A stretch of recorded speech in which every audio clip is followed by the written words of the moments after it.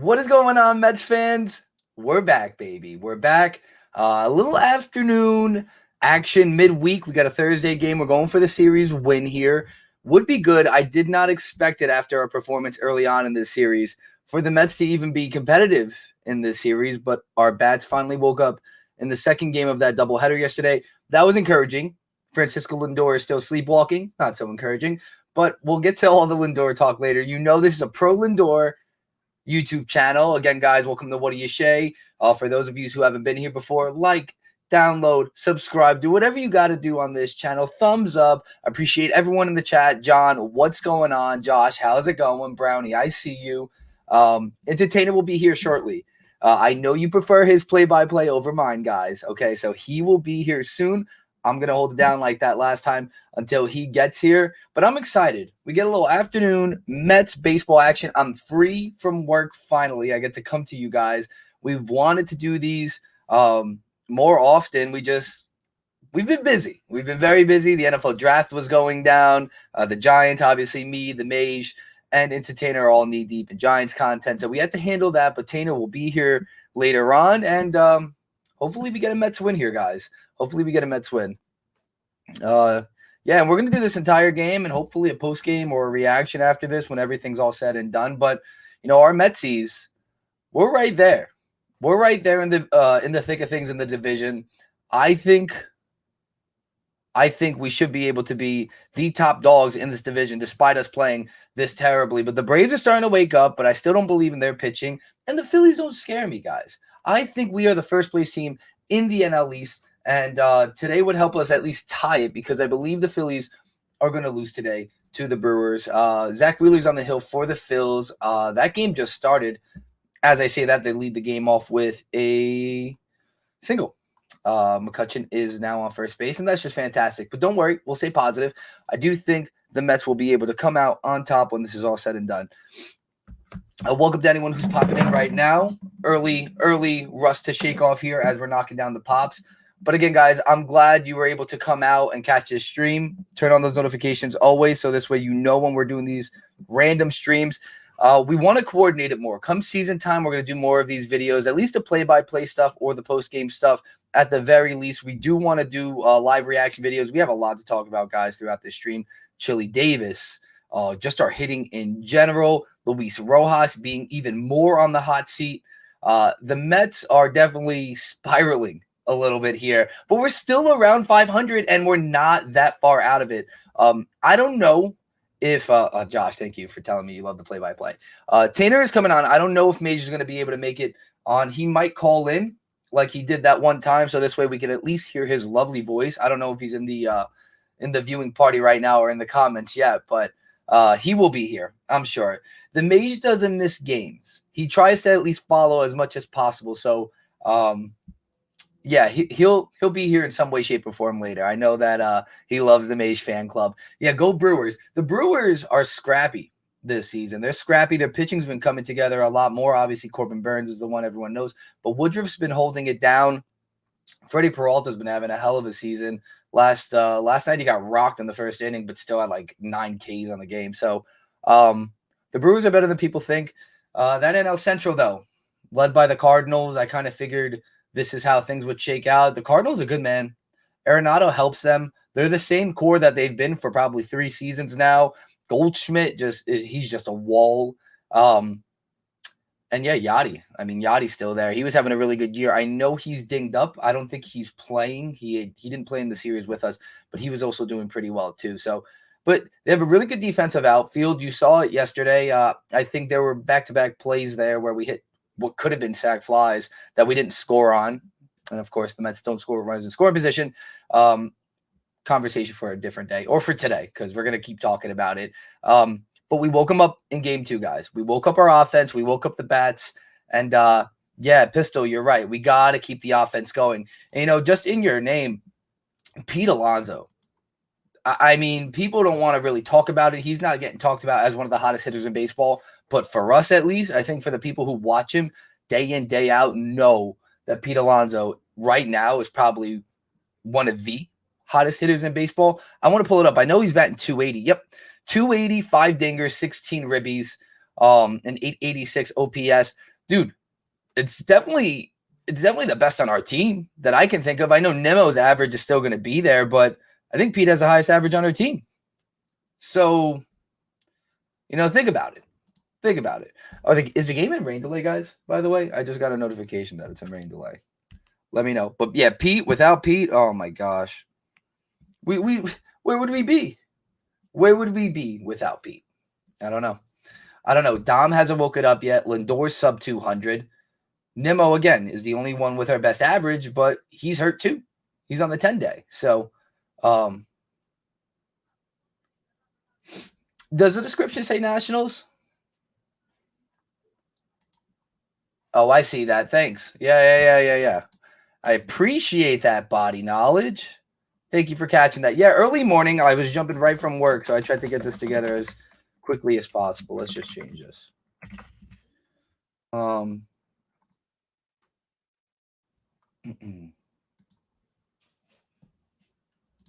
have to change that in this section. 2 wins, 3 wins, maybe. In regards to what, Pete? I don't know. I do not know. I do know this, that ESPN saying rain delay, but is that from the first game? Is this thing just not? No, this is from today. All right, so it's in rain delay. Why? The Mets, Pete got hit yesterday. We get hit more than anyone, and we still deal with weather issues. Tanner's going to be on. He said, probably in 15, 20 minutes at this point. He'll probably be here come start of the game at this point if there's a delay. I don't know. I was checking to see if he answered. All right, let me try to fix this description. Yeah, body knowledge. That's a good catch, man. This is why we have you guys here. Got to look out for us. Yeah, it's been a while, guys. I think we're going on almost 2 weeks since we've been on here. Almost.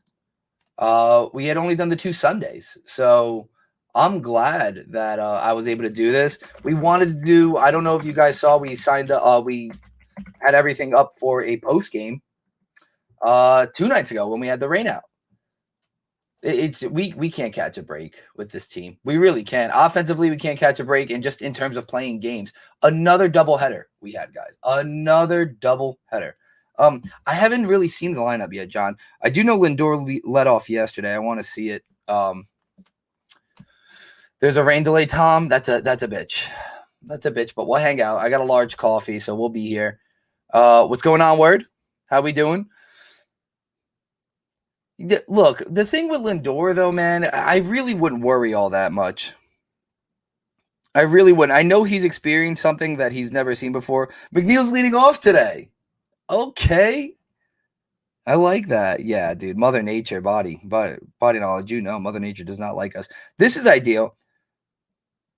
With Conforto in the 3-hole. This is kind of where we were at in opening day. Kevin Pillar, guys. Kevin Pillar was batting cleanup for us. Can we talk about that? Does anyone want to talk about it? I almost don't want to talk about it. Kevin Pillar raking for us. Screw the Cardinals, Dodgers fans. I hate the Dodgers because of what they've done to us in the past in the postseason. I don't care for the Dodgers. We beat the Dodgers. That's why I like it. I would least rather play the Cardinals in the postseason than the Dodgers. I stand by it. I'm not scared of the Dodgers, guys. VR at third. McCann. I'm really hoping Walker has a good game today, guys. We need a good outing from our pitching staff. Another good outing from our pitching staff. Pillar's an 8-hitter in your opinion? Yeah, but he's raking right now. We're going with the hot hand. We got to ride the hot hand. So I didn't mind him batting 4. I don't mind him at 6. If he's our 8-hitter, I think, that's best case scenario. That means everything in our lineup is working the way it should. But I don't see McCann hitting better than him. If Pillar's in the lineup, I'd easily put McCann behind him. And then, I don't know. It depends. I'd rather him higher than VR too. Because VR still takes terrible at-bats. The guy is strikeout or bust most of the time, more often than not. Yesterday, put one out of the park. It was a better day. But, sometimes, guys, he goes up to the box and it's just like, what are we doing here, pal? Lindor will hear a lot of boos tomorrow night. And I'm sure he knows he deserves it. I'm sure he knows he deserves it, but he's not the first in New York to get booed. And just wait till he gets out of it. Wait till he gets out of it. His glove is showing me signs of optimism that things are going to be okay. We are paying for a gold glover right now. But if any of you in chat want to tell me that his glove has costed us in any way, I mean, look, Lindor's hitting will get there, but I'm telling you, he's still just finding his spot on this team. I've said this from the beginning. We've put him everywhere. Lead off, second, third, second, lead off, up and down, up and down. We have no solidified spot for him in this lineup yet, and he's not comfortable in the 2-hole, and that's where he's batting the most. So I don't know. And his swing is taking it. He's making it a mental game. Like everything's off with him. Dodgers slumping. Yeah, a lot of teams are slumping. The NL East is slumping right now. Yeah, I would rather Pilar. I would rather Pilar. Dude, Pilar's throw home yesterday was insane too. If you saw the play at the plate, like Pilar's coming together. Yeah, the New York media word, they're hyping. They're big time hyping. And look, this is what everyone wanted. When you go out and dish out that amount of money, there are way more people that want to see it not work out than work out every time, especially in New York. Especially in New York. Everyone wants to be the I told you so. Why would you spend that money?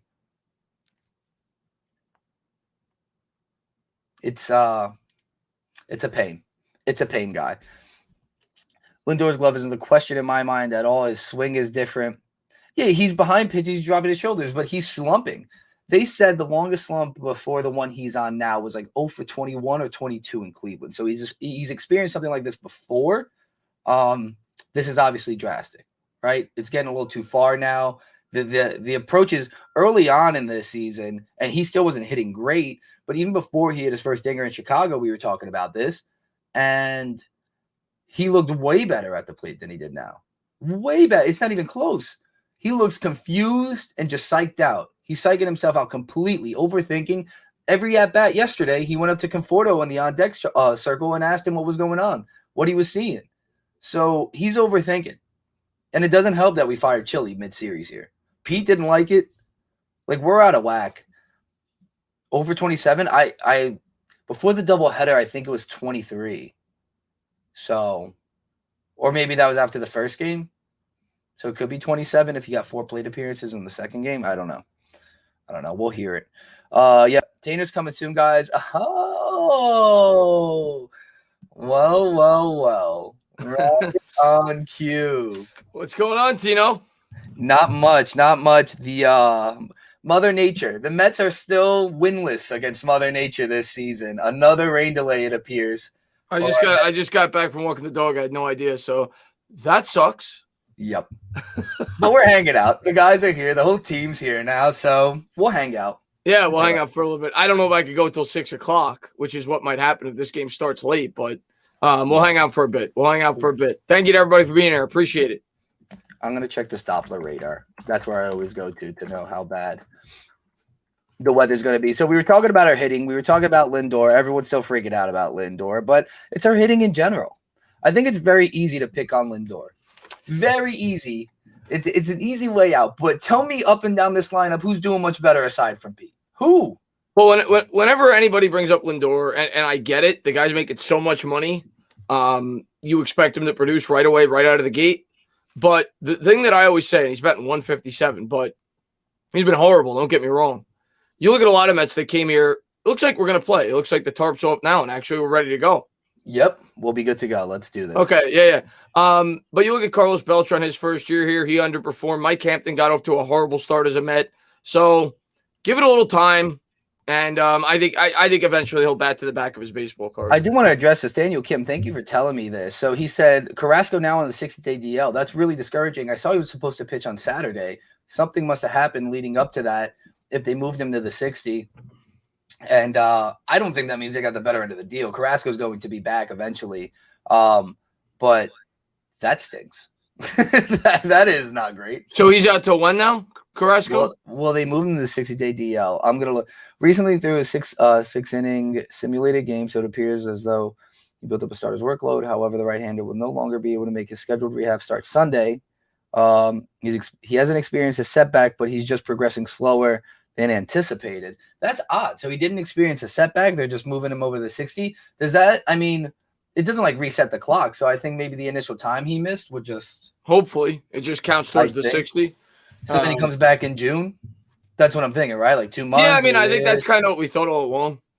You know, June, maybe July if things don't go the way we want. But plus, you had Jake, right? Jake had him miss the start as well. They said he could be ready for Sunday still. Okay, it was just it was discomfort in his side. It was like inflamed. I would just say that he was probably sore. That's what all that means. And here's the first pitch from Gant, and a fastball in there for a strike. McNeil leading off today for the Mets, which we're happy about. Yeah, I like him at the top of the order. Yep. That's a rough 157. The entire lineup's rough to look at, guys. It's not fun right now. This isn't as fun as we thought it would be. And wow, he chases McNeil. Just does not look like McNeil right now. He chases a slider way inside. 0-2. But they all have a similar approach. They look lost, Tino. That's what I'm trying to get at. And we don't have a hitting coach right now. I know we hired one, but like there's just I don't know. Here's the 0-2. Curveball swung on, hit in the air, left center field. That could be a gapper. Oh, a great catch by the center fielder. Harrison Bader. Just told the chat. Chat, I just told you Cardinals has a very good defensive center field. They held us on a sac fly twice yesterday in the same game, same inning. Harrison Bader, a big reason why. He's good. McNeil gave that a ride, and that's just a great play. Got a great jump on it. Nice little slide at the end, too. Made that look smooth. Oh, that's going to bring up Lindor. He's batting 157. Eventually, it's got to go up. Yeah, eventually, right? Can't get any worse. So DeGrom is kind of injured. Nick DeWick, what's good? We're underway. I'm just trying to get not desperate swings. They're not desperate swings, Stevie Mac. We're not desperate. Curveball there, take it for a ball. Way out of the zone. Here's the 1-0 to Lindor. And there's a slider that misses inside. 2-0. Francisco Alomar. Hopefully not, man. We don't need this energy, guys. This is a pro Lindor channel. I already explained this. 3-0. Is that, I think it was the 2-seamer misses way downstairs. So if you're Lindor here batting 157, you better be taken. Mm-hmm. Here's the 3-0 from Gant. Honestly, maybe looking for a pitch to hit, actually. And fastball on the outside corner. 3-1. Like, I don't hate 3-0 giving a guy slump in the green light. I don't. If he gets something right down the pipe. Yeah, if it's there. Here's the 3-1 from Gant. And there's a slider, jammed him inside, fouled off down the first base line. Daniel, thank you for not being a negative Nancy. I appreciate that. Yeah, it's frustration. I get it. We're one game under 500. It's on a glass half full approach. We're still only a game out of first. As crazy as that is, the Phillies are going to lose today, and we're going to win, and we'll be back in first. With all the issues we've had, Lindor will step out of the box. Cole's timeout. His swag is still on point, which is encouraging. He always looks good. Right? Yeah, you just got to start hitting. Yeah. Hey, I wanted to look at his on-base percentage real quick. And he takes ball 4. So we got a man on base here. 1 out, 1 on. All right. What's up there, Pete? What's up there? Body knowledge, man. The gloves are, well, he's definitely got a good glove. He has made a couple of errors, though, hasn't he, Lindor? A couple, but I wouldn't, they're tough plays. Yeah. They've been tough plays. Lindor on first here. Gant's actually pitched pretty well for the Cardinals. I saw before the start. He's got a low 2 ERA. Former Mets 21st round pick. His on-base percentages are not very good. Not good at all. Who, Lindor? Yeah, it's under 300. I was trying to just compare it to the walks because I know he's second on the team in walks. Like, I feel like he's walking a bunch, but... But when you're hitting 157, it's tough to have that on OBP above 300. Mm-hmm. Here's the first pitch to Conforto. And that misses down. It looks like Gant's a little off today with the control. That always tends to be his issue. He has nasty stuff, but if he can't spot it, it kind of gets all over the place. Good start. Yeah. Even McNeil chased the ball out of the zone.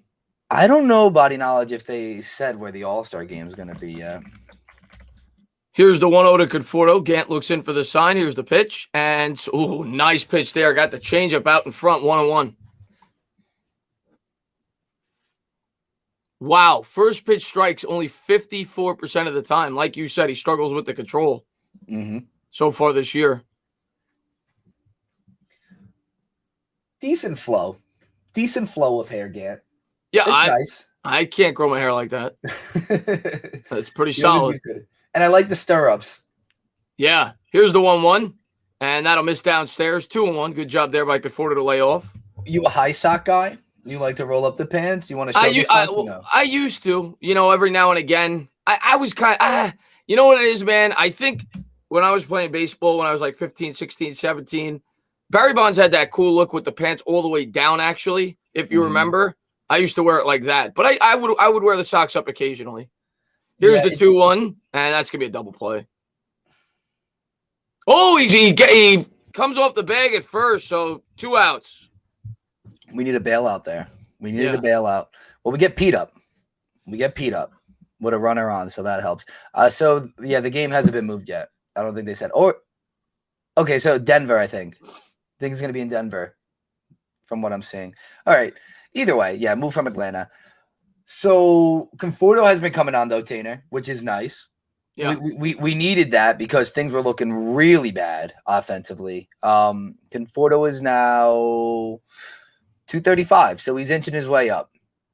That's good for this team. That's like the third highest right now, other than Nemo, who's hurt. We got to start hitting. We got to start hitting. Yeah, Pilar's at 262, Pete's at 280. Here's the pitch to Pete. Out of the stretch. Curveball. And I think Pete checked it. Oh, they're going to say he went around. 0-1.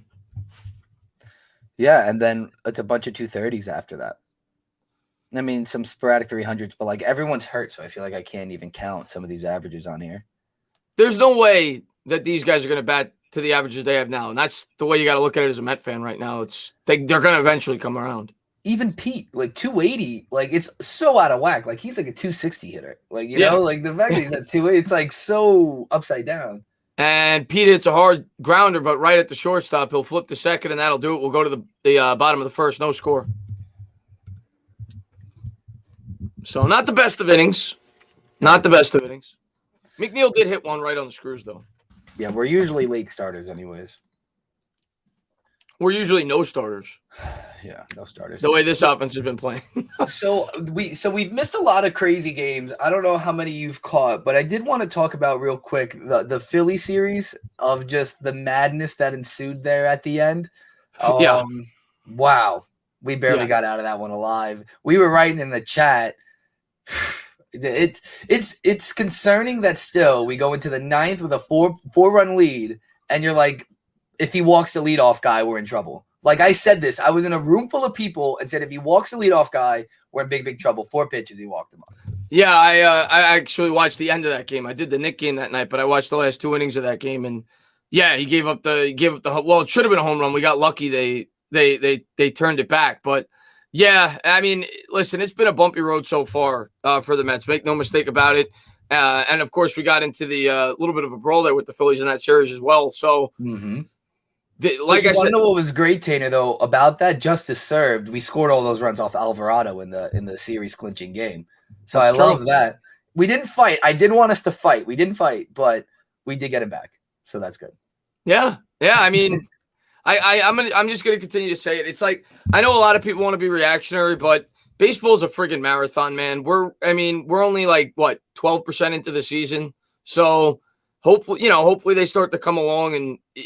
The key to me with this season was from the start, hang around 500, get to the trade deadline, get Noah Syndergaard back, get Carrasco back, maybe make an acquisition or two, and see where it could get you. That was my thought from the beginning, and so far they're hanging around 500. We're going to stay alive. We're going to stay alive in the division.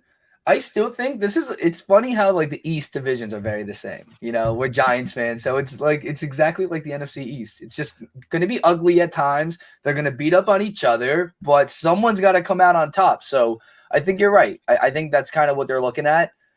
But As long as we keep winning series, that's all that matters. Name of the game, right? Doesn't matter how we do it. Let's win some games. If we can win this game today, this is not a series we should have even been relatively close to being in. Like with how things started, I mean, it looked ugly. Taijuan Walker on the hill today for the Mets. And here's the windup and the pitch. And there's a fastball in there for a strike, 93 on the gun. Taijuan Walker, body. Taijuan Walker. Chris, it says have you been hitting the gym? You look slimmer. Skinnier. No, I've been walking a lot, but no, I'm actually gonna start getting back to the gym in about 4 or 5 days. I got my second COVID shot, so they said you're supposed to wait 2 weeks. So once that kicks in, then I'll be like, all right, I'm gonna start hitting the gym regularly. So about 4 or 5 days, I'm gonna start going to the gym regularly again. Getting the summer body ready. Yeah, I got to lose about 30 pounds to do that, but we're gonna work on it. There's a curveball in the dirt by Walker, taken for a ball, 1-2. What's up, Danny Dimes? And Taijuan Walker, body knowledge, is pitching for the Mets. Yep. I had another talking point. There's so much we've missed. It's wild. Injuries, more injuries. Like we literally come on this stream and we lose the Carrasco. We lose Carlos Carrasco. We hear the Carrasco news. So there's a 2-2, and that's fouled off down the. Yeah, I mean, listen, this team, it's one thing after another right now. Is what I'm getting at. It's just one thing after another. It's tough to keep up. You know, when I'm trying to do the draft and basketball, and they play every single day, but definitely going to stay a lot more in tune after the NBA season. But yeah, I know they've had a lot of injuries so far, a lot of bad luck. Here's the 2-2, and the fastball hitting the air down the third base line, and that'll reach the seats. We'll do it again. What did the Knicks end up finishing at yesterday? I know things didn't start well for them. Did they end up doing anything? Like they lost by 16. They actually won the second, third, and fourth quarters. It's just that they got blown out so much in the first that it was over. Didn't Jokic have like 25 points or something like that in the first? It was 24 points and 6 rebounds or 8 rebounds or something like that in the first quarter. Yeah, my opinions to myself. I was like, that's a game over. That's a game's performance. Yeah, that's someone's season high. Yeah. Here's the 2-2 from Walker, and there's a changeup fouled off. We'll do it again. Yeah, he put that MVP race to bed last night. If there was any question, he put it to bed.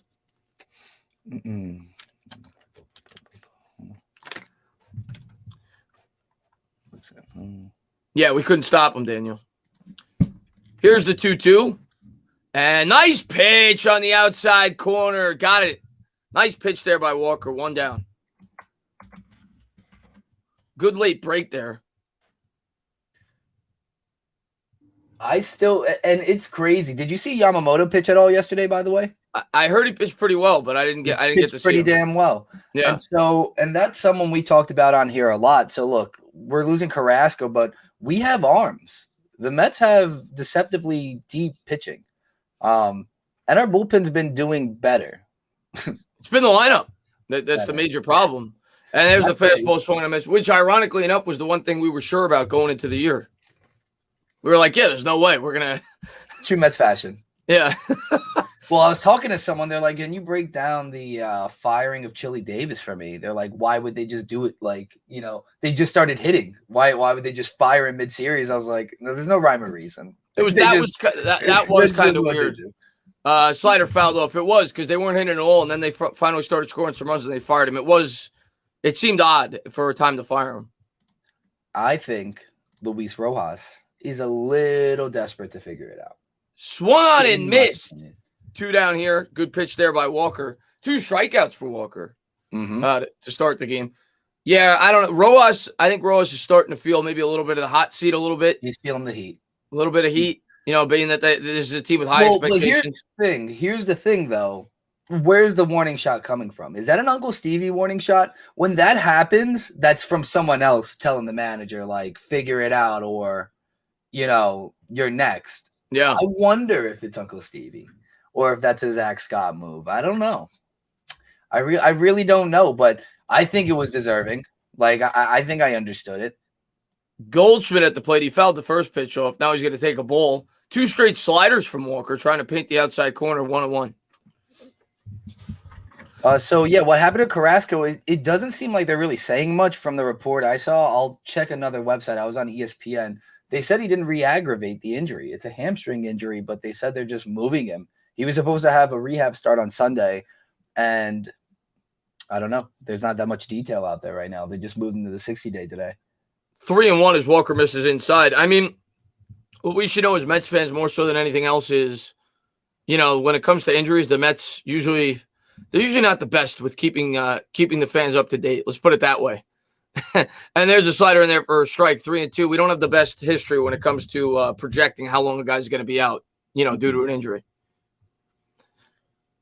Here's Here's the payoff from Walker. And a fastball taken for a strike. 3 up, 3 down. He strikes out the side. We go to the top of the second.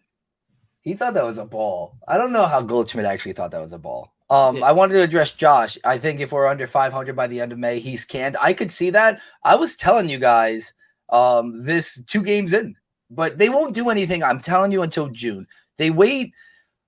It's like 40 or 60 games. There's like an unwritten rule. Like it's 40 or 60, I think. They wait 2 months. They wait 2 months about in baseball to see how the whole thing is, and then they make their move. So I think if they're going to fire him, it'll probably be June. I think it'll be midseason. I mean, if you think back to when we did it with Randolph, I think it was around then. So yeah, if we're going to fire him in season, I think it'll be midseason, depending on how the team looks. I mean, if we're abysmal, maybe before then, but if we're kind of where we are now, like a couple of games under, and the team's kind of stuck in the mud, I think it'll probably be midseason where they elect to make a move like that to try to spark some energy into the team. I was listening to Ken Rosenthal, though, on MLB Network today. The underlining issue is going to be who the heck do we bring in? Because normally when it comes to firings like this, you look immediately inside, kind of like how Rojas got hired after Beltran. But there's no outright candidate within the Mets coaching staff right now that you would appoint to a manager. There just isn't one. So you outsource it, but then if you outsource a manager mid-season, I'm trying to remember with no familiarity with the team. When we fired Randolph and we brought in what's his name? Manuel, right? Yeah, Manuel. Was he on the team? I don't remember. Yeah, he was, right? He was part of the coach, I believe. Yeah. So, I mean, yeah, that's what you would do. If you're going to fire him, you're going to hire somebody from within the staff. That's usually what you do in season because, like you said, familiarity. So, I don't even know if that would be the best decision at that point. Yeah, I don't think the Mets have one. I don't think they have a guy that you'd appoint there. So it's not that easy right now with how it's set up. But he's on an expiring contract. Do you let him finish out the year? I don't know. It's a tough spot. I really don't know. He'll be gone at the end of this year if the team disappoints. He might finish the season, but he'll be gone at the end of the season if the team disappoints. Yeah. And he knows that. But for some reason, he has a lot of pedigree around the league. A lot of people like what Rojas can bring. Like they're saying, like he'd probably get another coaching job even if the Mets fired him. Like there's a chance he'd be a manager somewhere else, which I thought was interesting. Like it's a really interesting take. Dom took the first pitch inside. Here's the second, and a curveball swung on and missed. Good spot there by Gant. 1-1. Bringing Bruce Bochy out of retirement. How long has Bruce Bochy been out of the league? Not that long, right? Yeah, only a couple years, I think. Yeah. Well, they said Buck Showalter's a guy, too. Here's the 1-1. And there's a slider fouled off. I don't know about Showalter. Showalter did a good job with the Orioles recently when he came back with the young team, but Showalter's old now, isn't he? I mean. Yeah, he is. There's someone else I was thinking of. The thing is, though, I mean, even an older guy like that, I mean, everyone, I was expecting the chat to start blowing up Terry Collins. I mean, honestly, that would probably be the interior hire. If they did do it, why not go to Terry? We've all talked about it already. But this team, I feel like, is good enough that if you got an older mind like that, it wouldn't be the worst thing in the world. Like, I feel like Rojas is the opposite of that. He's a young-minded manager who kind of sees it one way. Maybe the Mets need the opposite side of that. And the 2-2 pitch is fouled off down the third baseline by Smith. We'll do it again. Yeah, I mean, you might be right. That might be maybe that's what they elect to do. I still think more than likely, unless this team completely bombs and the fan base needs a pound of flesh, I think he's going to finish the year as the manager. Here's the 2-2 to Smith, and a good job there by Smith to lay off. 3-2. Dom's been struggling mightily too, like big time. I want to see his numbers as well. Buck has issues with management. Yeah, Buck didn't do so well with the Yankees either when he was in New York. Here's the payoff pitch, and got him that time. 2 straight curveballs, gets him to chase out of the zone. 1 down here in the top of the second. So Dom has 23 strikeouts now. He's batting .230. Not great. Not great. No. Not the Dom we're used to. His slugging, .349. I mean, they're in a slump. They're in a team slump right now. Team slump. Like, actually, we need a hitting coach more than a head coach, but maybe if we can get a. Wait, by the way, did you see the Manny Ramirez hype at all? That Manny tweeted out to Uncle Stevie that he wanted to be a part of the Mets? No. He tweeted out, and they didn't know if he wanted to be a part of the Mets as like a part of the team, or if he was looking. It was like the same day as the hitting coach stuff. So, yeah, I mean, I wouldn't be opposed either, honestly. Kevin Pillar with a nice opposite field single there as he hits it between first and second. So 1 out, 1 on. Hottest hitter in the lineup. But yeah, bring Manny. I like Manny, man. How old is Manny now? Manny's like 50, isn't he? Yeah, he's got to be up there. I was gonna say he's got to be 40. And he got popped for steroids towards the end of his career. He's still been playing. He's 48. Yeah, he's old, man. Yeah, but as a hitting coach, fine. As a player coach, he grew up in New York, didn't he? As a kid, I think he grew up in New York. Manny Ramirez. I have no idea. I'm pretty sure he did. Honestly, though, because like if the season's gonna be like this, like melancholy and even at 500, Manny would add some light to that. He'd do some fun things to like give us some excitement. VR at the plate. There's a slider in the dirt by Gant. Good job there to lay off. I can imagine him in a dugout. I can see it. Girardi is overrated. Yeah, I mean, I wasn't upset that we didn't get Girardi. I was actually kind of like, good, like go to Philly, just because I didn't want like the Yankees leftovers. That's how I am. Like, he's a Yankee guy. Keep him over there. Alex Cora, yeah. Maybe we consider Beltran again. I don't know. I feel like doubt it. Sailed. I doubt it. It wouldn't look good on the organization. Let's just have David Wright coach us. That'd be nice. And VR is going to step out. We'll do it. We'll do it again. I wouldn't be opposed to that. Who, David Wright? Yeah, just breed David Wright. He's got no manager. But at the end of the day, baseball, I say it all the time, the manager doesn't mean nearly as much as the other sports. Mm. Yeah, but nowadays in baseball, it's like managers, it's not like they mean more, but. Runner's going. He's out. Oh, they call him safe. He got his hand in there. The throw beat him by a mile. It's on the tag here. His hand's going to get in. Why is he taking his belt off? What did he get? Lose a pound trying to steal second? Oh, okay.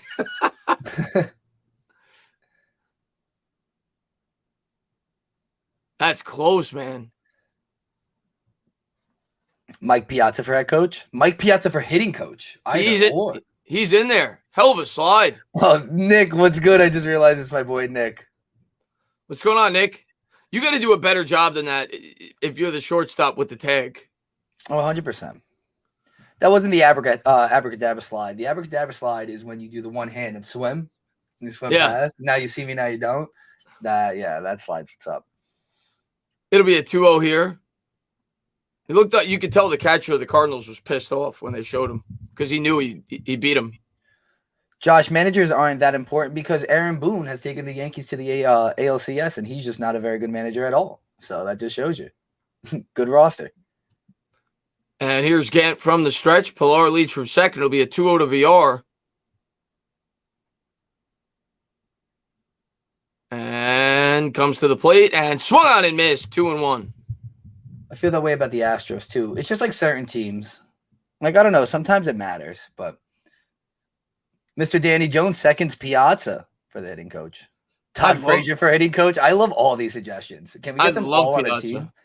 Any excuse to bring Piazza back to the organization, I'm all for it. We got to make some phone calls. Yeah. We start hitting people up. I'll start tweeting Uncle Stevie as much as possible. Here's the 2-1 and a good eye there by VR to lay off the changeup. 3-1. Good AB. Good AB. Should get good. What is he batting? 7th, right? So you got McCann on deck, I think. Yeah, if you're VR here, you're looking for something to rip. Single ties gives you the lead. Should get a pitch. Alfonso for manager or hitting coach. We need a manager and hitting coach in one. We just need a twofer. Here's the 3-1, and that misses way upstairs. I think he was pitching around VR with the righty-lefty matchup. And the Mets will have first and second here for McCann with the pitcher on deck. And the available base. Yeah, sets up the double play. Strawberry as a hitting coach. Maybe you get some 86 vibes going on in the dugout too. I'm down for Strawberry too. Just give us an old vibe. We need to bring back some old Mets. That's what needs to happen. Maybe bring in who else could Doc Gooden to be the pitching coach? Doc Gooden to be the pitching coach. That works. Yeah. Well, Al Leiter. Just bring Al Leiter back for some reason. In the booth.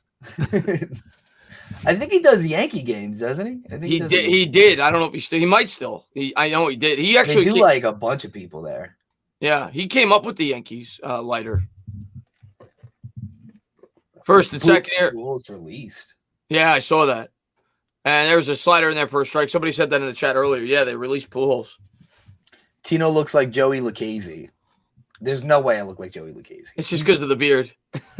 He literally is so much darker than me. I have such a white, no, there's just no way. If I look like Joey Lucchese, Entertainah looks like the baby. That's the only way that works. May should be manager for sure. I'm loving these suggestions.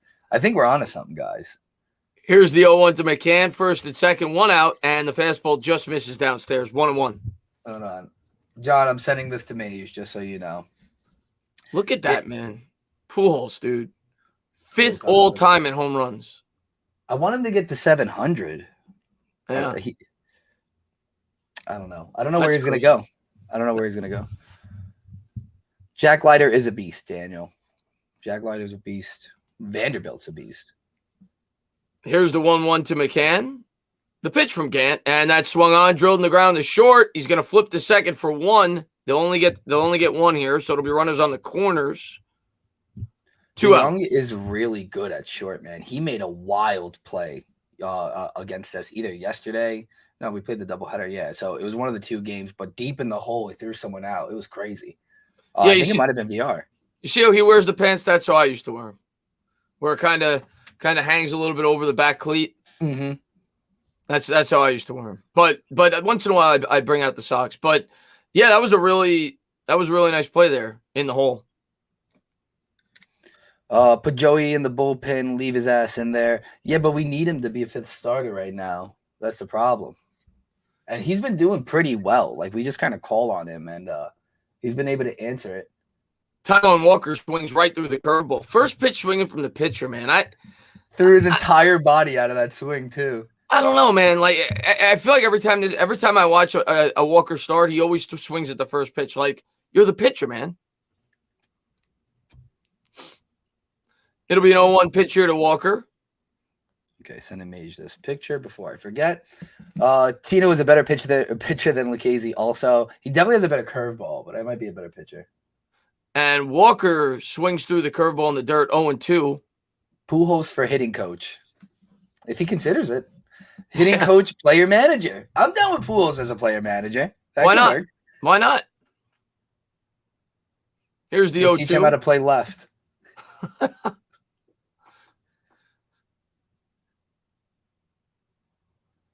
And Gant from the set. Here's the pitch. And a curveball. He swings right through it. So 3 straight pitches to Walker. Swings at 3 straight balls. And the Mets coming up here in the bottom of the second. At least they cleared the pitcher. Yep. And the Mets still can't score with runners in scoring position. Yep. Same story here. You want to know what I was thinking of, by the way? I mentioned it now, and I can't unsee it, but I'm wearing a hat. I was going to say that if the Mets don't do well today, it's my fault because I'm wearing a hat, and the last 2 times I didn't wear a hat, we won. So take the hat off. Take the hat off. I want to see if we can score without it. I need to know. I need to know the power because I already have the hat hair and the indent, so. I don't want any excuses if the Mets lose today. What's up there, Danny Dimes? Thanks for popping in. Mike Nixon in the chat. Yeah, thumbs up the stream, guys. We appreciate it, man. We always appreciate those thumbs up. Ordinary Pete, what's going on, fam? Big Pete Rose Energy. By who? By Pujols, the player manager. I bring back the player manager. Bring back the player manager. I'm here for it. What's up, LA Sports? Mike, is your last comment? Ain't nothing like chilling with you two great commentators. I appreciate that. If that's the last the comment. If not, if you had a question, let me know. Appreciate it there, Mike Nixon. We go to the bottom of the second, and the Mets still have not scored a run since 1847. Daniel Kim, what are you blaming Lindor for this time? He didn't even come up that inning. How is it his fault? He's the biggest and McDouble play. Just leave him out of it. Just stop bullying him. He did walk his first time up, didn't he? Yeah. What a bad thing. What a criminal. What a criminal he is. Working a walk. You know, he's going to have to start hitting, though. To get the fans off his back, he's going to have to start hitting real fast. But, like, I feel like it's going to happen exactly like spring training. That's what we've been saying. Like, it's going to happen, and it's going to be an eruption. Yeah. It's like he's just going to take a life of his own. So, it'll happen. Long season, guys. Long season. 162 games. Was Pete Rose the last player manager? I think the easy answer would be to say yes, but I don't think he was. There's definitely someone after him. I'm going to look that up. Last player manager. That's a good one. Good trivia question. Yeah, really good trivia question. Well, Daniel Kim, again, easy to pick Lindor up, but Dom Smith bats in a vital spot of the lineup. Sees runners in scoring position all the time and hasn't capitalized on it either. I love Dom. I'm just saying, if you want to pick on Lindor, pick on the rest of the team. That's all I'm saying. All the Lindor haters. Last player manager. I think it was Pete Rose. Yeah, Pete Rose. Pete Rose? No. Last player manager. Yeah, Nick's right. No, Jackie Moon. Jackie Moon. What a great movie. Yeah, because we're looking at baseball. We have to look up some other sports there too. Jackie Moon. What a fantastic movie. I got to watch that movie tonight now. What a great movie. Yep. It's got like 5 like ridiculously funny parts. I think a lot of it's funny. I think it's more than 5, but the jive turkey part's the best part. He didn't call you jive turkey. He can call you JT. He called you a scumbag is what he called you. He called you a scumbag. He called you a piece of shit. He called you JT.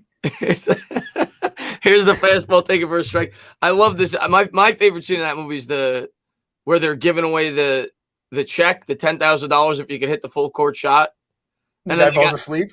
Yeah, and then he hits it, and then he doesn't have the money to pay him. Did you take it to a really big bank? Yeah, man, I took it. Here's the 1-1 to Arenado.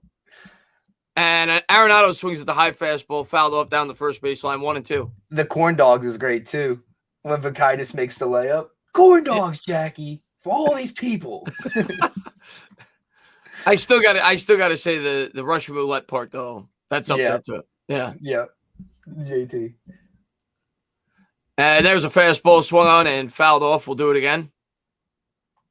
Arenado's so damn good. Yeah, he's really good. How's he playing this year with the Cardinals? I missed the stats. He's doing solid. I'll pull him up for you right now. 8-time Gold Glover. Wow. 2-time Platinum Glove winner, actually, I think. 2. Him and Chapman are like neck and neck with that. 5 dingers, 22 RBIs, which is 7th in the league, and a 277 average. So he's doing well. Pretty damn good. Yeah. Curveball in the dirt there. Arenado lays off. Josh Daniel, I hear you. We aren't paying Dom $341 million, but you can't just blame Francisco Lindor for all your problems. Is all I'm saying. Okay, runners in scoring position. He moves the runner over. He's batting 2. He's not batting 4 or 5. And there's a good piece of hitting there by Arenado. Leads off the inning here with a single. You can give Lindor more shit than you give Dom. Fine. That's okay. Or anyone else on the other team because we pay him more money. But make sure you give equal hate. That's all I'm saying.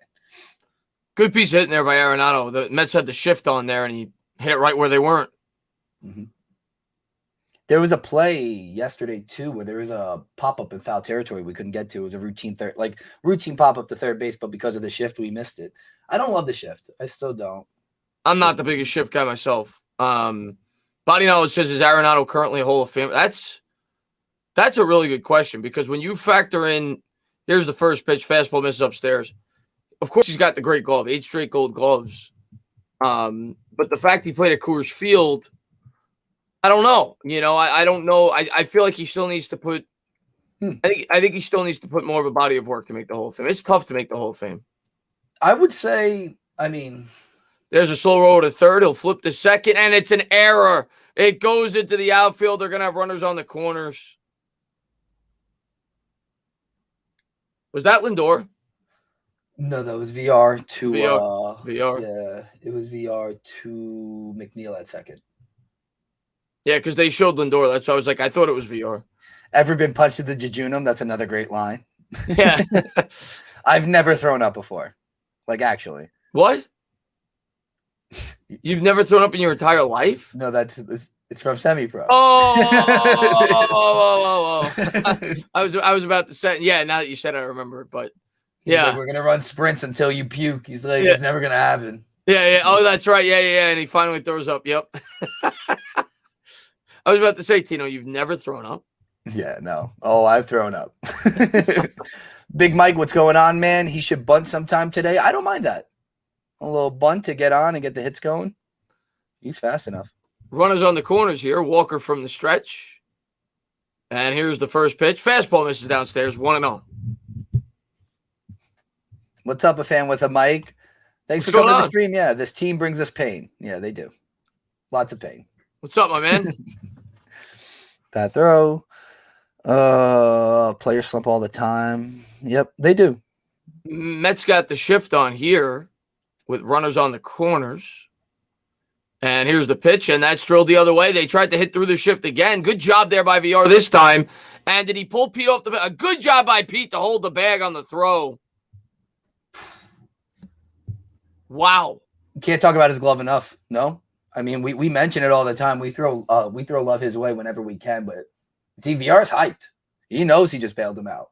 It was a great play by VR to knock it down, but then that was smoked. That was smoked. Yeah, and a good job to look the runner back to third, and then Pete holds the bag. Really good job there. So they get the base runner, and now it's second and third with one out. But you could see it's blatantly obvious the Cardinals are trying to take advantage of the shift that the Mets are putting on. They tried it again there. You walking Bader to get the bases loaded here for a double play? I'd consider it. Depends who's on deck. I mean, Bader hit the shit out of the ball the other day. And here's the pitch, and a slider swung on and fouled off. Who is on deck? That's a really good question. But I feel like if Arenado went up already, I feel like there's got to be lower third of the order. Well, yeah, it's got to be. They got two. The catcher's on deck, and then the pitcher. I'd throw it to him. Yeah. Go after him, then you have the base open if the catcher doesn't work out, and then you get to the pitcher. Yeah, I'd go after him here. Second inning, it's early. Here's the 0-1. And slider, that's a good pitch, but a great job. What a great job of hitting there.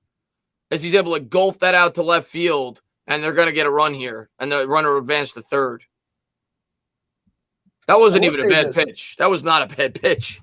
The Dom's throws have been improved too, by the way. I feel like that throw to third, that was the deepest part of the park, so it wasn't bad. But yesterday, he actually helped someone from tagging up and scoring because he had a good enough throw. So, baby steps there. Baby steps. Yeah. But I'm taking the damn hat off. Yeah, keep it off. I'm taking the hat off. Keep it off. I'm taking the hat off. It's my fault. Chad, I'm sorry. What's up, Pinworm? Yeah, man, absolutely. I'm going to I'll have for some on my channel, too, after basketball season. And we'll try to get more people over here as well. So, yeah, I love to do the Met streams. Yeah. Oh, 100%. Here's the pitch by Walker. There's a slider on the outside corner. 0-1. For some reason, SMY said 1-0, but it's 0-1. So the Mets, the Cardinals have already matched the Mets' average runs per game. Rally hat hair. Yeah, it is fan with the mic. It is. Just like going. Oh, that looked like a strike. Taken for a ball upstairs. 1-1. Mm-hmm. Yeah, bad calls. There's been bad calls throughout.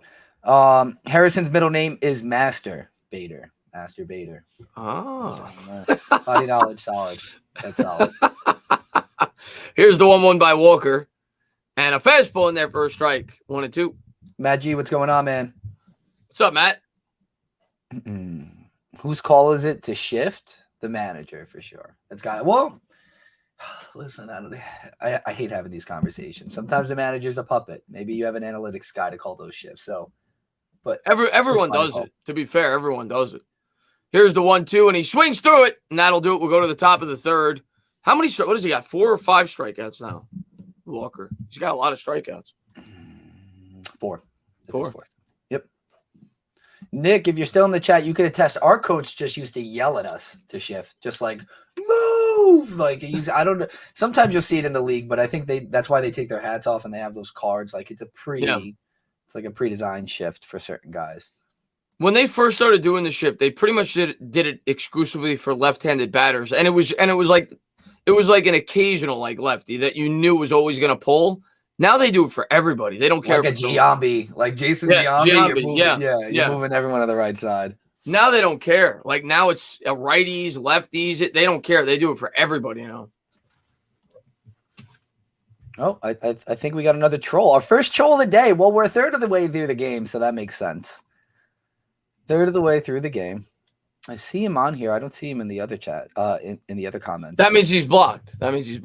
Okay, so we're good. Yeah. He comes in here and he knows that nobody else can read it but us. How sad Thanks for keeping us company. How sad is your life?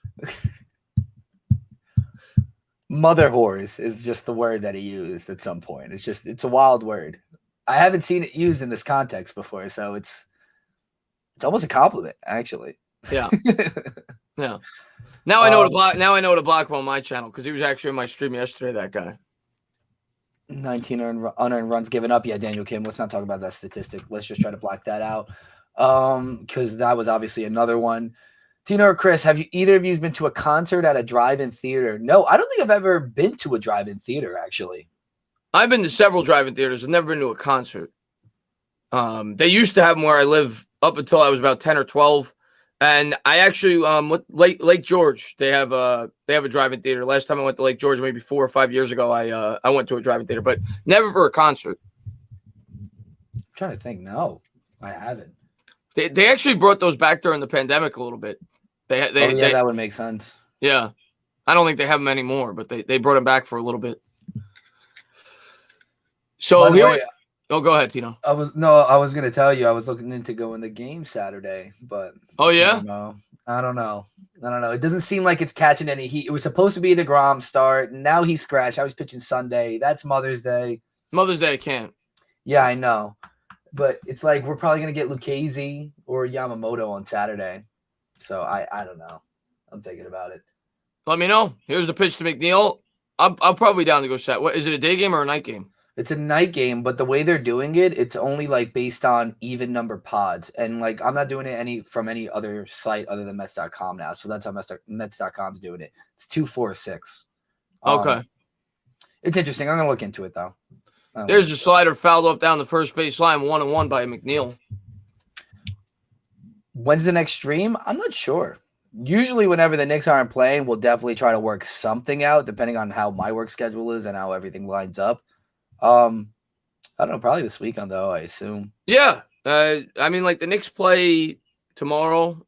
Mother's Day, I can't do anything. I'm gonna miss the Knicks game on Mother's Day. That's right. Yeah, Mother's Day. So maybe not actually. And there's a slider foul down the first base line, and then they play on Tuesday. So once the Knicks are done, that's when I'm gonna have a lot more free time to do, a lot more Met stuff. So it's hard to balance 2 sports and still recap the draft. Like I want to do another Giants video. It's tough, to do all that at once. Well, yeah, I tried to tell everyone early into this thing that we've been crazy over Giants stuff. I'm sure we'll talk Giants at some point. And there's a high fastball, chopped down the third base line. He'll flip over to first, and he's going to beat it out. McNeil with a leadoff single. That's like Jeff's MO. Go the other way with that. High heat, too, though. Arenado is oddly enough looking human at third base. Yesterday, he had a weird play where he bobbled it, was able to stop or he's trying to stop the run from scoring, ended up rolling over third base. They reviewed it. It ended up being an out, but for a while it looked like an error. There's another example, though, where the shift, you got a base hit out of it, because if Arenado's playing at his normal spot at third base, he's not throwing against his body. He comes in, sets his feet, and he throws over. So McNeil takes advantage of the shift again. And here we go, runner on first, nobody out, and everybody's favorite Met, Lindor's at the plate, and he's going to square to bunt. And that'll be a pop-up into the seats. Big Mike. Big Mike said that before. I told you I wasn't opposed. I think it was Big Mike, but he said, "Yeah, would you want to see him bunt? Yeah, why not?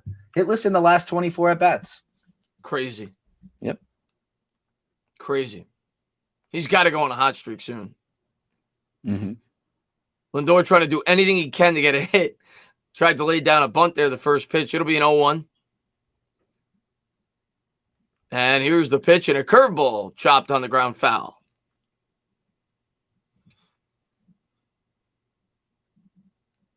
Mike says, what grade would you give the Giants draft, Tino?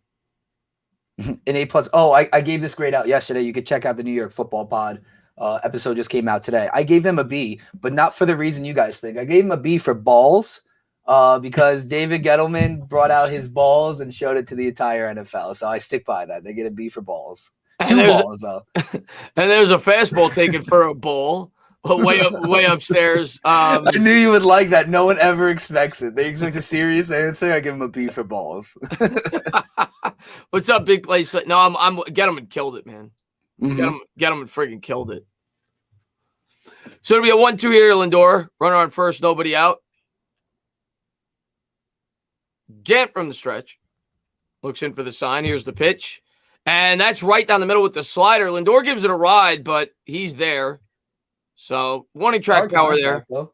Hard contact. Yeah, one out, one on. He did give it a ride. Hopefully starting to come around.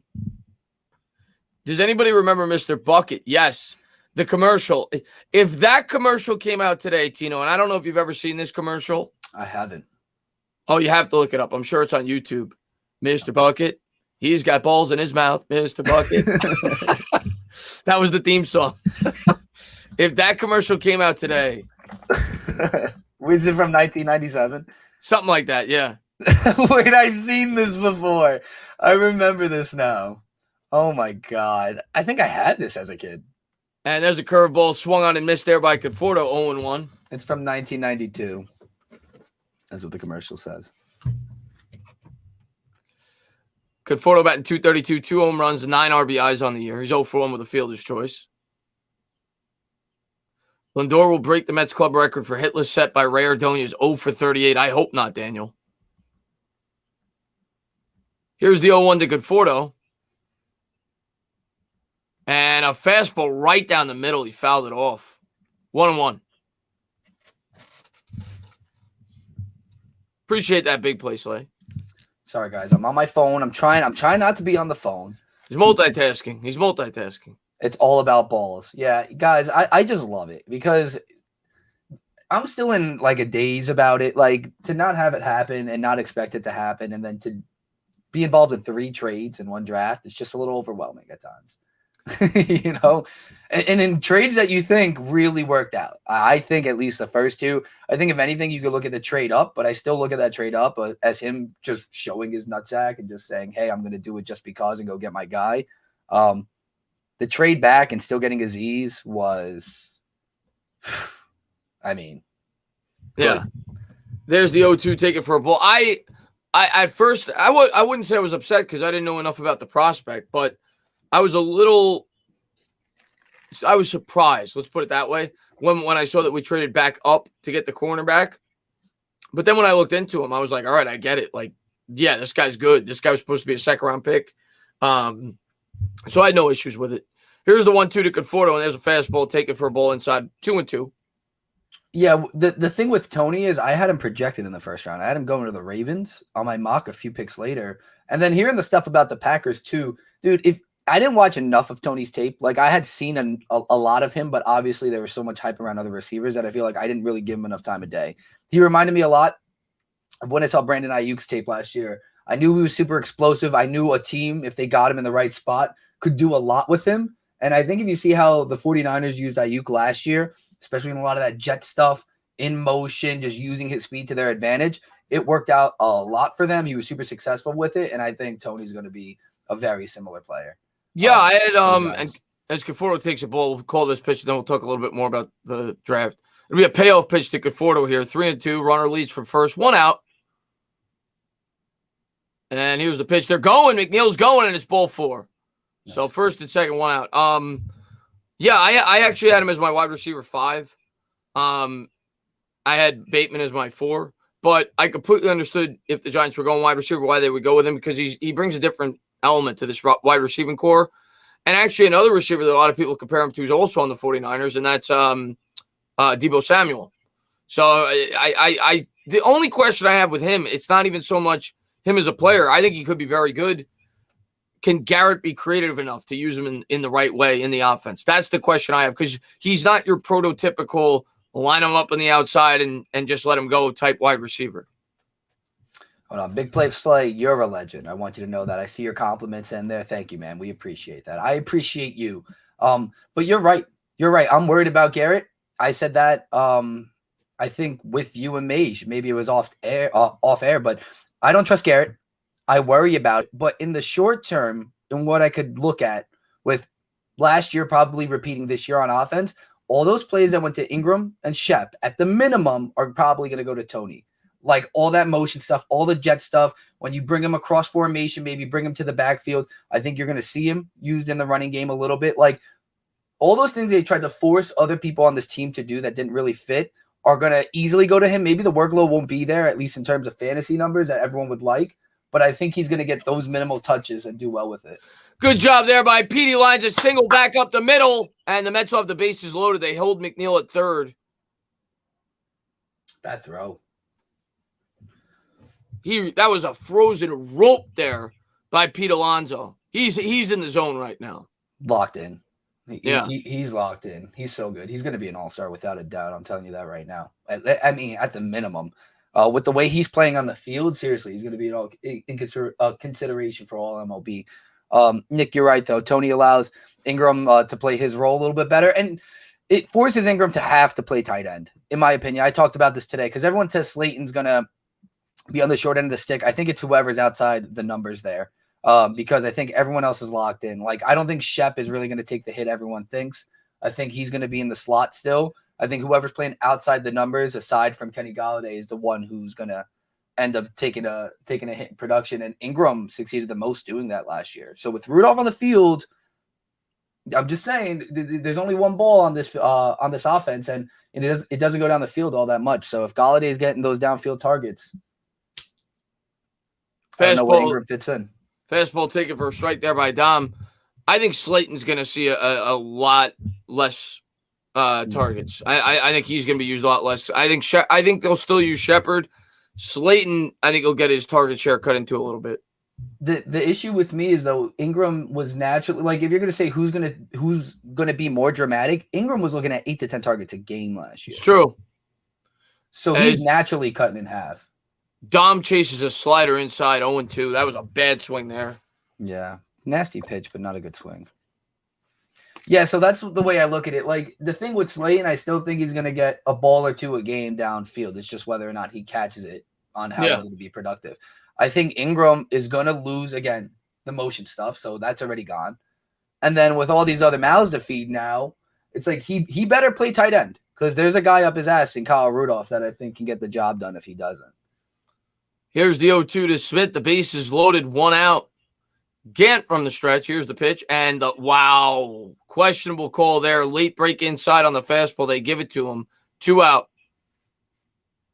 Dom's too nice. Yeah. Dom's too nice. He needs to lose his mind sometimes up there. Questionable. It was close, but questionable. Can Luis Rojas maybe get out of the dugout and do something every now and then too? Jesus. I mean, it's so damn quiet. It was close. It was. But the other day, it was in this game. It was yesterday. There was a weird delay for like an interpreter. There was just some weird shit going on. There ended up being like 2 mound visits. Delayed the game like the inning like 30 minutes. It's like, dude, what are we doing? Like, take control of the game. Like, I don't know. Here's the first pitch to Pilar and a curveball in the dirt. Good job there to block it. 1-0. And at the time, it benefited the Cardinals because it allowed them time to, get the bullpen loose. So, yeah, I didn't love it. Pilar's been hitting pretty good for the Mets. Big Play Slay. I think he does look like Arthur Smith. He does a little bit. Somebody said that. I think Philly 500 said that on YouTube. Yeah. Somebody said that. I forgot who it was. I see it a little bit. Here's the 1-0 to Pilar. The runners lead from the bases. And the pitch and a slider fouled off. We'll do it again, 1-1. I actually, at this point, other than Pete, probably no one else I'd rather up than Kevin Pilar right now. He's betting 417 with runners at scoring position. Mm-hmm. Yeah, he's our best hitter right now. See if we get the job done here. Neither team great with runners in scoring position this series. 7 for 28, 7 for 25. Not very good. It'll be a 1-1 here from Gant.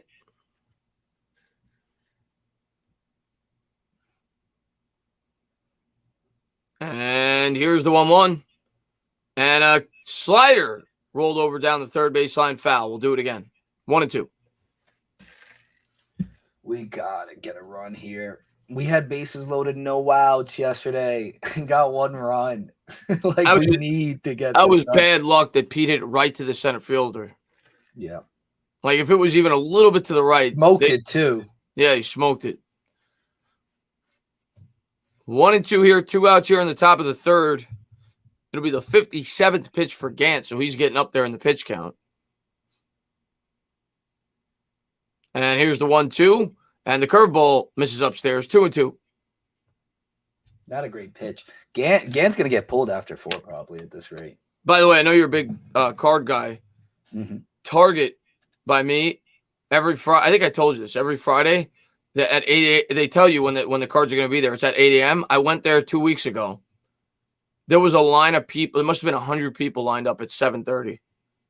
Jeez. I was like, is there enough product? Like, how much? I didn't even. When I saw the line, I was like, I ain't even gonna bother. There's a curveball hit down the third base line to the wall. Oh, what a catch! Oh my God! It was gonna be foul, but he brings it back into the yard, and that'll bring us to the bottom of the third. What a catch! What the heck was that? That was wild. That was wild. Great catch. But yeah, I'm going to try it out again tomorrow. I'm going to get there at 7 a.m. and see how big the line is. I'm going to try it out. That's a good idea. You just got to beat him. Make sure you get a coffee in you. Yeah. You're going to be there an hour. Bring some food. Bring breakfast. Yeah. Yeah, that's crazy. Oh, you know something? I got this the other day. I ordered this at the Tops now. It's from opening day. Jacob deGrom was the first Mets pitcher to get the team's first hit. But it came, and it's numbered to 49. That's pretty cool. Yeah, pretty cool. Not bad. Yeah, I just got it just because. Let's see. Did I get anything cool for the people at home to see? I don't know. Let me think. Can't score runs. Can't score with runners in scoring position. Unbelievable. We can't score. Period. Yeah, we don't. Whether they're in scoring position or whether they're not, we haven't been able to score. It's like clockwork. Fan with a mic. It is. Bases loaded is worst case scenario for us. We need a leadoff double or first and second. We need a leadoff home run to score a run. Yep. Justin Mets lock. Damn right. DeGrom should be the hitting coach. John, yes. Yes. That might be the one. That's the answer right there. Yeah. He's probably our best hitter. Take a quick look here. Big Mike, I predict standing ovations for Lindor every at-bat when he returns to Citi Field to help him break his slump. We got to show him New York City love. Well, but the thing is, good luck communicating that to the entire stadium because I don't think it's going to happen every at-bat. Not at first. No, he's going to get booed. He's got to earn that respect from the fans. Mm-hmm. You sign a contract. Yeah, you sign a contract like that, you got to live up to it. Fans are going to let you hear about it unless you start winning games. Yeah. If he's 0 for 40, though, all right, maybe I'll stand up for him. Offer him a hug. I think maybe that's what Lindor needs, some love in his life. What a catch, man. They're showing the replay again. Man. Yeah. Tough play to judge, too, because you're in the corner. There's a first pitch fastball there by Walker to Gant, the opposing pitcher, taken for a strike. Walker's pitched fairly well. He's got a low pitch count, but here's the 0-1 and a slider swung on, hitting the air to first. Pete's going to call up McNeil. He's got it. 1 up, 1 down. Oh, I thought I changed this banner, but I guess I didn't save it. We're good. 1-3, almost a third of the way through. Yeah, 10 more than what? Yeah, I guess it was it. The contract was 10 years, right? Yeah, 10 years. So yeah, he's got 10 years of torture until he starts hitting the baseball, Daniel. The other take I heard was that it's funny that because we have Steve Cohen now, naturally you're going to think with that amount of money in a contract, it's going to be crippling, like a Giancarlo Stanton. Like you're fucked. Like you have that in the books and no way out of it. You're done. It's not really the case with Steve Cohen. No. Like I've heard that from big people. Like this wouldn't be like that detrimental. It wouldn't be great, like, and I do think naturally over 10 years, it'll get better. Like say he has a terrible season this year. It can't get worse. Exactly. And there's a 2 quick outs here. Fastball hitting the air to left field. Smith is there, so 2 up, 2 down. But I still think it means we can be players despite us shelling out all this money. We think we're going to be players on other guys anyways next year to begin with, and we still have contracts to give out. So Uncle Stevie changes a lot of things for the Mets. Yeah, I'm honestly that's the one really good thing about having a guy like Cohen is you can have mistakes. Like if you sign a guy and he doesn't work out, you can recover. Where with the previous regime, that wasn't the case. So 2 out, nobody on here in the bottom of the third. Here's the pitch and a fastball first pitch swinging foul. Carlson at the plate for the Cardinals. Daniel says, I hope we get Chris Bryant. Yeah. Would be nice. Yeah, it would be nice. Here's the 0-1 by Walker. And the slider just misses inside. 1-1. I'm not going to hold my breath on an improvement at third base until the offseason. Yeah. But I do think the Bryant talks were definitely in place. It's just tough to trade him on an expiring deal. Nice pitch there by Walker. Fastball taken for a strike. 1-2. Or trade for him at least. I like Walker, by the way, Tino. I think he's got pretty good stuff. I like Walker. I do too. And we gave him some money, so it's good to see that he's he's owning up to that 2-year deal, $20 million, I think, $10 million a year, right? Something along those lines. Yeah. And he's 28. Like I feel like 2-year deal. Oh, with a 3rd-year player option. So I want to see. Maybe it was like 28. Slider in the dirt, taken for a ball. 3-2. Yankees are winning again, huh? Stanton homered again. Holy crap, that guy's on fire. I think he has a 12-game hitting streak. Yeah, well, that guy kills bad pitching. Kills it. I honestly, though, not for nothing, I do love the Yankees' energy with the Astros.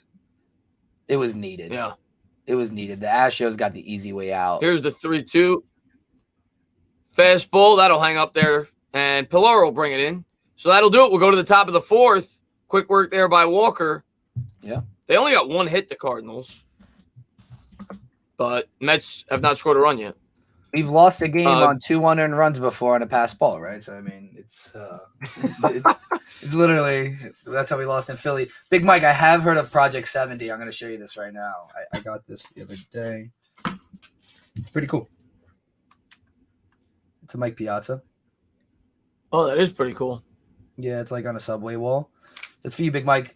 Yeah, I like it. I also have, let's see, I'll show you guys the other one. I was big into Project 2020, so I'm not really dabbling into Project 70, but it's a branch off of what Project 2020 was. The artwork stuff is really nice though. What you got? You got something else here? What do you got? Yeah, this one's cool. It's Project 70. It's the same thing. You buy them together. This is a trout. It's just a cool looking trout. Oh, that is really cool. That's like that old 1990 Topps feel to it. Yeah. That's pretty cool. Yep. So yeah, they're cool. I like them. Yeah, and you buy them together. You get like 2 cards, 3 cards for like $20-$30, depending on what it is. It's not bad at all. That's pretty cool, man. It's super expensive. Yeah, it depends on their print runs more often than not. So sometimes you just get the card and you don't even know it'll be valuable until afterwards. But they're all made by artists and they have super cool designs. I think some rappers are making them too. I've been trying to stock up on more Daniel Jones rookies. Well, you can. I have a feeling he's gonna have a good year this year. So I think his cards are gonna go way up.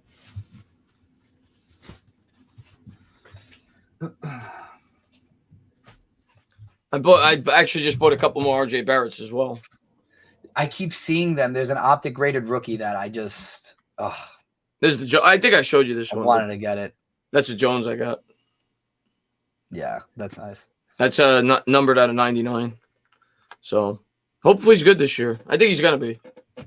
Big Mike, that Acuna card is super popular. I saw it. I like it too. I ended up not getting it, but wow, this umpire sucks, man. First pitch to Villar, that was off the plate. He calls it for a strike. Big Play Slay thinks Daniel Jones is going to be pretty good this year too. I guess he will. After that, if Big Play Slay confirms it, must be true. There's an 0-1 changeup out in front, 0-2. Looks like the wind's starting to pick up here at Busch. Here's the 0-2. And good pitch, piece hitting there by Villar to foul it off. 0-2. I think Jones is going to have a good year. But I agree, no excuses this year. But I think he will have a good year.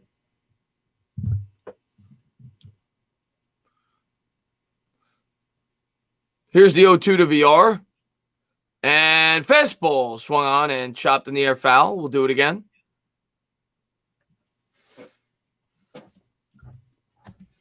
The Giants, period, need to have a great year. You know, Daniel Kim, let me tell you this.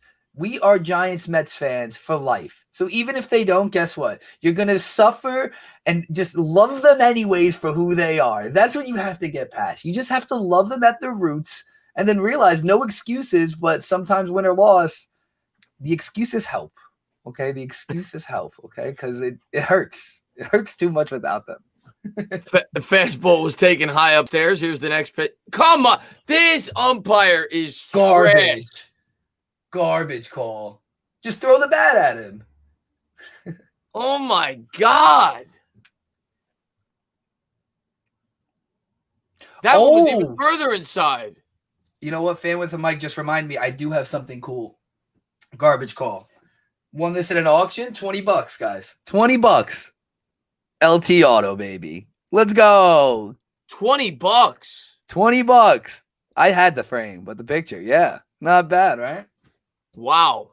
I was thinking of putting it on here, but I figure everyone likes the vibe so far. So I haven't put it up yet, but it's here. I have it waiting. What was that on eBay? Yeah.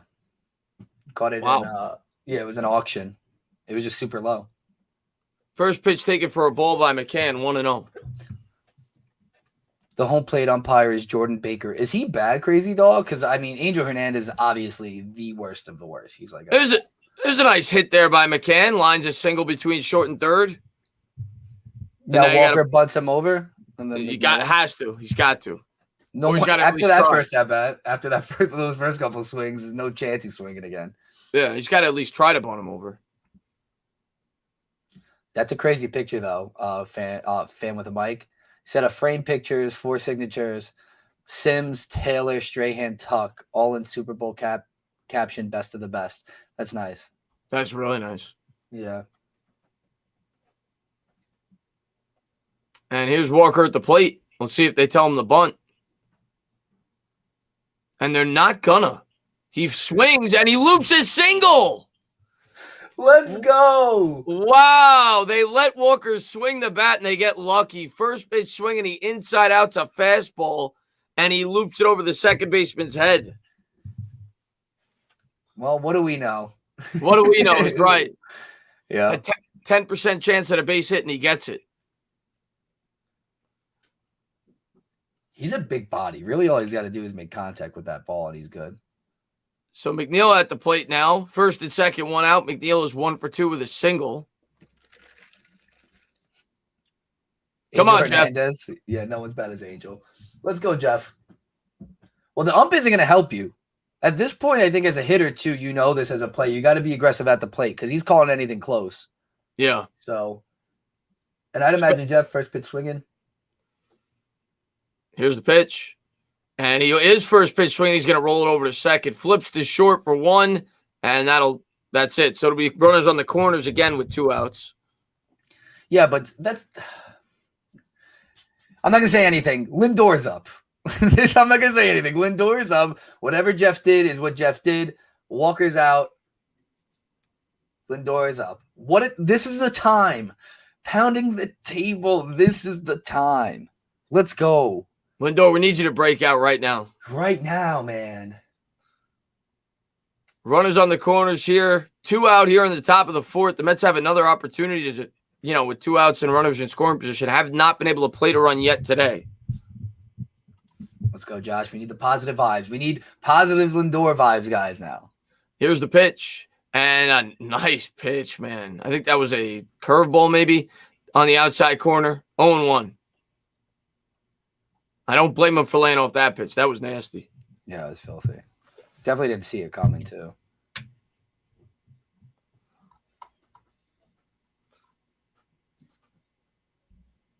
You get from the set.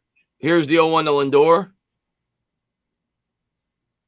And another curveball. That one's in the dirt. 1-1.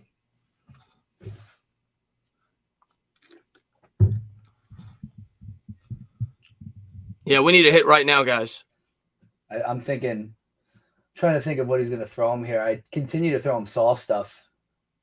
Yeah, I wouldn't give him a fastball. Gant doesn't have an overpowering fastball either. We need a big hit. Earn your money, Lindor. He's going to earn his money one way or another, but we just need to tie the game here.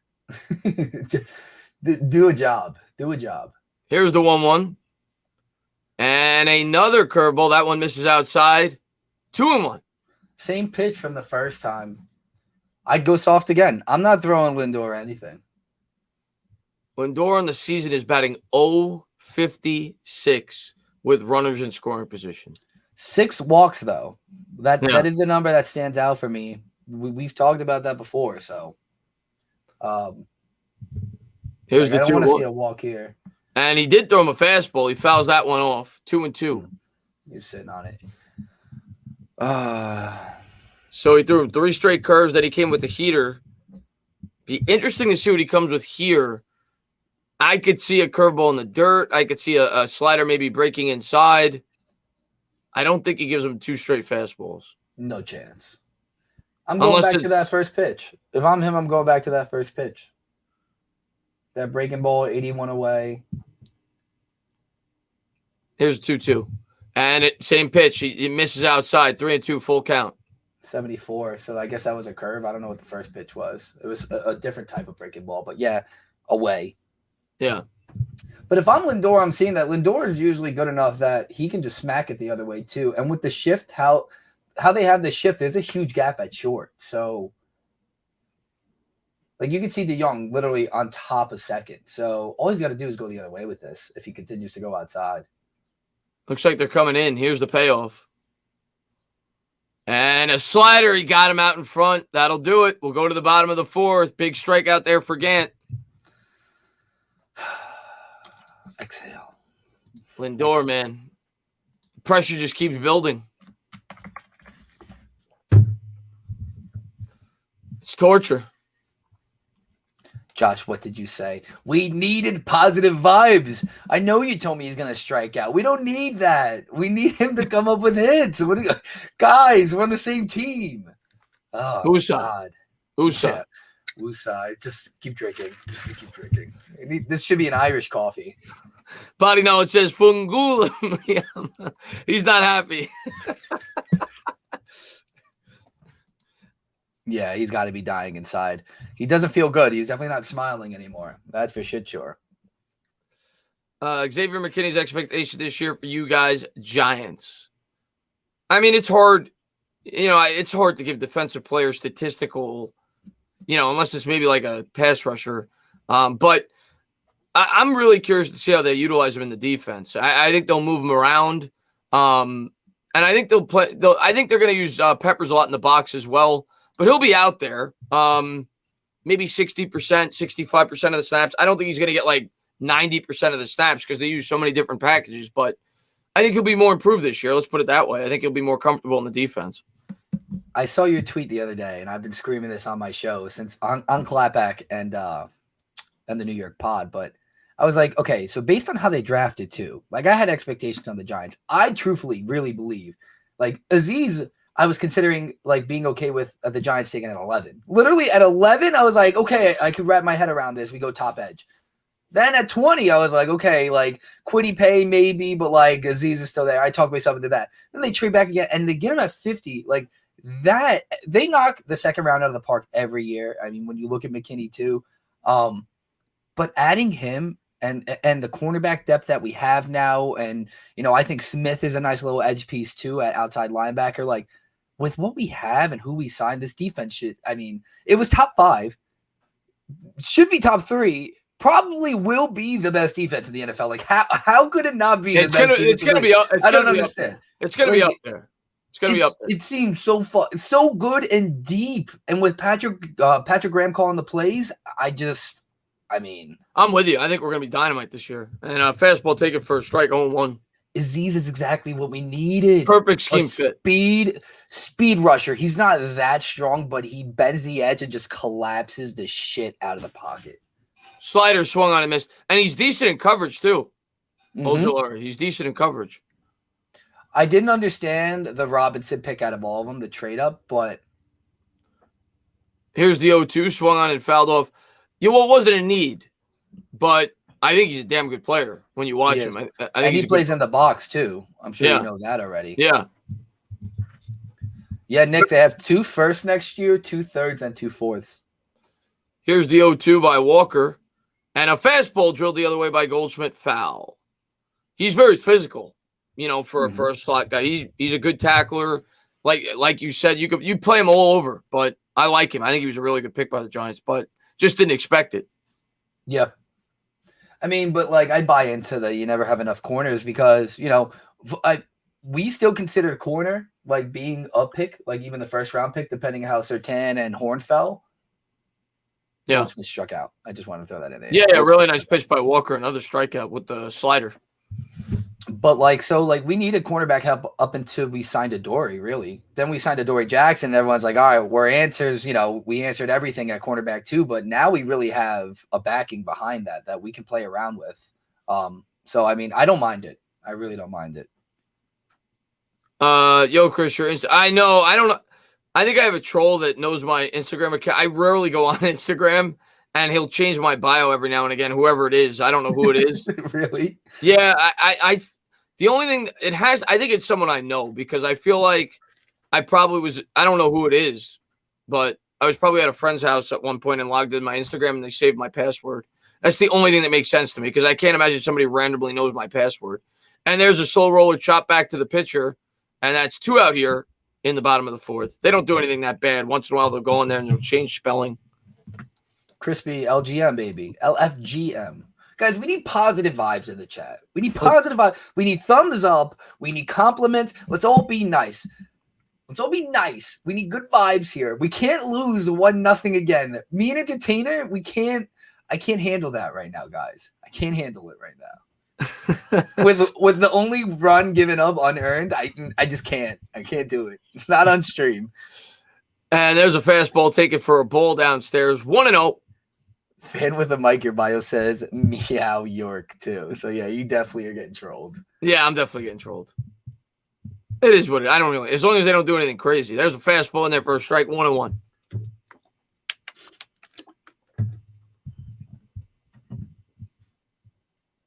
And here's the 1-1 from Walker. And see, he's not giving us the same call. Consistently inconsistent, baby. Love to see it. See it. He called that pitch a strike 3 times last inning. Thank you, Big Play Slay. Yeah, more dingers for the Mets, hopefully. Let's get out of this inning. There's a 2-2 fouled off the backstop by DeJong.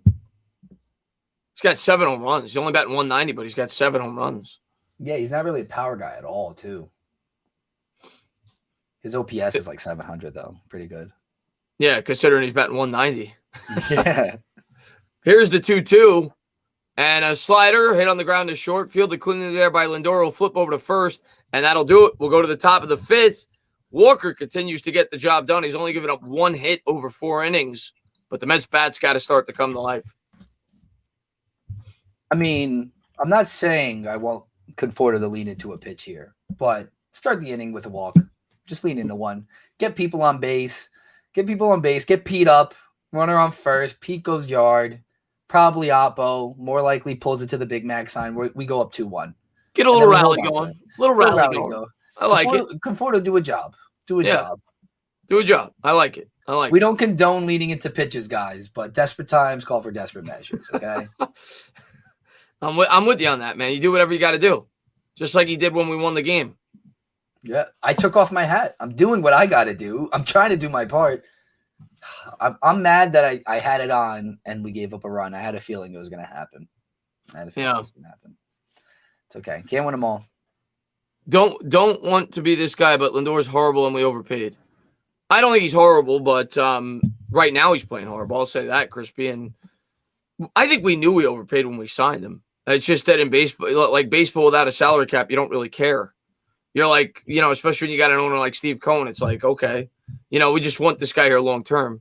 But he'll come around. He might have a bad year this year, though. Not that he's going to finish batting 150, but he might have a bad year this year, and eventually he's going to come around. The guy's too talented. So I just bought a raw autographed Francisco Lindor rookie card, a Bowman card, for $70. So I hope that all the people in this chat and the mass public continue to think this way. I do. Just keep the same energy, please. Please keep the same energy. 162 games, fellas, 10-year contract. 162 games. Long way to go. Long way to go to say he's never going to get going. Is this market dipping a little bit? It is. The raw cards from the one I got, it's not the Bowman, but it's a Bowman from 2011, which is his first year. They were about at $100 raw for a decently intact one. And yesterday I saw a new listing posted and it dropped to 70. So I jumped on it. I thought if he continues to slump, it might even go lower. I didn't think it was possible, but I just jumped on it at 70. But they were at 100. And there's a fastball drilled on the ground foul. That's a good investment because you have to figure in New York, he's going to be here for 10 years. Mm-hmm. And if the Mets ever win a World Series, he's going to be a big part of it. So that's a good investment. Yeah, and so I even got it more for personal collection. I was sitting on one that was a Gem Mint 10 that I was thinking of grabbing and paying up for, but I was like, you know what? I'm just going to get this, put it in a one-touch, and I don't even have to I can't. I'm sorry, Tino. This umpire is trash. That ball was so far inside, and then the catcher did a horrible job there of framing it, and he called it a strike. I think he's related to John Gant. He's a distant relative. Here's the 0-2, and that's looped in the air to and again, I don't mind if you call it for both sides, but he's not. Mm-hmm. Sox, Arizona, what's going on, man? Yeah, beautiful day for baseball. Beautiful day in general. I agree. What's up, Sox? What's going on, my man? One out here in the top of the fifth. I guess they're showing Citi Field getting ready for the homestand. Francisco Lindor's worse than Bobby Bo. I don't know about that. Bobby Bo was pretty damn bad, especially his second time. First time he was pretty good. Here's the pitch to Alonso, and a slider swung on and missed. I think Pete's trying to pop one here. Yeah, but I don't love when he changes his approach to do that. Yeah. Like, that's when I feel like he overextends it to strike out more. Here's the 0-1. And the curveball misses inside. 1-1. Someone's got to be the guy.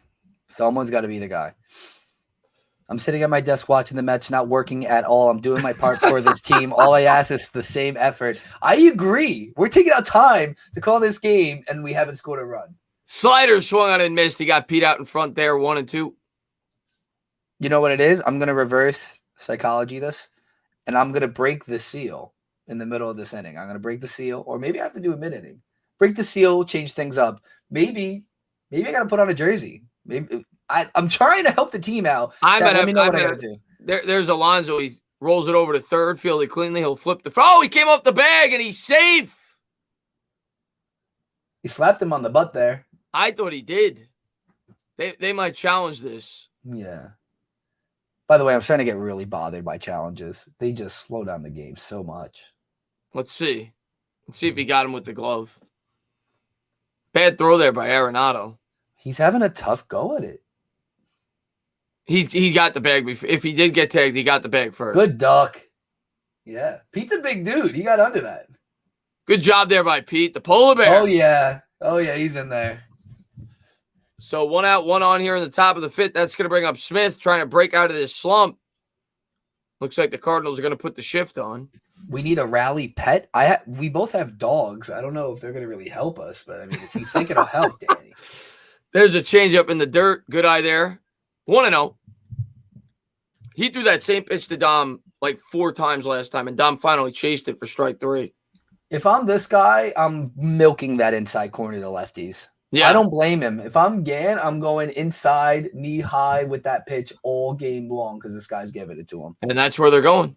Looks. Oh, no, now he's coming back outside. Here's the 1-0. And he misses upstairs with the heater. 2-0. Nick Bella is magical. I'll get her in here. I'm going to get her in here. When I break the seal, I'll get her in here. bring her into the chat. Here's the 2-0. I don't have a big enough Met uniform to put on Neo. She's a pretty big dog. You can get her a Giants jersey, though, maybe. I could. Here's the 2-0 to Dom. And a fastball loop down. That's fair down the first base line. Get on. Oh, no. Did they say it was foul? No, that's fair. I thought it was fair. They said it was foul. I thought I saw the umpire do this. I think Dom thought it was fair. Oh. I need a closer look at this. Oh, see, the ump did this, and I thought he did this. Oh, I see that.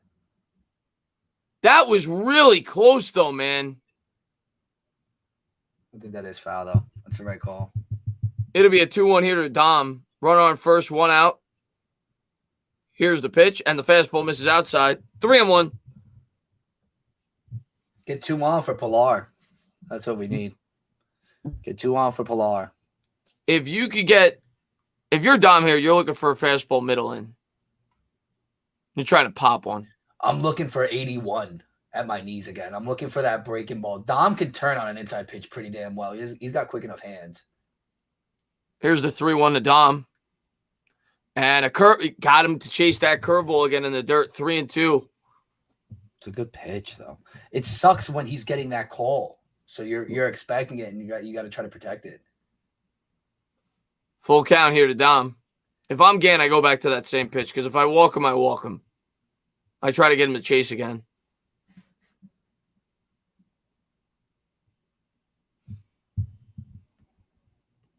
Here's the 3-2 from Gant. Tom, go the other way. Here's the pitch. And he misses upstairs with the curveball. Ball 4. All right. I like it.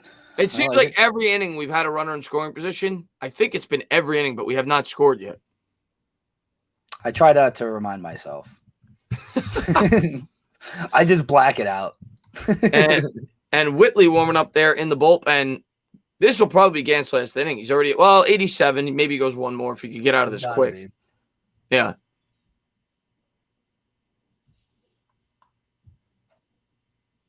So first and second, 1 down. Pilar coming up.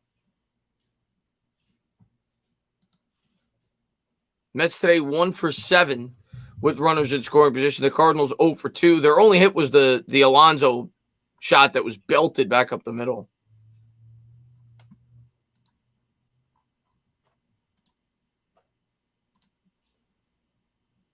And they got a mound visit here. Do I have to? You know what? I'm doing it. Hold on. You going to break the seal? He's breaking the seal. Both. Yep. What's going on, Big Play? He says, let's go Eagles. We're going to kick your ass this year. Pilar today, 1 for 2 with a single and a stolen base.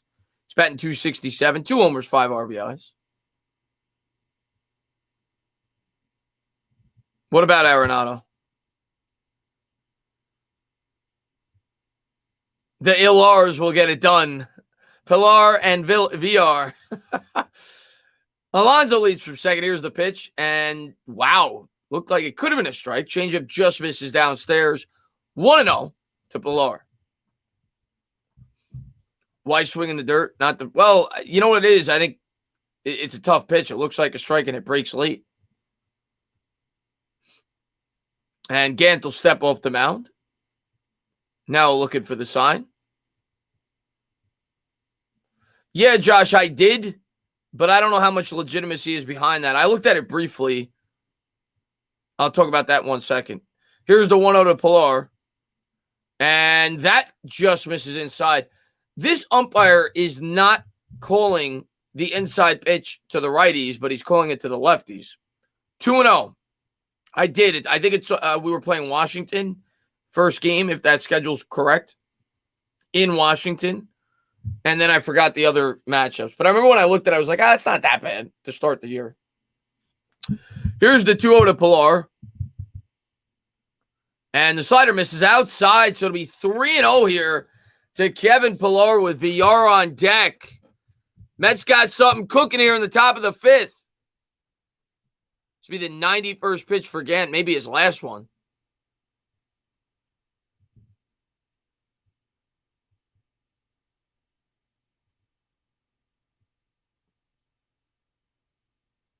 No, I said no. Oh, maybe you misinterpreted what I said, Mets 21. I'll tell you what I meant in 1 second. Here's the 3-0, and that's ball 4.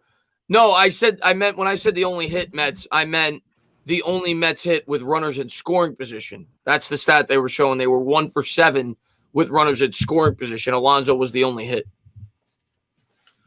So how did that bathroom trip go? It went great. I tried to get my dog and put the jersey on her. It wasn't happening, Daniel Kim. I tried. She's not happy about what the Mets offense is doing yet. We have the bases loaded again, which we all know is not great. You know, it should be great. It's not great. Yeah, if our numbers serve us correctly. So hopefully Jonathan VR gets this done.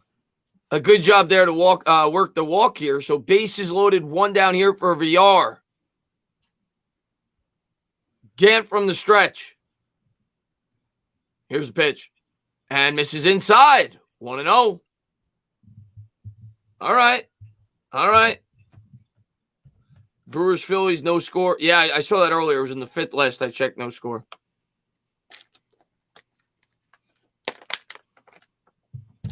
Come on, baby.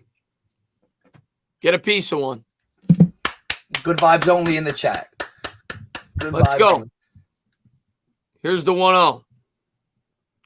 And the slider just on the outside corner, 1-1. Little backdoor slider there by Gant. So this umpire was giving us some pitches. I was listening in. He was giving us some pitches. Yeah, I just feel like the lefties he's calling that off the corner strike, but with the righties he's not. Colin M, my favorite Mets player of all time is the future Mets hitting coach Mike Piazza. Here's the 1-1, and that's downstairs for a ball. Good eye, 2-1. Take it the easy way here, Jonathan. Take it the easy way. If he doesn't want to pitch to you, take the walk. I'll take it. Take it the easy way. Gant's been struggling with the control all game. He's just been able to get in and out of jams. Mm-hmm. But this is definitely his last inning. He might not even make it out this inning. He's at 94 pitches. We're going to break this game open right now with the bases loaded, 1 out. It'll be a 2-1 count to VR. Here's a pitch. And that misses outside. He can't find the plate. 3-1. Good vibes only, big play slide. I love it. Threw it up. Good vibes only. Let's go. Come on, Take baby. It the easy way. Nice and easy. Nice and easy. Pay to see it. McCann on deck for the Mets. You it's give a him good the day take. to have a good day. You give him the take here? VR? Probably not, actually. The way he's pitching. If he gets something here, though, I'm with you. Rip it. Here's the 3-1. And a curveball. He did swing. He fouled it off. Full count. He put a good, healthy cut on that one. Yeah. With 1 down, yeah, I would. If there were no outs, I'd probably consider digging all the way there. Yeah. Just because. It'll be a 3-2 here. You figure VR will shorten up the swing a little bit. It'll be the 97th pitch for Gant. Come on, fight. Fight. Here it is. And a slider swung on and fouled off. We'll do it again. Fight, baby. Work that pitch count up. He's going to give him something hard over the middle. If you keep fighting, he's going to give you that pitch to hit eventually. Yeah, he's throwing him, I think, 3 straight sliders now. Mm-hmm. He's got to come with the hard stuff. It's just like that first at-bat with Lindor. 3 sliders, 4 sliders in a row. He's got to come with the heat eventually. Here's the payoff. Gant from the set. Here's pitch.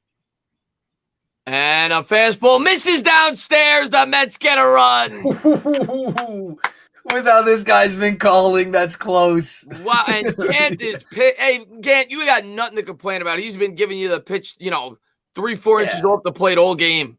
Gifted him 3 strikeouts, at least. We'll take it. Pulling him. They're pulling him. And they are going to pull Gant.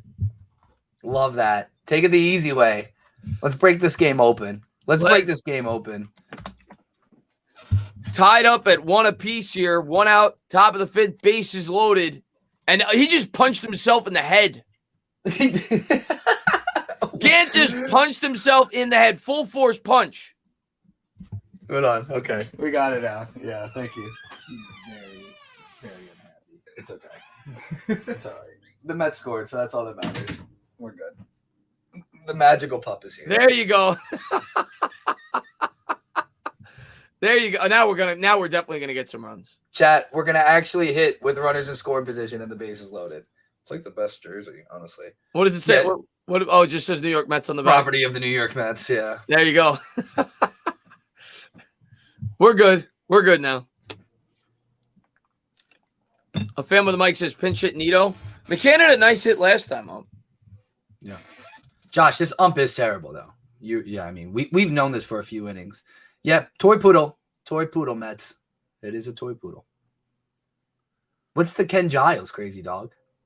Oh, no. I know what you're talking about now. Ken Giles is wild though. I think he threw his glove too. He got suspended for it by his own team. I don't think he's been the same that was with the Astros. He hasn't been the same since. They shipped him off after that. Ken Giles punched himself in the face. So yeah, no, he went off. Yeah. I'll try to find the video. Yeah, he tossed his glove. It was terrible because they pulled him early. I think it wasn't even anything serious. So the Cardinals punches himself. Yep. Ken Giles. Okay, but the difference is, Ken Giles doesn't hit him in the top of the head. He punches himself in the face. Wait, what is wrong with these people? Yeah, so it's against the Yankees. Top 9 against the Yankees. He gives up a 3-run bomb to Gary Sanchez to dead center. So he punches himself in the face. Yeah, well, I'm going to try to fast forward to see it. Yeah, so then they pull him. Slams the glove. Yeah. Oh, my God. Yeah. Threw a bat. Yeah, he catches himself. His head turns. He catches himself clean into your chin. There's a bomb by Sanchez, though, so I'd be mad, too. Base is loaded here as Whitley comes in for the Cardinals. It'll be a righty-righty matchup against McCann. Walker on deck. You got to figure they'll leave Walker in the way he's been pitching. Mm-hmm. So, big at-bat here for McCann. Well, I mean, McCann strikes out there. You keep Walker in. Fastball misses downstairs. The way Walker's been pitching, man, I think it's hard to pull him. He did get a hit. That's true. He did get a hit, but I just feel like he's been pitching so good. I think it's tough to pull him. Has a player ever been so mad he purposely sat on an upright bat? No. No. Here's the 1-0 to McCann, and he swings at the fastball, lines it foul. Whitley's been great this year. I think he's got a 1.18 ERA, I think I saw. Ken Giles has punched himself multiple times. The guy is a nut job. Yeah, he's out of his mind. He's out of his mind. Big Mike says, I think I'm normally all about aggression and thinking outside the box. I just think you got the wrong player up here for a suicide squeeze.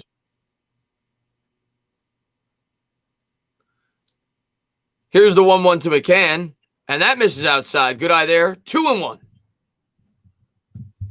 Yeah, can someone else's bullpen do what our bullpen normally does and just miss the strike zone consecutively for 2-3 batters in a row, maybe walk in a few more runs?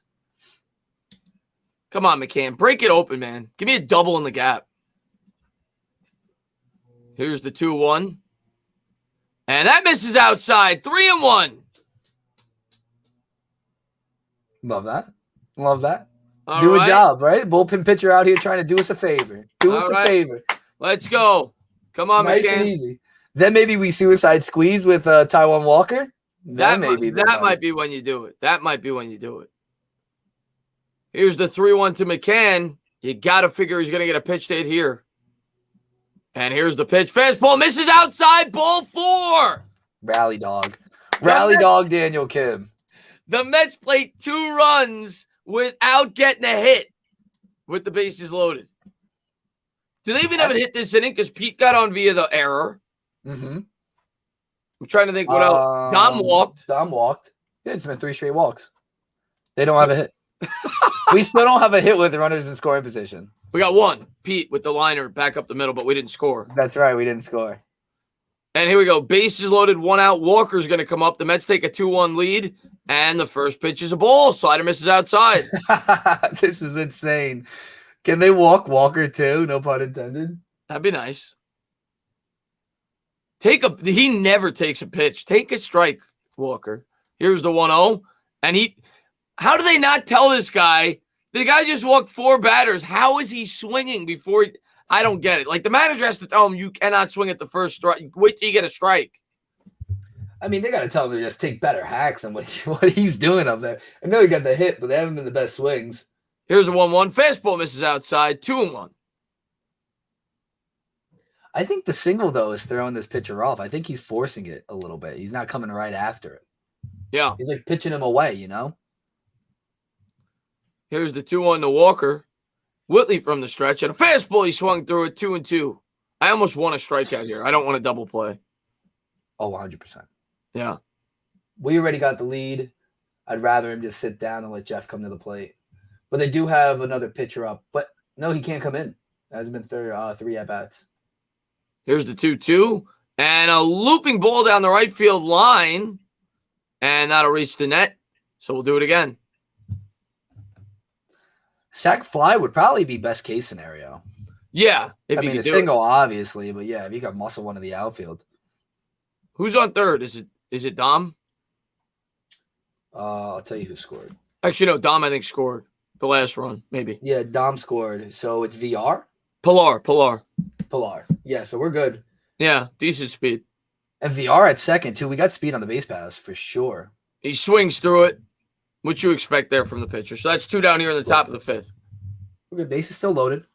Rally dog still in play. See if McNeil can get it done. Don't worry. I'll let you go after this inning. Okay? Just do a service. Do a job. We're all here to do a job today. Do a job, Bella. Give you a treat. And here's McNeil here in the top of the 5th. Bases loaded, 2 outs. Come on, Jeff. Let them beat themselves, body knowledge, right? Give him first pitch fastball. Give him something to hit. Whitley from the stretch. Here's the pitch. And the fastball misses upstairs. 1-0. Can we get one more?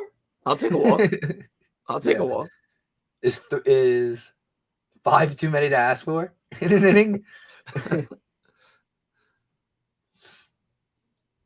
Whitley looks in for the sign. Here's the 1-0 to McNeil. And he swings at a ball there. He fouls it off the umpire. 1-1. That was a good, healthy hack, though, by McNeil. There was an umpire that got taken out of one of our games because he got hit with a foul ball so hard. Really? I think against the Phillies, yeah. He took it straight back to the mask, and I think he got a concussion from it. No bullshit. Like, they took him out, and he was, like, distraught. He couldn't, like, stand. That's a tough job, man, being a home plate umpire. Oh, yeah. You ever umpired before? I did. Yeah, I did it for a couple of years. I was an umpire. Mm-hmm. If Nick's still in the chat, I actually umpired with Nick. Oh, really? Yeah. Mm-hmm. Yeah, he was home plate, though, when we did it together. Here's the 1-1 to McNeil. Bases loaded, 2 outs, and a fastball, same area. He was looking inside for Jeff, and he jams him foul. Mm-hmm. Just a second late. He couldn't get the barrel on top of it. Remember the adult performer named Sack Fly. All right. I like it.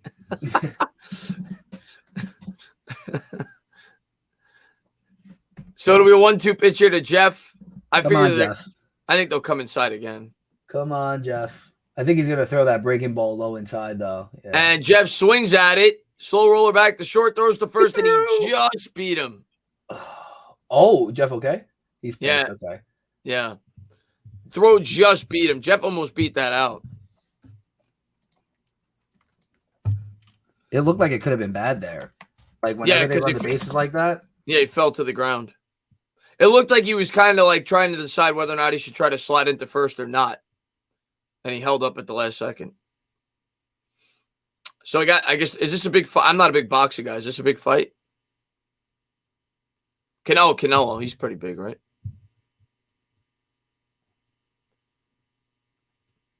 It's supposed to be a big fight. I don't think it's going to be much of a challenge to Canelo, to be honest. Man, what's going on there, Noah, man? Clutch Bowl TV in the house? Yep. Puppy luck. Yeah, the puppy is away, but she still has a jersey on, so when we need her on offense again, we'll bring her in. But 2 runs scored with her, so pretty good. Hopefully we keep it going. Yeah. Let's see. Tom, he didn't strike out. So for all you guys who just say all our players are going to strike out all the time, maybe we say they're going to get hits. Positive, guys. We're working on it. I know. This is going to be a positive chat. $300 million. These people are some people are at me on Twitter now with Francisco Lindor hitless in his last 24 ABs. He's not good, guys. What do you want me to tell you? It's baseball. It's baseball, Susan.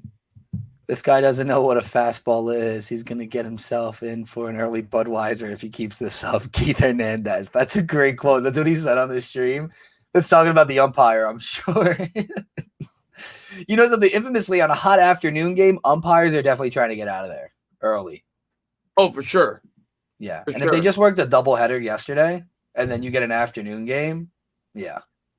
What's our schedule coming up, by the way, the Mets? We get right into it tomorrow. I don't think we have an off day until after the next series. But we play Arizona. Yep. We're playing Arizona starting tomorrow.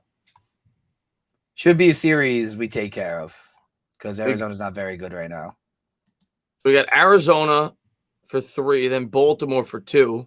Harvey's pitching against us on May 12th. Little 12-10 Wednesday game. In Baltimore? No, it's in New York. Little afternoon action. Little afternoon, 12-10. Yeah, Matt Harvey. That could be a good game to go to. That's actually not a bad idea. Yeah, it's a Wednesday. Harvey's been pitching pretty well. He's 3-1. Baltimore is hitting the shit out of the ball too. They're actually not that bad. Not as bad as everyone thinks. They're a game under like us. Yeah, 3 games out. The Red Sox, talk about a team really hitting the crap out of the ball. I mean, they're struggling against the Tigers right now because of their pitching, but and the Tigers obviously aren't very good, but to start the year, they're super hot. Something I want to bring up, by the way. Yeah, go ahead. It's bad that the NL East, the top 4 teams, us, Phillies, Braves, Nats, all have a negative run differential. The Marlins are the only team with a positive run differential, and they're in last place. Wow. Fastball hit that one right on the screws, but it was right into the shift. So 1 out here. Not good. So they're showing the upcoming series. Diamondbacks actually hitting the ball well, but they have a hitter-friendly park. They're second in the National League and runs a game. Mm-hmm. They got a lot of that early on, though. They had super high-scoring games. Like they scored like 15 in a game against the Nats or something. It was crazy. Yeah, I mean, Arizona's notorious for having thin air, right? Here's the pitch. Swung on and missed. 0-1. Guess we took a lead. He's talking about the Cardinals starting pitcher. Oh, that's what he was talking about. The Cardinals. Okay. Could be talking about the umpire too. The means no hitter. Yeah, the no yesterday was sick. Fastball misses outside. 1-1. It should have been a perfect game. I don't know if you saw this, Tino, but it's technically a perfect game when you think about it. But one of his strikeouts, one of his 12 Ks, was a pass ball, so the guy reached first base. Oh God, that was the only blemish. So he ruins a perfect game because of that. Because of a strikeout. Yeah. Technically, it's not perfect. The catcher made it unperfect. Yep, 100%. No, it's the right call. It's the right call, but yeah, rules are the rules. It's just that sucks. Here's the 2-1, and the slider misses outside. 3-1. I think the pitcher's name was Galarraga. I think it was like Armando. Galarraga. Mm-hmm. He got screwed from. He would have had. I don't remember if it was a perfect game or a no hitter. The last play of the game, I think he was the guy fielding it. Like I think he was flipping to first. and the batter was clearly out, and there's a fastball swung on and fouled off, but it was before replay. It was a perfect game. It was a perfect game. Yeah, it was before, and I think that was a major reason why they instituted replay into Major League Baseball, because it cost him a perfect game. Yeah, I remember the umpire, Jim Joyce. He was like crying the next day. Really? Yeah, and then they like organized getting Armando Galarraga like an SUV. They like got him like a Cadillac, like on the field. They gave him like to make up for it. It's like that's not gonna make it better. Gave Walker the strike there. That was a little bit off the plate, but I'll take it. 2 outs here in the bottom of the 5th. Last in home runs, last in runs scored. Yeah, but we're all right. We're gonna be all right, guys. Don't worry. Everyone stinks right now. Don't let the mainstream New York media fool you. 1, we haven't played as many games as everyone else. And 2, everyone stinks. Literally everyone. I just told you 4 other teams in our division. We don't even have the worst run differential in our division. So it's like the Phillies are in first place and they're minus 14. We're minus 11. 2 behind the Braves. Didn't the Phillies get off to like a ridiculous start too? Mm-hmm. Yeah. And they still hit great. That's what I mean. But so I don't know. I mean, again, run differential is the give and take. You know, our pitching has made that better. We're not getting blown out. But at the same time, it's still not that bad for what we are as a team.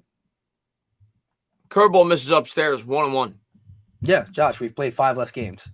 And we've played all these games. Like, double headers are stupid. Like they really frustrate me. So, like, having to stack up double headers, it's not always the best.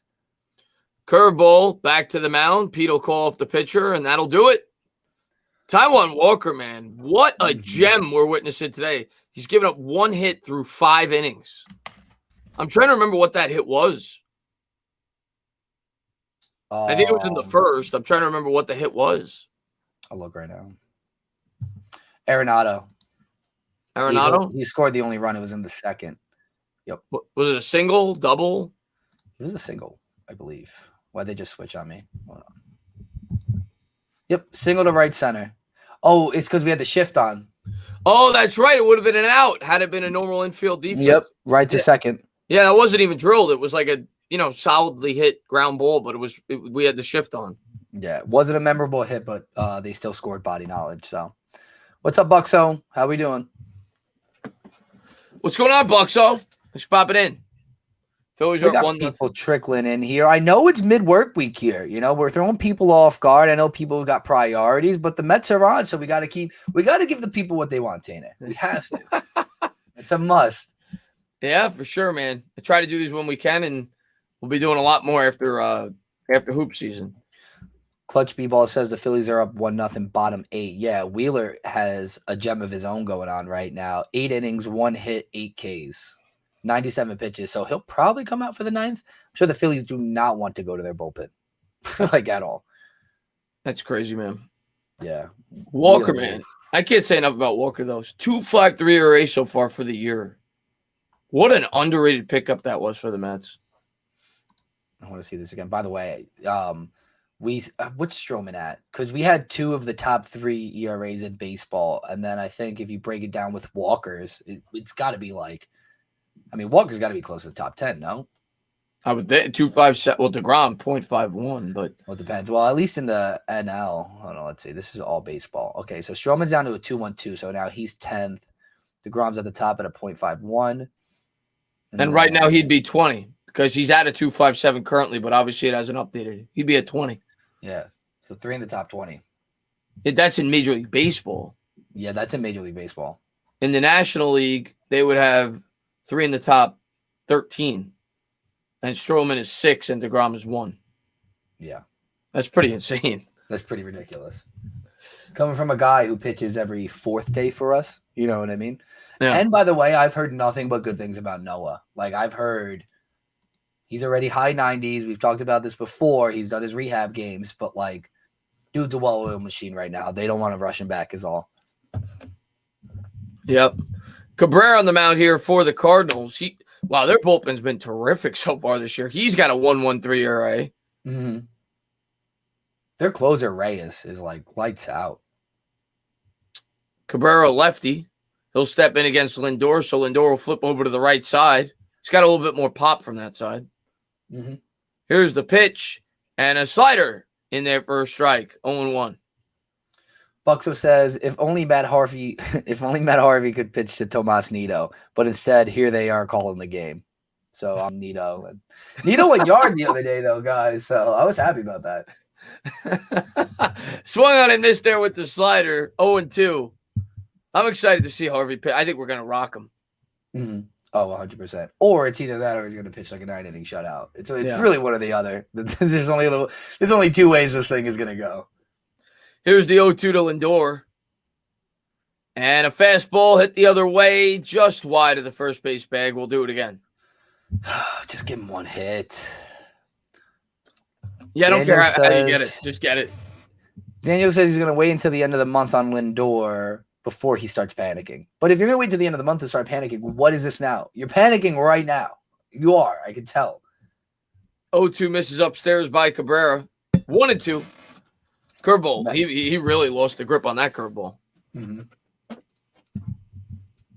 We just have to work another 4 walks in a row. That's what has to happen. Yeah, that's how we score. Here's the 1-2 to Lindor, and that's in the dirt. Good eye there by Lindor. 2-2.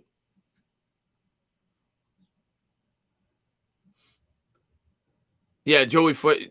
Yeah, 10.13. Jeez. Here's the 2-2. Come on, get something to hit here. And the slider misses outside. We might get those walks. 3-2 to Lindor. Another walk this game for Lindor so people could just lose their minds even more. The streak continues. He had 2 walks, but that is just not what we're looking for, right? Here's the payoff. And just misses inside. Lindor will draw a walk. So 1 out, nobody out. Good eye there by Lindor. Works a 7-pitch walk. What's up, Dylan the third? Yes, I have seen Benchwarmers. That's actually pretty funny. I haven't seen it in a long time, but yeah, I've seen it. It was what's his name's in that? The guy that did all the movies with Chris Farley. David Spade is in that. And Napoleon Dynamite is in it. Yeah, they're saying the guy who's afraid of the sun. Yeah. that's what they're saying Lindor swings like. So here's Conforto. He'll step in for the lefty-lefty matchup. Cabrera from the stretch, and he'll look to run it back to first.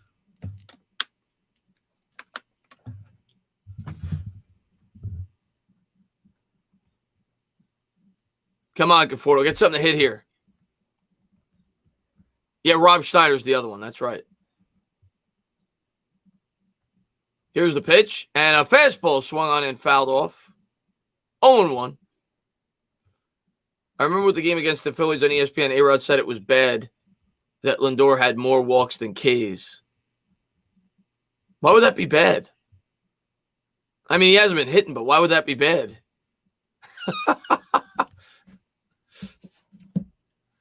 It'll be an 0-1 here to Lindor. To Conforto, rather. Yeah, people hate walks nowadays. And curveball is swung on and popped up to second. 1 down. I actually have a trivia question for you, Tino. Let's hear it. Who is the last batter and he has to have enough amount of at-bats to qualify. So not a guy that had 80 ABs. Who is the last batter to have more home runs than strikeouts in a season? Oh, wow, that's a tough question. I feel like it shouldn't be that hard. All right, is it within the last 20 years or is it deeper? I'm going to double check this because I'm pretty sure I know the guy. I don't think anybody's broken it recently, but I want to double check and make sure. I just want to group it. But if it's the guy I'm thinking, it's not in the last 20 years. Yeah. Not in the last 20 years. Okay. And I just confirmed it. He is the last. And when he did it, he was actually the last guy to do it in 24 years. Oh, it's something that's only been done twice. Yeah, all these guys. I always guess Barry, guys. I always guess Barry Bonds. But if it's not in the last, unless it was his 30-30 seasons with the Pirates. I mean, that would be the only case. It's only happened twice since 1956, where a guy has hit more home runs than strikeout.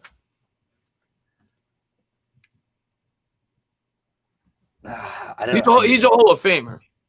The guy that did it. I mean, I'm thinking maybe a contact guy average, maybe Gwynn, maybe I'm thinking a legend. Probably Aaron probably did it at some point. No, or Mays. You want me to give you the answer? Yeah, just tell Or me. you want me to give you a hint? You can tell me. No, tell me. I'll give you a hint. You'll get it when I give you the hint. Okay. Fouled up there by Alonso, 1 and 2. Pine Tar. Pine Tar. Oh, okay. Royals. That's not Brett, right? That's not George Brett. George Brett. George Brett. Okay. Yep. Yeah. George Brett. Last guy to do it. Wow. Interesting. It'll be a 1-2 here to Alonso, and a curveball is taken for a strike. 2 down here in the top of the 6th. It's a good pitch. You guys are saying Cabrera and Miggy. No, yeah, I was thinking average. I know Gwynn was stupid, but I don't think his home runs were ever that high. That was the issue with that. I was thinking like 90s. That was just brutal. And Dom Smith coming up batting 227 on the year, 2 home runs. I love all you guys throwing in George Brett now. Where was this 5 minutes ago, fellas? Help me. Yeah, I literally guess Barry Bonds all the time in any baseball question that has to do with home runs. I don't blame you. Just like it, Barry. I don't blame you. But yeah, George Brett that year. And the craziest thing was he didn't even hit that many home runs. That year, George Brett, DiMaggio also did it, by the way, in 1946. Body knowledge did have that out there, yeah. George Brett hit 24 homers and he struck out 22 times in over 500 at-bats. He struck out 22 times. Wow. 24 homers, 22 strikeouts. I'm pretty positive like 3 players of our team have that already. 22 strikeouts. Yeah, I'm sure they do. Like, to put it into perspective, I'll tell you right now. I know Pete has like 28. Yep, Pete has 28. Dom Conforto and Nimmo going into this game at 22. So, pretty insane. Perspective.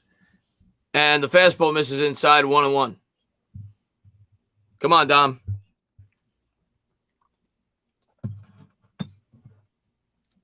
One streak that I don't think will ever be broken will be the hitting streak, though, by DiMaggio. That'll never be broken. That, I say stolen base. Stolen bases will never be broken because it's a different game, yeah. And Dom fouls it off down the first base line, 1 and 2. Got another. So I've been told Eugenio Suarez before. I don't really see it. I don't have like a blonde mohawk. Like that's what Suarez has most of the time. I just don't have it. But the beard is there, I guess. And they said you look like Jose Canseco, which I Jose Canseco? No. Yeah. No. With less roids. Maybe without the roids. Here's the 1-2 pitch. And the fastball swung on and fouled up down the third base line. I got a Mets trivia question for you. Let's do it. Okay, so what Met holds the record as a Met for the longest hitting streak in New York Mets history?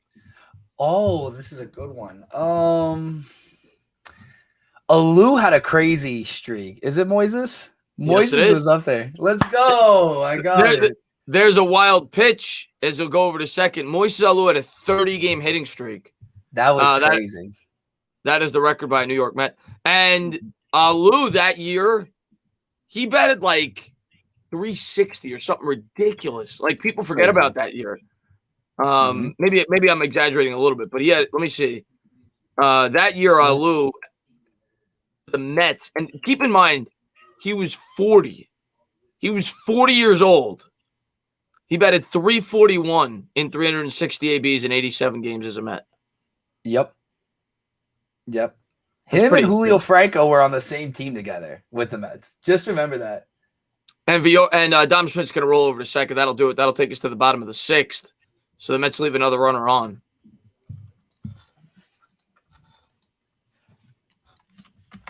Yeah. So, Julio Franco, I think, was like 45 playing for the Mets, and Moises was like 40. And Cologne. What about Cologne? Yeah.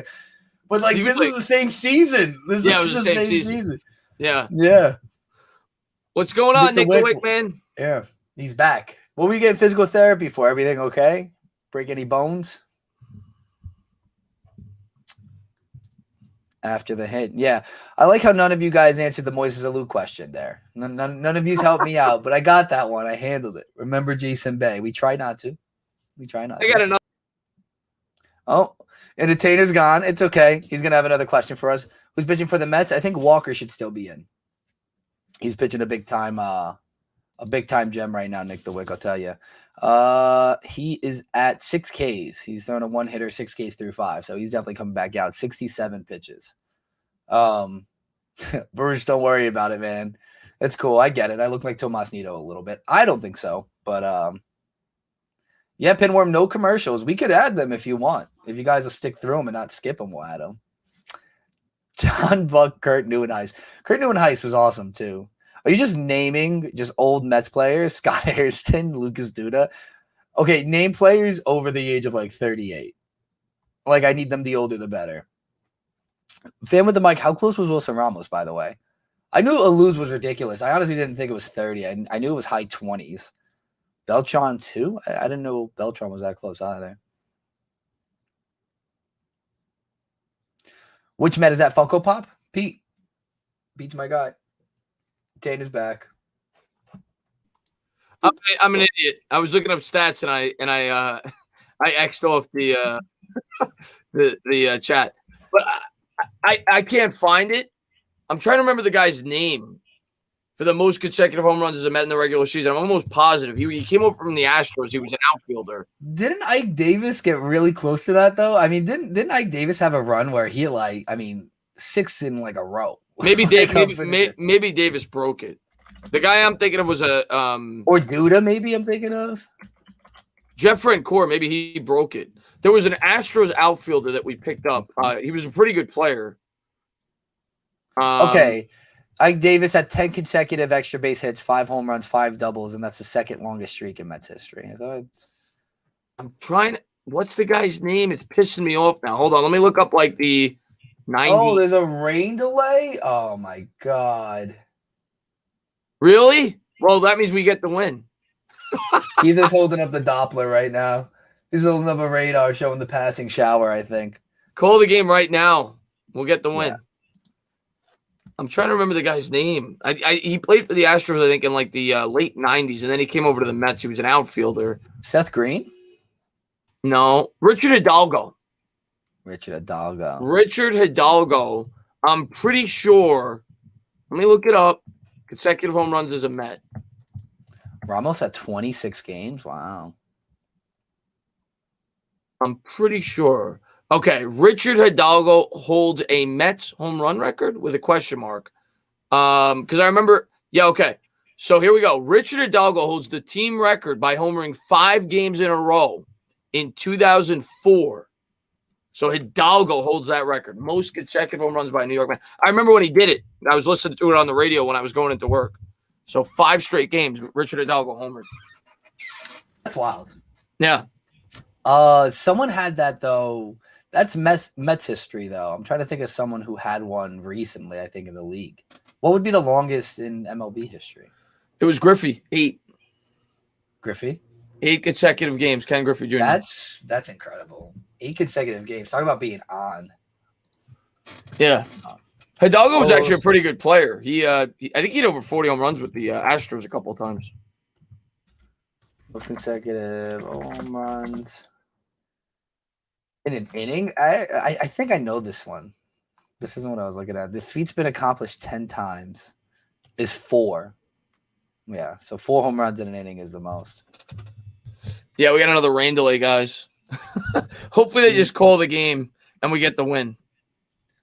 Master Productions, what's good? What's going on, Master Production?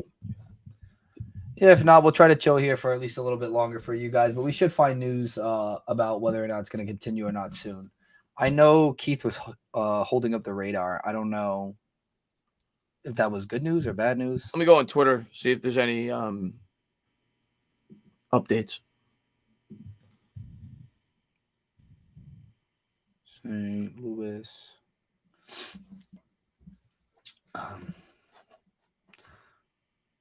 Daniel Murphy, but I mean, I think it could still count, but the postseason isn't long enough for his consecutive streak. Okay, by the way, home runs, you talk about home runs. There's an article we were talking earlier about Carrasco. There's an article why they transferred him to the 60-day deal. Let's see. Let's see. On Thursday morning, as he spoke before the series finale against the Cardinals, Mets manager Luis Rojas said the team blah, blah, blah, blah, blah. Less than an hour later, the Mets transferred Carrasco to the 60-day IL, meaning he's not eligible to return until May 31st. The Mets don't view this as a setback, according to a person with knowledge of the situation. Part of Carrasco's rehab process was to push the hamstring and then reassess that timeline, which is why the club provides the player with a range of when they could return. Carrasco's progress is leading him toward the later end of that timetable, the person said, but that's something the Mets understood could occur with Carrasco's hamstring strain, which might be why the organization doesn't seem concerned. So there you go. Yeah, I mean, I think it's what we it's a passing shower from what I'm looking at here. 340. All right, hold on. Let me wait. Let me get there. Yeah, Tatis did hit 2 grand slams and one. It was with the Cardinals though, not with the Mets. Yeah, and then ironically, what Tatis just hit, he hit 2 home runs in an inning, and I think it was the same day that his dad hit 2 home runs, the 2 grand slams in an inning. Yeah, that's exactly what happened. He hit 2 home runs against the Dodgers in the same inning, and then it was the same inning and date that his dad hit the 2 grand slams. That was pretty crazy. Yeah. Griffey and his dad hit back-to-back home runs. That's pretty insane too in the same game. Yeah, I'm trying to find some more information out here. But yeah, so it's what we thought, I think, with Carrasco, though. No? I mean, it's pretty much what we said. They're going to adapt it to the time he's already missed. So they're just going to push it to June, and he'll be ready for June. Him and Noah are probably going to come back within a week of each other or so. Yeah, that's what I figured. Figure we'll hang out here till I'm going to eat. So I didn't think this game was going to go to 6. So hopefully, I figure maybe we'll do it till 4:30, 4:45. Maybe we'll get another inning or 2 in, hopefully, if it's a passing shower. Yeah. And hopefully the Mets close it out. But once again, thank you to everybody for being here. Really appreciate it, man. Give us some more recent Met trivia, Tana. Okay. See, the majority of my trivia is not Mets of today, but I'll try to think of some Mets trivia. I mean, I've got overall baseball trivia. I'm trying to think one. Because I don't even know the answer to it. I was going to say, what's the longest game played in Mets history, in terms of innings? But I'd have to think it's 20-something innings, right? I'm trying to remember that. I mean, there's been a few I've watched that were 16. I saw 18 recently, I thought. Or 16, maybe I'm thinking of. 15 or 16, I think, is the longest I've ever seen by a Mets team. All right, let's see. Let's see if I can find something. What's the long? All right, this isn't super recent, but and again, let me double check before I ask. Hold on.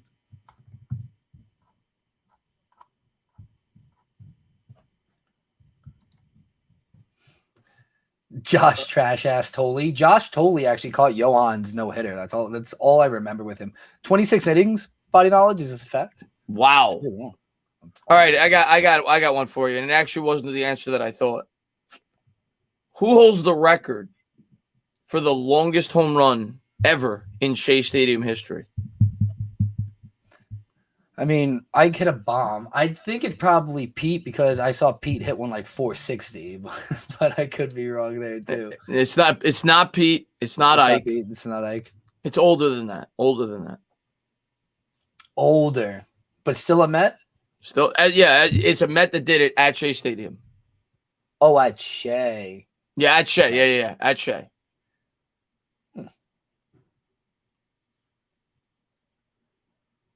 Oh, that's tough. I don't know. I mean, it could be anybody. I see Delgado. I see Darryl.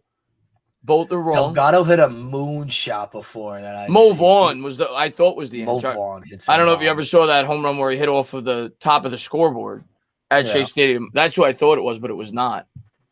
Is it a lefty? Is it a lefty? I think it's a righty. I didn't get to watch him play. I think it's a righty. Yeah. Yeah, if you haven't watched him play, I have. I would say no chance here. All right, I'll give you his lifetime stats. He's a right-handed hitter. He's a career 236 hitter, but he did it 442 career home runs. Played the later portion of his career with the Mets. He played with the Mets briefly in 76. And he actually made an all-star game. Played there for 75 and 76. Then he came back in 81, 82, 83, 84, and 85. Oh, I know this person. Oh, God. Oh, let me think of this. Oh, shit. He had 37 home runs for the Mets in 82, and he only batted 204. Yep, Daniel's got it. Daniel and Body Knowledge got it. Dave Kigman. Nice, guys. Yeah, 515 feet. 515 feet. That was recorded back then, too? Longest home run ever in Shea Stadium history. Well, they measure that with a yardstick? Like, you know what I mean? We got apex being measured. So they're taking the tarp back off the field, so we should be back hopefully in about 20 minutes. Cool. All right, nice. What's your Curtis Granderson comment? What did you say? Curtis Granderson actually holds a crazy record. Didn't do it as a Met, though. But let me just make sure. Hold on one second. I want to make sure I get the stat right. What is that? Just reaching games on base? Okay. On base streak? Granderson is actually a member of the 20 club. He's the only, I think he was the only player. Let me make sure here. He's 2 of 4 members. 4 players in the history of baseball have ever done it. One was Jimmy Rollins, who won the MVP that year. Curtis Granderson was the most recent, I think. And the 20-20-20 club is 20 home runs, 20 triples, 20 doubles, and 20 stolen bases. The members of that club are Frank Schultz in 1911 with the Cubs, Willie Mays in 1957, Curtis Granderson, who did it in 2007 with the Tigers, and Jimmy Rollins, who also did it in 2007 with the Phillies. Wow. That's very interesting. 20 homers, 20 doubles, 20 triples, and 20 stolen bases in the same year. I thought there was a chance Soriano was on that list because I know he's on a few of those stolen base home run lists, but I guess he didn't have the doubles to do it. He's part of the 300 club, and I think he did the 40-40 one year, Soriano. I think. Yeah. No, his numbers are pretty crazy. I just think maybe on that statistic, he didn't have, or maybe the triples. Reyes was close. In 2006, he was close. I think he hit 19 homers. What did Reyes do in 2006? Reyes was damn close to the 20-20-20. 40 club. I'm going to look up all of it. Yeah, in 2006, Reyes hit. Actually, he had 17 triples, 19 homers. He had 30 doubles, and he, of course, stole 64 bases. So he was close. Soriano, A-Rod, Bonds, Canseco are the 4 in the 40-40. But Alfonso Soriano actually has the most home runs out of all of them. A-Rod had the most stolen bases in those seasons, 46 and 46. Those are the highest. Wow. So only 4 players have done the 40-40. Yep. Wow. Near misses. Oh, we have some right here. Acuna was 3 stolen bases away in 2019. Matt Kemp was 1 home run away in 2011. Guerrero was close too, I think. Guerrero was close. Soriano almost did it twice. He was 1 home run away in 2002, and so was Vlad Guerrero. And then Hojo in 89, actually, with the Mets, went 36 and 41. Yeah, he had a couple of 30 years, Hojo, with the Mets. Barry Bonds' dad is on this list. Pretty crazy, but Beltran was on here, 38 and 43, so interesting. But not with the Mets. That was with the Royals and the Astros. He went off. Beltran that year was insane, and then he went to the Astros and went bonkers. Yeah, Guerrero was 1 home run. I'm looking at it now. He was 1 home run away in 2002. He hit 39 homers and stole 40 bases. Mm-hmm. And in 2001, he hit 34 homers and stole 37 bases. Vladimir Guerrero is one of my favorite players of all time. Yeah, I loved it. The thing he did with his wrist, too, in the at-bat was wild. I have no idea how his wrist was so fluid, but still, like, so strong when he got to the ball. When you factor in that Guerrero never walked, like, the guy, like, swung at everything. Like, I'm looking at it right now. His career high for walks in a season was 84. And other than that, you're talking 42, 55, 58, 60, 63, 52, 61, 50. So he never walked. When you factor in that, you talk about how he's a power hitter and how he was able to hit for average. You're talking about a guy with a career 318 average. These are his strikeout numbers on a yearly basis. 95, 62, 74, 88, 70, 53, 74, 48, 68, 62, 77, 56, 60, and 56. He had 985 career strikeouts over 16 years, and he never walked, and he hit for power. Pretty incredible. Yeah, that's insane. Vlad's numbers were nuts. And honestly, that's why people were so high on Vladdy Jr., like from birth. And that's proven to be right, too. He's having an insane year. I wanted to mention Ronald Acuna, Josh said, will have it by the end of his career. Dude, that's if he doesn't continue to just hit home runs. Can't steal bases if you're hitting the ball over the fence. Acuna's numbers this year, aside from him leading the Braves and everything, is just insane. 327. He has 4 stolen bases already, but 10 home runs, 21 ribbies, 73 total bases. Like, insane. Only 18 strikeouts in 103 plate appearances, but just great. Oh, just 16 strikeouts. Sorry, I read that wrong, but 34 hits already. That's just crazy. Do you think Trout, if he could stay healthy, and we're back at it, by the way. Nice. So it looks like we're getting ready to play. I'm surprised Walker's coming back out, by the way. I was going to tell you. That's a good point. Because I thought we were going to lose him. That's a good point. I'm surprised he's coming back out, too. I guess it was quick enough. Do you think Trout, if he stays healthy, could go down as the greatest player of all time? I'm going to say to the mass public, no. Of like baseball, I don't think he will actually, because I think there's just too much tradition in baseball, and Trout just isn't, as much as he's viewed upon as the best player in the game right now. Like obviously popularity doesn't have everything to do with the fact that, you know, it's baseball. His numbers are going to be there. His WAR is going to be at the top of the top, but I just don't know if people are going to crown him the GOAT. You know, yeah. I don't see it. Curveball in there for a strike, and there's the fastball swung on and fouled off. Because what he's been able to do, you want to talk about dominance. I mean, the guy's been like top 2 in MVP voting every year since he's been in the league. I just think, honestly, though, like a part of him's got to see a World Series. He's got to make the postseason. Like, yeah. I know that it comes down to your team, but like the Giants weren't necessarily great when Barry Bonds was on there, and he was able to carry them, granted on the heels of steroids, but they at least went to the damn dance. There's a foul ball loop down the left field line, foul. Yeah, his WAR being high, like, yeah, trash teams, I get that stuff. And yeah, Daniel, I agree. Like, the World Series isn't everything, but it's one thing that the Angels haven't been competitive at all. Like, at all. It's not his fault, though. It's not his fault. No, I know. Yeah. No, I get that, but he's batting 398 this year, Trout. Yeah, no, he's insane.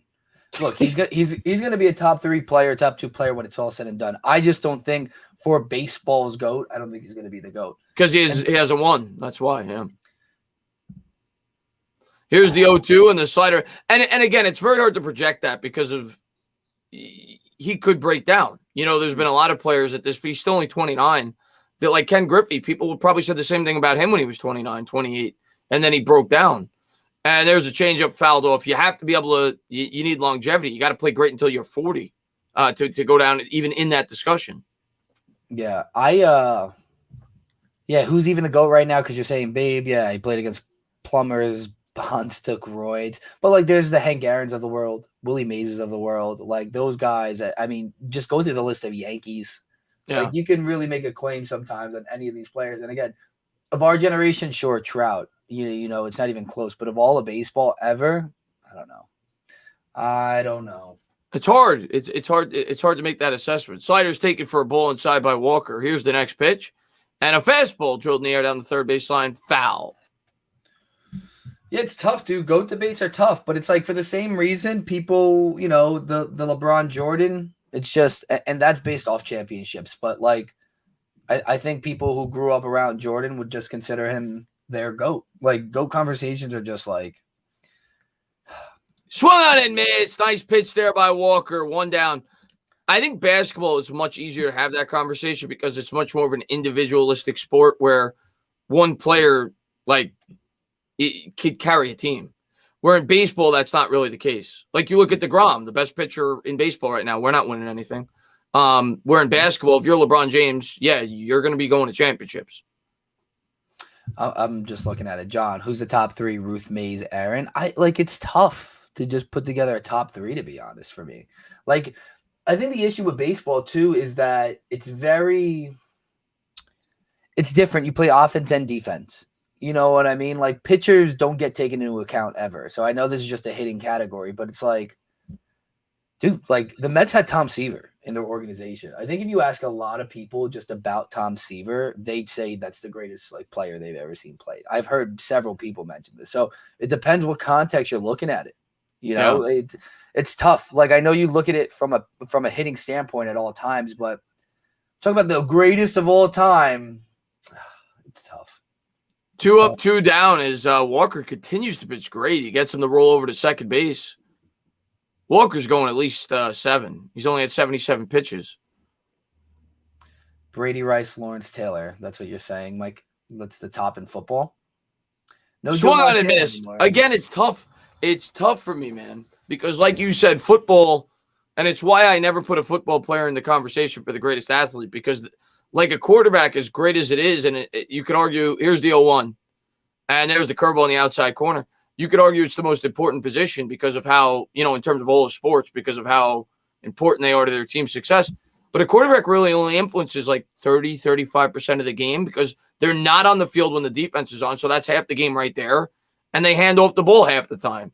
So it's like, you know, it's tough, man, because in basketball, a guy like LeBron James and Michael Jordan, they're impacting the entire game. So it's why I can't put a quarterback on the same level as a guy like Michael Jordan. I want to address Nick the Wick here after this pitch. And there's a fastball drilled in the air to the left. And Dom's there. That'll do it. We'll go to the top of the 7th. Taijuan Walker is a beast. Came out and kept dealing. Edwin Diaz is top 3 all time for me. Thoughts? All right, so the top 3 then is Steve Traxel, Edwin Diaz, and Aaron Heilman. Those are my 3. If we're going Edwin Diaz, top 3 all time, those are my 3. Steve Traxel, I couldn't stand him. He was he was the slowest pitcher ever. Like when you knew, and Traxel actually pitched pretty well for the Mets a couple of years, but yeah, he did. You knew when Traxel pitched, the game was going to take 4.5 hours. Like he took forever. Well, he said, "Don't forget Lindor." No, if we're ripping Mets, oh man, we can go top 3 worst Mets of all time. I think we've played this game already because I get it. If we did top 3, we could just keep it relief pitchers. It'd be hard. Yeah, and you got to put Ali P on there. I couldn't stand him and Luis Castillo, and there's been a lot. I actually hated K-Rod the entire time he was a Met. K-Rod, yeah, he was a bum. As soon as I realized this was going wrong, all that energy he brought to the mound just pissed me off. Jason Bay, oh, yeah. What a horrible contract that was. I'm thinking now. Only the Mets, man. Jason Bay. Like the year before, let me look at his numbers. The year before, he hit like 35 home runs with the Red Sox. And then he comes to the Mets. He had 36 home runs with the Red Sox. He comes to the Mets. In 95 games, he had 6 home runs. The next year, in 123 games, he hit 12. Like, in 3 years with the Mets, he hit 26 home runs. The year before with the Red Sox, he hit 36. Like, only the Mets. Only the Mets. Oh, you're saying who do I think, Mike, is the best all time? You're not listing those 3. You think it's Rice? A lot of people say Rice. I don't mind that at all. I love Jerry Rice because of his work ethic. There's this infamous video about him talking about how he was always the hardest worker in practice, and the reason they were able to transition from Montana to Young so well is because he just stood steady and worked so damn hard in practices. And I truly believe that, man. He was an animal. He was a problem. Jerry Rice, I think he's so much better, and it's kind of the same thing with Lawrence Taylor, and I think that's why a lot of people say LT. Jerry Rice is so much better at his position than anybody else that's ever played the game, which is what I think enters him into that GOAT conversation in football. Oh, 100%. And sorry, I was picking in a dynasty league there. The Phillies won. I know we're in GOAT talks, but Phillies won 2-0, so let's close this game out. We need to close this game out. This umpire strike zone is so wide. He's been calling it, though. And there's a first pitch strike to Pilar. Steve Young went to your high school. Interesting. I recently found out, and I feel like I should have known this, that Steve Young is related to the originator of Brigham Young University. Like the actual Brigham Young is like really his grandfather. Yeah. Oh, I did not know that. Did not know that. Chat, confirm. I knew he went there. I didn't know he was related to I knew he was like the best player to ever play there, but yeah. Anthony could probably confirm if he went to your high school. Here's the 1-1 to Pilar. And a fastball. Good cut there. Foul. 1-2. Who would catch bricks in the offseason? Phillies won 17-15, even though it's early. Mets should not. We'll only get, if we win today, and it's far from over, we'll only be a game behind. I just realized he named himself Korkmaz after the Phillies, the 76ers player. Here's the 1-2 to Pilar. And he got him to chase out of the zone. 1 up, 1 down. I got to change this. I'm slacking. Ryan Church. Yeah, Ryan Church. He did get off to a good start. Trivia question. Well, I'm going to give you the answer because you just said it. Last out in Shea Stadium history, Ryan Church. There's a trivia question for you. I remember watching the last out, and it was a big game. It was to make the playoffs, and we ended up losing. Church hit a bomb off the bat. It looked like it was a home run. I was going nuts. I thought they won the game to, I think, send it to a 1-game playoff had they won, and it fell like 10 feet short of the wall. But, yeah, Ryan Church, the last out in Shea Stadium history. Interesting. I think I should have remembered that. And VR takes a strike on the outside corner, 0-1. Daniel wants the rally dog again.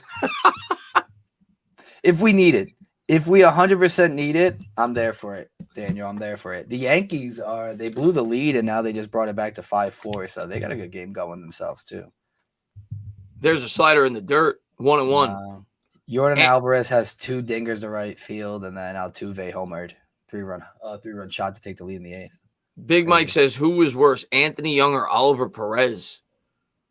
Anthony Young, of course, had 20 losses in a season. Here's the 1-1, and the fastball misses inside. I always felt so bad. That's when I was a kid, but I remember it. I went to a couple of Anthony Young starts that year, actually, when I was like 8, 9 years old. And he was like a pitcher that was pretty decent, but they just kept putting him out there, and he kept getting losses. But that says something about you if they keep putting you out there and with 20 losses. I would actually say Perez was probably worse. Here's the 2-1 to VR, and swung on, and that's a pop up to third. Looks like he's going to be called off by DeJong, and he'll hold it in. 2 outs.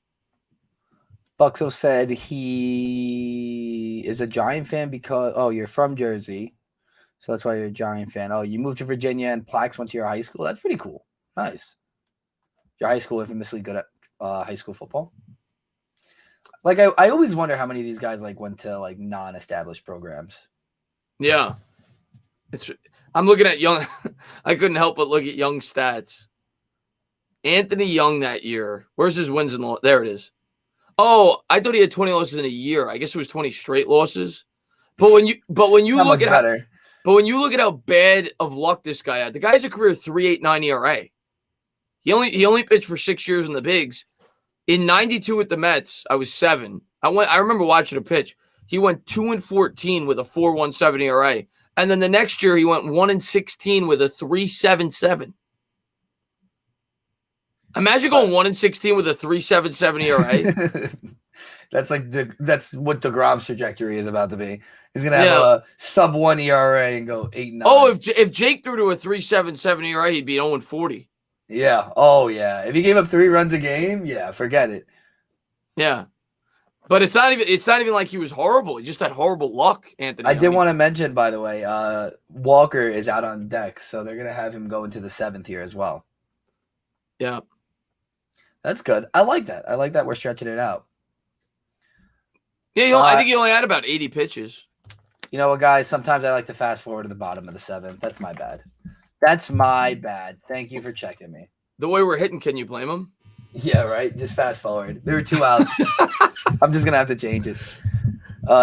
Jerry Rice would catch the bricks in the offseason. That's pretty wild. And, yeah, Altuve, not only did he homer, go-ahead 3-run home run when they're down 2. Pretty bad for Yankee fans right there. But this would be for the sweep, so. That's pretty impressive, a fan with a mic. Beating Jabril in a race? It's pretty impressive. Yeah. 3-1 as McCann takes it off the plate. This would be ideal for Walker to come out and get this at bat. So this way, next inning, it's a no-brainer. If we want to keep him out there, we can.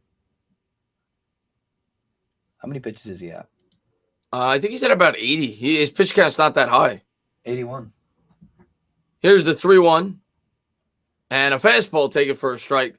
Well, who's McCann fooling there? Like, that pitch was right down the middle, and he starts to, like, head towards first base. Give me a break.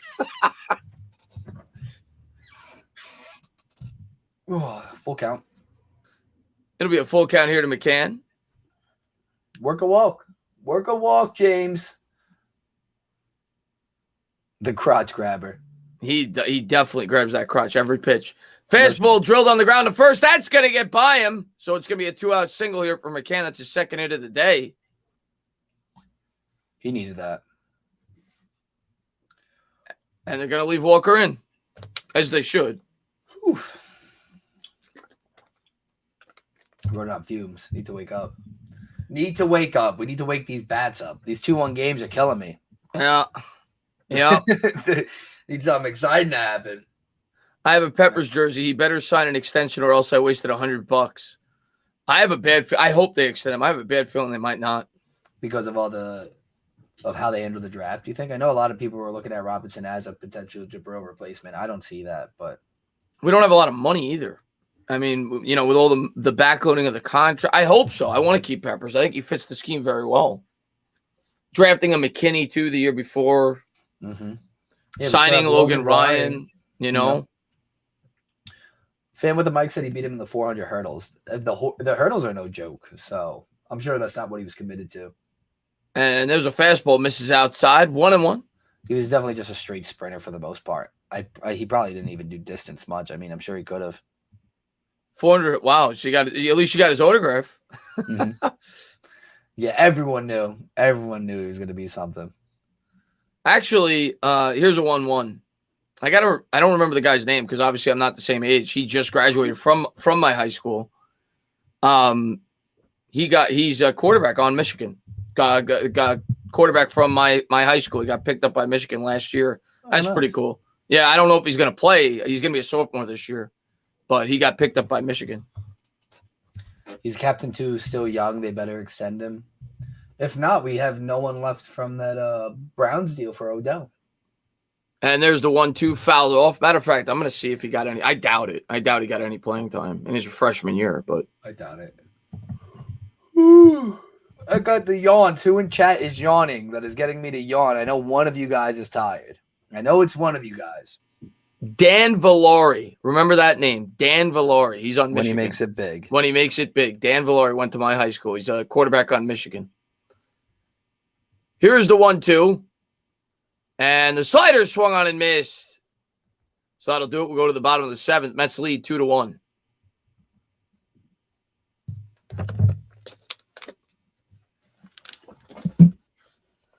Dexter Lawrence is technically a part of the Browns deal, Buck, so good catch. Yes, you guys are right.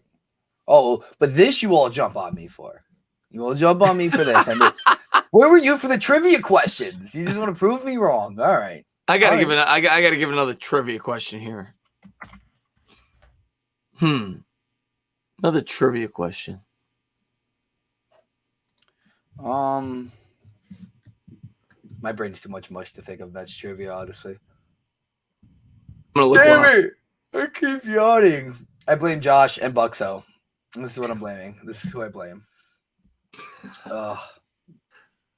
Yeah, I need to call. I think I know this one, but I just want to make sure. Do football, Tana? How do you do football?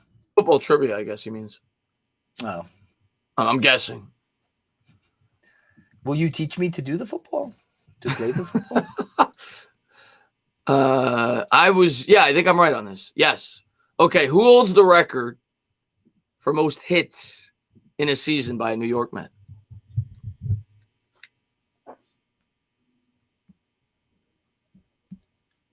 I'll start with Reyes because he won the batting title. So is it Reyes?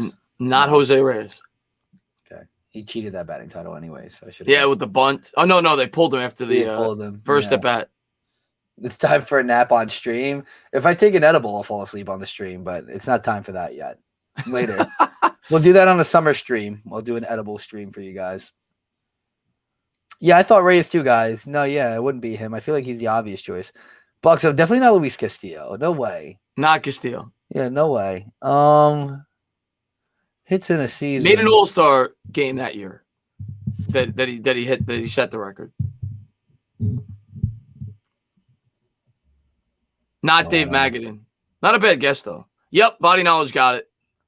Lance Johnson. Is it bad that I'm dated enough that I don't really remember Lance Johnson like at all? He's 96. 90. Yeah. He did it in 90. Him and I was one, so I'll give myself the excuse. him and Hundley made the All-Star game that year, and Lance Johnson 226 hits, most hits ever in a season by a New York Met. Reyes had to have been close that year. Dude batted like 340. I think he missed a couple of games because of injury that year, if I'm not mistaken, Reyes. That might be why he didn't. Let's see. Jose Reyes, he only had 204 hits. Oh, no, that's not the year he won the batting title. He only had 181 hits because he only had 537 at-bats. He only played in 126 games that year. Wow, it's a Fugazi when we look back at it. Yeah. So Walker on the hill here in the bottom of the 7th. It'll be his 82nd pitch of the game. And there's a slider that misses downstairs. 1-0. I was like, is it the bottom 7th now? Maybe I did take an edible, guys. Maybe that's what's going on. And there's a slider fouled off. 1-1. My breakfast sandwich. Yeah, and Mookie Wilson was another guy. I would always guess a leadoff hitter with the most hits because they get the most ABs. But then you need the longevity too. Well, I guess it hits in a season. Fastball in the outside corner, 1-2. Ichiro holds the record ever for most hits in a season, I think. Yeah. No, you're right. Here's the 1-2 by Walker. And swung out and missed with the high heat. Man, Taijuan Walker's been a beast. Yeah. How many strikeouts? He's got to be nearing 9. He's got to be close. That's 8. So, yeah. And look at him raise the eye level here with the high heat. It has some giddy up, man. Like, he doesn't throw overwhelmingly hard, but it, like, comes off way, way, way harder. Positive vibes, Daniel. Positive vibes.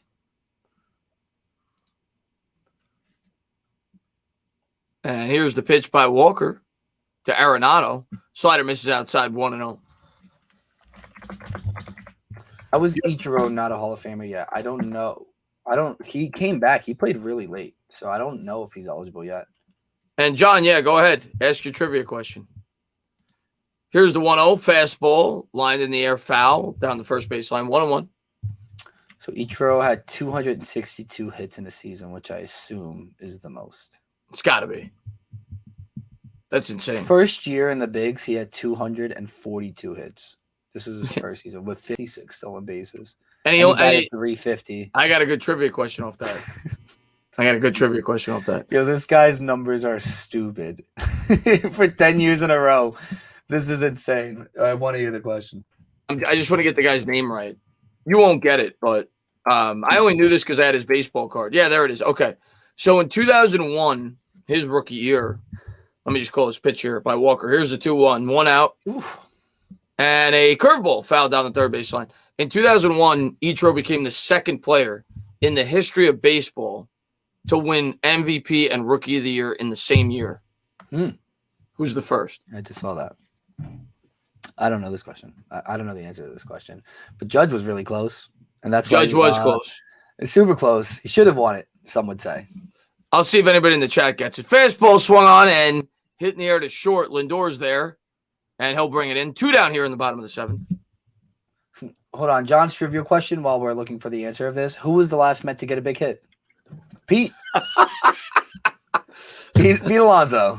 That's a pretty good bucks, so that's fair. That's a pretty good one. You got to go back long ways to find that. Okay. Just look it up. I didn't want to cheat, but it was in 1975.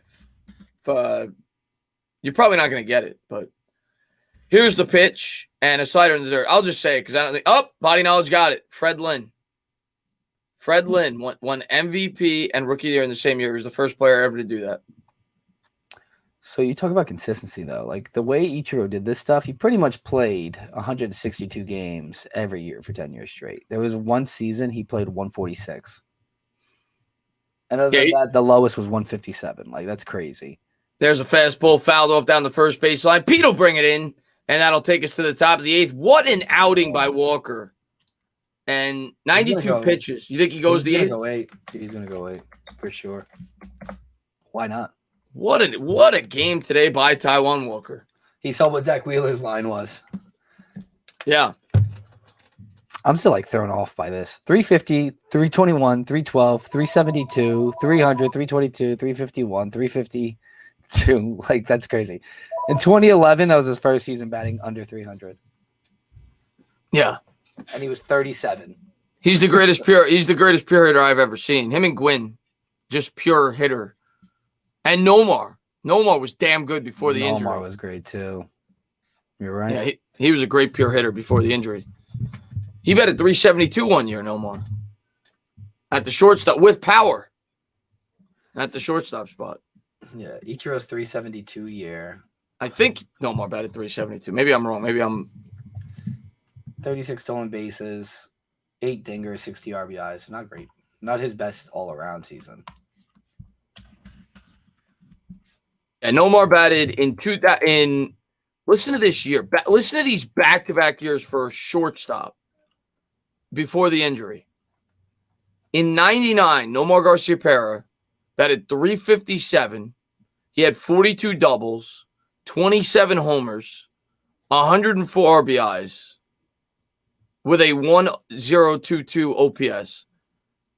And he only struck out 39 times in 595 plate appearances. Then in 2000, he only struck out 50 times in 599 plate appearances. He batted 372. You want to know a cool stat from that? I'm looking at it right now, Tanner. Yeah. He was intentionally walked 20 times that season. Wow. 20 times. In comparison to his other career high, he was walked 9 times in 2006.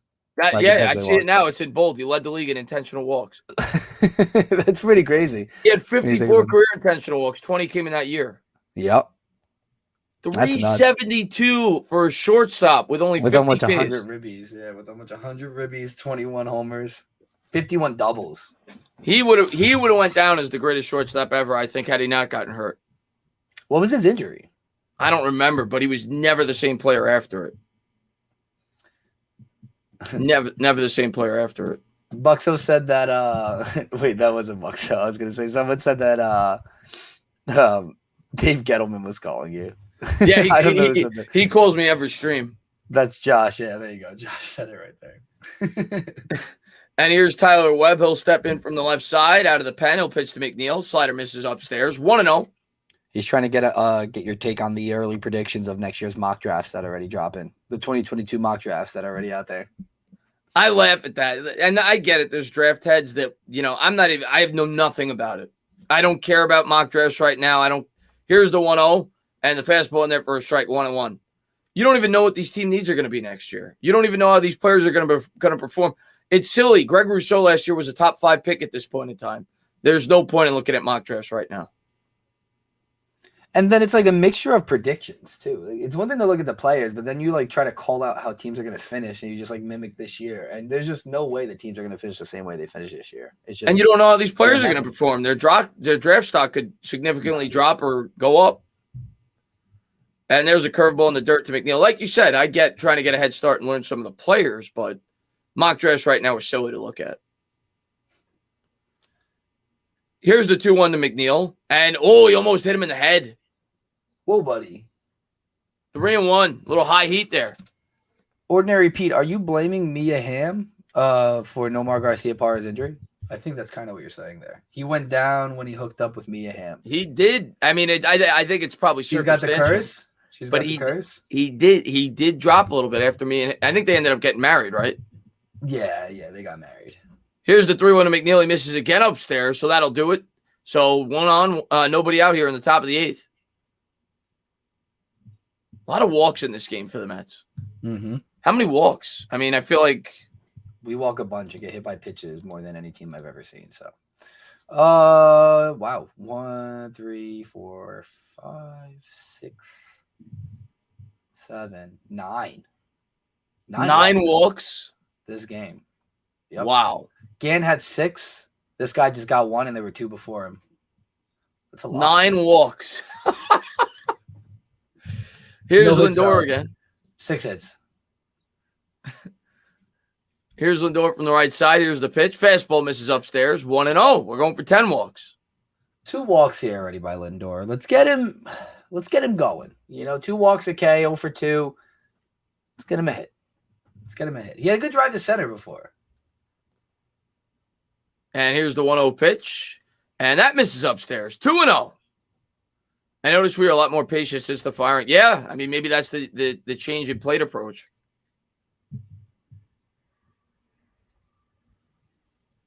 And they're going to have a mound visit here. Fan with Mike says, if I bet $10 on a double play, I'd win $1. You're probably right. If you bet $10 on a strikeout, they'd owe you $10 probably, because that's more likely to happen. No, 2-0. Yeah, they got to talk to him here. 1 to 10 odds here for a double play. I'm not dishing him out. I notice a lot more patience. Is Diaz okay in terms of what, like to come in and close out this game? I don't want him to use this game with a 10-inch full. Oh, with a 10-inch pole, like not even close. Oh man. Ordinary Pete says he went to a minor league game to watch Nomar play in California. He was rehabbing for the Dodgers, and the second he walked in, he was leading off. He roped a home run to left field on the first pitch. Nomar was great. No, 3-0 by the way. Yeah, the guy just. I loved his stance. I loved his pre at bat ritual. Dude, he has a great stance, and he has a good eye for the ball. He's just not making the right contact right now. Here's the 3-0 to Lindor. He's gonna walk again, and he takes a strike. I might have let him go there. That was a fastball right down the middle. Try to break out of the slump. That was the last walk. The last 2 at-bats when we had 3 balls on him, I was like, give him the green light. And Lindor will step out. Give me 1 second. Here's the 3-1 to Lindor. Webb from the stretch. Here's the pitch. And that misses outside. Another walk. It's the 10th walk of the game for the New York Mets. So 2 on, nobody out here. 2 walks to start the inning for Webb. And the Mets are looking to break this game open. Conforto coming up here, 0 for 3 with a walk. And Woodford warming up in the bullpen for the Cardinals. A fan with a mic says, I lost $10. Conforto coming. All right, well, maybe now bet 10 on Conforto and you get $1. Welcome to gambling. You lost $10. Welcome to gambling. It'll be a lefty-lefty matchup here with Conforto. We might need the rally dog. We might. Let's see if we can do it. Let's see if we can do it without Bella. I know she has superpowers, but. McNeil leads off from second. Here's the first pitch to Conforto, and he breaks the bat, and that's going to drop in for a hit. The Mets left the bases loaded as Conforto gets a lucky broken bat single, but we'll take it however we could get it. So just rattling the table. Bases are drunk. Nobody out here. We're trying to get some insurance runs. We need the insurance. 4 runs is not enough for Diaz, who apparently Big Mike thinks is okay in safe situations. He is not. I don't ever trust Diaz. Nope. We'll take it. Lucky hit there for Conforto. J-Dog, if you break down the fact that the police are looking for Lindor, who stole $341 million in this game alone, when you think about it, I'm going to do my math. Well, I guess it's not divisible by 1. But you're looking at over 110 million per walk today, give or take. 3 walks. He did on get base 3 times today. Got a base 3 times. So it looks like the Cardinals getting somebody warmed up in the bullpen here. Fan with a mic, I'm having an issue with this chat, and you guys in general. So you support Diaz despite him letting you down time after time, but You're gonna crap on Lindor all day long, despite him getting 3 walks today. I don't understand why. Why? What did he do to you guys? I mean, at the end of the day, and I get it, it wasn't in a safe situation last time out. But at the end of the day, Diaz is pitching to a 4.22 ERA. Last year he was good. Last year he had a 1.75, but I need to have the trust you guys have in Edwin Diaz, and I just don't. 5 earned trust runs at issues with 10. him. Yeah. See, you hear that, guys? I don't know if you can hear Bella. That's the rally dog pissed off at what you guys are saying about Edwin Diaz and Fernando and Francisco Lindor. Not happy about it. Who was the last Met closer you trusted? I've never trusted a Met closer in my life. I didn't trust John Franco. I didn't trust Armando Benitez, even though he was good, but he always walked the bases loaded and gave up big hits in big spots. Braden Looper, Billy Wagner, K-Rod. I didn't trust any of them. Lugo. Seth Lugo is the only reliever I've ever trusted, I think, and still trust. My favorite reliever of all time is Turk Wendell. Addison Reed, fan with a mic. That's a good one, too. I liked Addison Reed, too. You know who was pretty good, actually, before he got hurt in a cab accident? Sanchez. Dwayne Sanchez was good. Yes, he was. That was a wild story, too. Yeah. Then he got hurt in the friggin' cab accident. Buck, so here's a question to you. Familia is having a good season and cleaned up Diaz's mess in Philadelphia when it was a safe situation. Who do we trust more right now, Familia or Diaz? As crazy as it is, I trust Familia more. I think I'd say Diaz. I think I trust Familia more right now. Yeah. Dennis Cook. I wasn't the biggest Dennis Cook fan, John. I don't know. Maybe it was just me. I wasn't the biggest Dennis Cook fan. He was good with the Marlins. No, I know what you guys are saying. Bringing him in non-safe situations, like I totally see what you're saying. I'm not saying your numbers are wrong and like the numbers go against it. Like, you know, in no way, shape, or form. I just genuinely don't trust the guy. I just don't. I don't trust either of them, but I actually like where Familia is at in terms of his control and what he's doing this year than Edwin Diaz. Safe situation or not. Bobby Jones, when he got moved to the pen, that was brief. Jones actually pitched one of the greatest games in Met history. Bobby Jones in '99. I was at the game in the playoffs against the Giants. He pitched a complete game one-hitter. Bobby Jones against the Barry Bonds and Jeff Kent. Ordinary Pete. Don't trust anyone named Family. Yeah. Can't trust your family. Or that was 2000, rather. Not 99, 2000. That was the year we went to the World Series. So the base is loaded here. Nobody out. Alonso steps in. Here's the pitch by Woodford, and the curveball misses outside 1-0. You're right, though. Fan with a mic. His music is great. Diaz's intro music is really good, but still. Honestly, too hyped for the performances he gives us. It's too energetic. Here's the 1-0 to Alonso. Yeah, no, I quickly corrected myself, Mets. It was 2000. Here's the 1-0 pitch, and the fastball swung on and fouled off. I was at that game. I was 15. I was with my dad, and it was almost a no-hitter. Jeff Kent got the only hit. It went off of Robin Venture's mid at third base. It was almost a no-hitter in a playoff game. Yeah. It was hard hit, but it was a tough play. It'll be a 1-1. We need the rally dog. Bella made an appearance before. Rally dog is close to my door right now. No one better than Pete. No one better than Pete. Here's the pitch to Alonso, and that misses upstairs. 2-1. Another walked-in run? I'll take it. This would be a weird game. It's already a weird game. That would make it even weirder. 3 runs scored, 3 walks. I want a grand slam. None of these runs scored have been by like a legitimate hit. Sack, fly, walk, and walk. Yeah. Here's the 2-1 to Alonso, and that misses upstairs with the slider. 3-1. Wasn't even close. They're going to make a pitching change here. This is the new pitcher. What am I saying? Yep. So he's got to pitch to 2 more batters. Yeah. I'm hoping he hangs that 84 that he missed, that 84-mile-an-hour breaking ball high in the zone. If he can get that over the plate, Pete's going to park it in left field. And here's the 3-1 to Pete. And that misses upstairs. We get another RBI with a walk. 3 runs on 3 walks today. I'll take it. That's an RBI in the scorebook. We're not complaining. 3-1 here in the top of the 8th. So the base is still loaded with nobody out for Dom Smith. Todd Pratt, that was 99. Todd Pratt's walk-off homer against the Diamondbacks to win the series in the National League Division Series. Right off of Steve Finley's mitt. I remember when I watched that live, I thought Steve Finley caught it.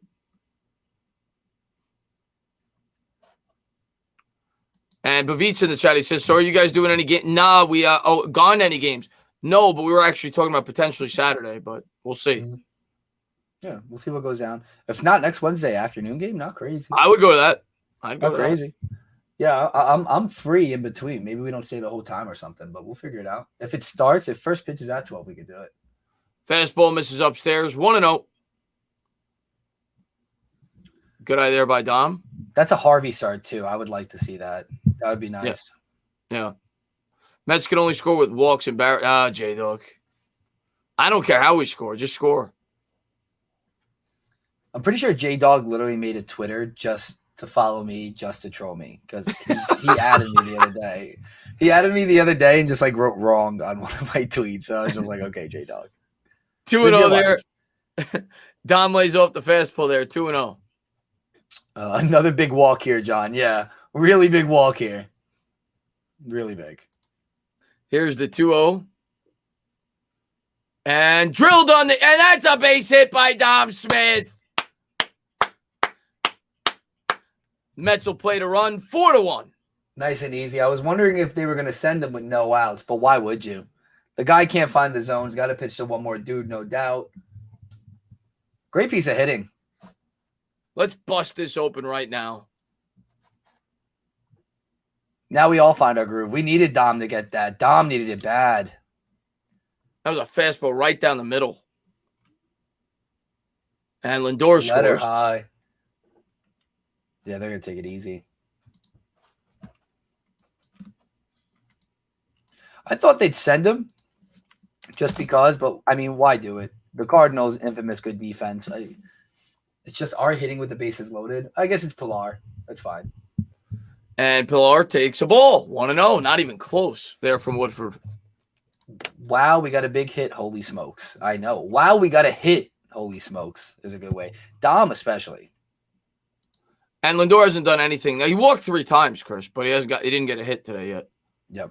Here's the 1-0 to Pilar, and wow, he gave that to him, man. That was a ball.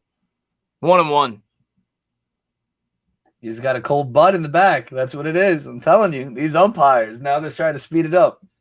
That was a ball. So it'll be a 1-1 here to Pilar as he helps the pitcher out. Woodford looks in for the side. Here's the 1-1. And Pilar jams Pilar there with the slider. He's going to pop this one up to shortstop. Infield fly. So that'll be 1 down here in the top of the 8th. That'll bring up VR. You don't pay him to walk. I mean, guys, there's just nothing that's going to please you guys. Unless he goes over the fence with Lindor, like, you guys are going to start complaining about singles. Once he starts getting hot, you're going to be like, yeah, well, look at his RBI numbers. It's like, I'm anticipating it. I'm already expecting it. Here's VR. VR 0 for 2 on the day. Fire Pilar. He's a bench player. He's playing fine. The bench mob won us a game yesterday that we had no business winning. So I'm here for the bench mob. Here's VR from the left side. Woodford from the stretch. And the fastball misses upstairs. 1-0. Nothing does beat a good frame. Big Mike says if there was ever a time to squeeze, who's on third? We got Speed on third? I don't even know. I don't think so. Lindor scored. Conforto's on third. Average speed. 1-1 as the slider hits the outside corner. Wouldn't be a horrible time. I don't think they're going to do it, but it wouldn't be a horrible time to do it. Is Bartolo playing? No, Brownie, he's not. VR is batting with one glove on. Haven't seen that in a while. Got to switch it up. Got to switch the swag up. Here's a 1-1 fastball in there for a strike. Chris GP says, Chris, come on. He's been terrible lost it is now a concern. No, he didn't lose it. I mean, he's been terrible, but baseball's a game of slumps. No, he didn't lose it. Is it true if you don't use it, you lose it? 40-year-old virgin. Here's the 1-2, and the fastball misses upstairs 2-2. Is that a serious question? No, it's not. Yeah, okay. I'm glad we got at least a single. Phone's still blowing up. Nothing positive about the Mets, though. People only hit me up when it comes to negative things about the Mets. Here's the 2-2 to VR, and that misses way outside. 3-2. So we might walk in another run. No complaints.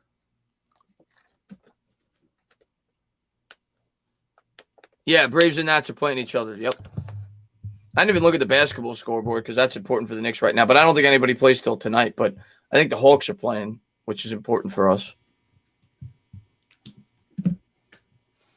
Mets should win this one. Yeah, I agree.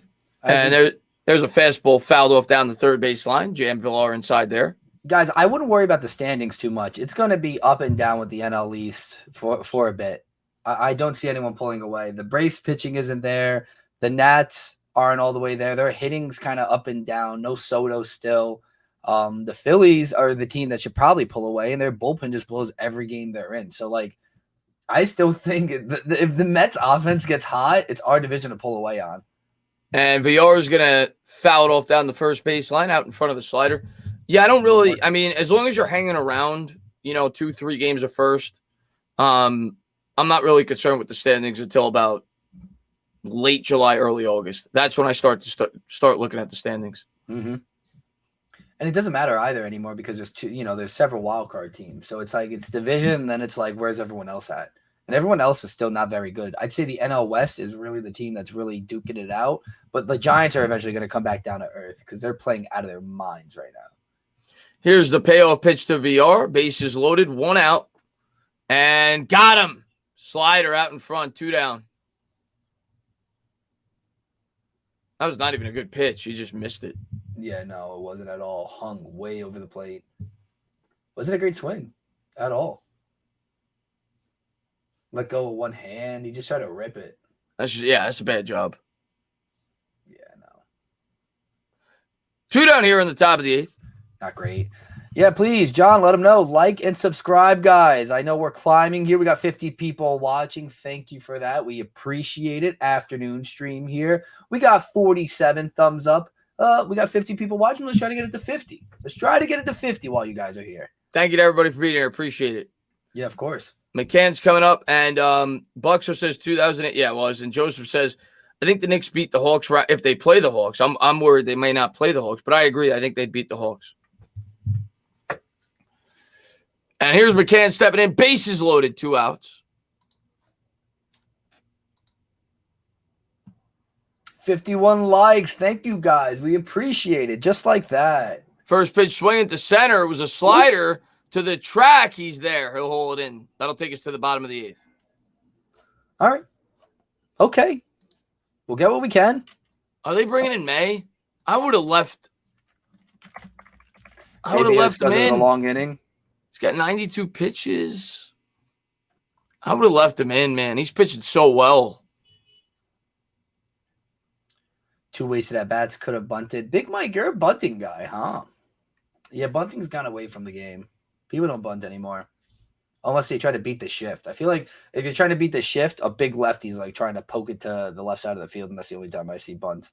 Like pitchers don't even sack bunt anymore. Yeah. Teams in the AL, bunting barely exists because everyone on the team can hit. There's no pitchers. Really, the NL, you'll see the bunt because pitchers sack bunt. But the AL, everyone's free swinging. And the next year it'll be gone. I think we'll have the DH next year. Yep.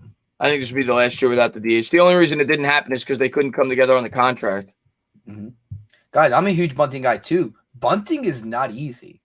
Bunting is not easy is the thing too, though. So, like, it's way easier said than done. Sometimes I'd rather guys going up there taking cuts than trying to butcher a bunt, pop it up, cause some issues with that. So, yeah, you got to be good at it.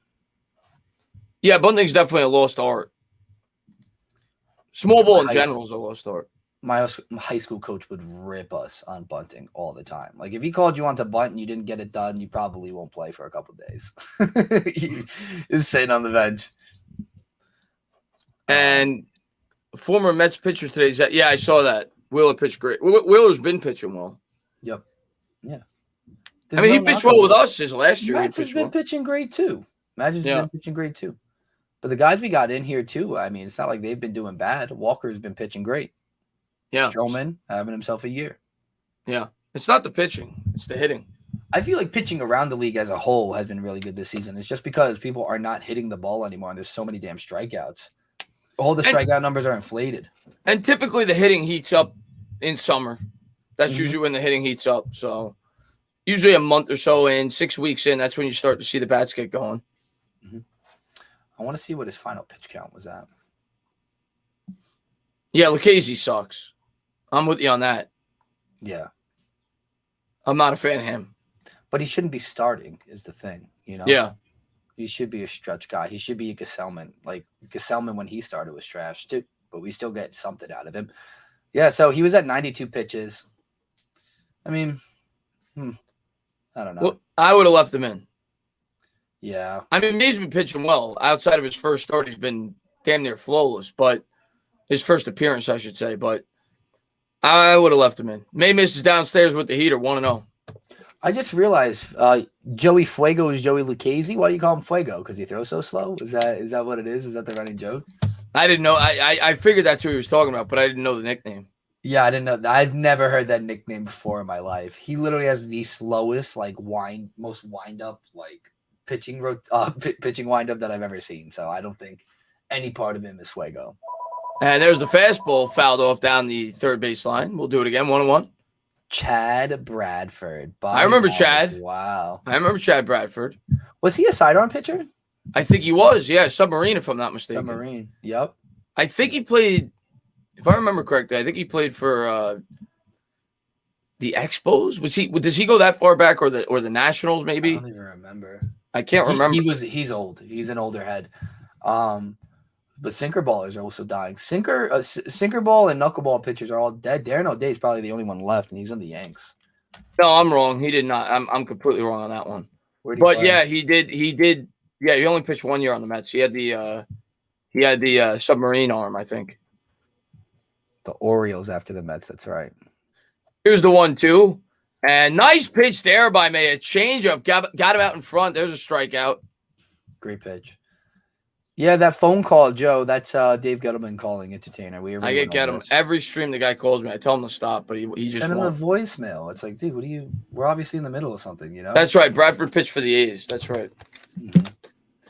Some of these pictures of how low he was to the ground, like the actual submarine of the submarine pitcher, is wild. Yeah, I remember that. Literally picking up dirt. You ever go up against a submarine pitcher when you played baseball? Never. No. It's like a sidearmer more than anything. Yeah, I never. Same thing for me. I've gone up against sidearm, never submarine. But every time we saw a sidearm, the running joke is yeah, that guy's arm's going to be blown out in 2 years. You should, if you're pitching, if you're a starting pitcher in high school, you should be throwing sidearm. Yeah. First pitch slider there by May for a strike. Here's the second. And good cut here, but he got him out in front a little bit. Pilar's there. 2 up, 2 down. I like Harrison Bader. He actually played with Pete in college. Oh, really? Speaking of Florida. Mm-hmm. Yeah, I like him too. He's got a nice swing. Yeah, they that team in general was nasty. That Florida Gators team. Florida. Yeah, I got a giant speed dial. I don't know where Mage is, Nick the Wick. He should be coming back soon. I know he said he might not be able to make it today, but I sent him the picture of you guys lighting it up before, but he didn't respond. So. And there's a fastball, misses upstairs. 1-0, 2 out. Nobody on here in the bottom of the 8th. Mets 4 outs away from getting back to 500. Would be nice. Would be nice. Look at that dog. Yeah. That's a hound, right? A hound of some sort. Yeah, I think it's got to be. Look at the size of its ears. And there's a slider outside, 2-0. Oh, Maze just texted me. He laughed at the picture, guys. I don't know if he's going to answer. I don't know if he's going to answer. We'll see. It'll be a 2-0 here for May.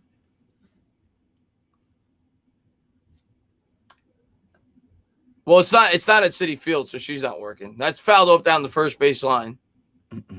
She works at Citi Field. There's a road game. She'll be working next Met game. I like these Met jerseys, by the way. The blues. Yeah, I like them. I just got one. Yeah, with the gray lettering, I like them. I like the hats. They wear those for the postseason too. Yeah, when we were making the run, I think that's like one of the first times they introduced them. I want the black jerseys back though. When are we going to see them? I'm with you on that. 2-1, and the fastball is swung on and fouled off down the first base line. That'll even up the count at 2 apiece. It's a good pitch. I don't know what May was saying to himself. I always wonder when they talk into their glove. Is it me, or I feel like baseball jerseys are the best jerseys. I love baseball jerseys. I like baseball jerseys over, football jerseys. The only thing with basketball jerseys is just like, I don't know. They're nice. They're like a tank top. They're completely, it's a thing relaxed. Yeah. There's a fastball fouled off down the first base line. Then if it's like cold, you could throw it over a sweatshirt. Yeah. I met May. He came on my show, the New York Football Podcast, and then I filled in for our co-host Murph on Clapback Sports once, and then the rest was history. And then I joined the show gradually, and yeah, here we are. Here's the 2-2 for May. And fastball swung on and missed. He blows it by him. 3 up, 3 down. We go to the top of the ninth. Let's finish it off. Come on. J-Dog says you guys have postseason jerseys. Haven't seen them in a while. You know what? We have World Series jerseys. We've seen those more recently than Yankees World Series jerseys. That's right. Yeah, you can go on and still get a jersey with a patch, a World Series patch, because we've been to one. More recently than the Yankees, right? Yeah.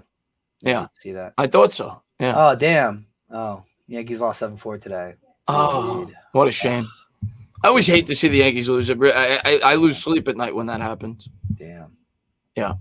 Damn. Altuve hit a home run on his birthday against the Blues for the go-ahead. Oh. Hate that. Oh man. Yeah. Too bad. Yeah. What are you gonna do? J-Dog, we lost the World Series. That's right. How many ALCSs have the Yankees lost? Just over under. Give me a guesstimate. Within the last 10 years. Just go with that. The Mets have lost 1 World Series. The Yankees have lost 2 ALCSs. That's not me. We win when we make it. It's true. We don't get there often, but we usually win when we make it. Yeah. Yankees got to beat the Rays. The Yankees can't even beat the Rays anymore. So, let's see. What do we got here? Look, Phil said the Yankees chanted "fuck your birthday" as Altuve rounded the bases. That's hilarious. Yankees fans were on point. I normally hate Yankee fans, but they were on point this week. They were berating the Astros as they should have. As they should have is right. Yeah. MH says, look at Nito. He took the game off and called the Mets game. Yeah, they gave me the day off after the doubleheader, MH. What do you do? I see my team win. What? God. Well, no, we never seen the Mets win a championship. Oh, no, but he didn't put championship. He said, at least I saw my team win. But I see my team win. Yeah. They won a game in the World Series. Should have won that World Series. Should have won it. We should have won game 1 and everything changes. Same thing against the Yankees in 2000. Yeah. Al Moore takes the curveball in the dirt, 1-0. Yeah, but I mean, in regards to our team, we did see the Giants win twice, so that counts. That helps. Here's the 1-0 to Almoro. Swings through the slider there. 1-1.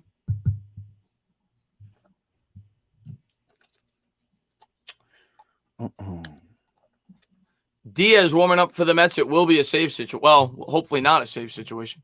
Almora's first swings, lines it to right, but it's right at him. Good hitting there, though. 1 up, 1 down. So I did know that. Yep. The 2010s is the only decade that the Yankees didn't win or go to a World Series. Really? Yeah. 2020s are about to be just as bad too. So lock in, Yankee fans. Get used to it. I mean, that's what happens when you trade for Giancarlo Stanton when he's making whatever he makes and, doing what he's doing. Now, he is playing out of his mind. He's playing good right now. But do you think that they're going to keep Judge there long term? I don't see how they can. Just withstand being on the roster. That's the issue.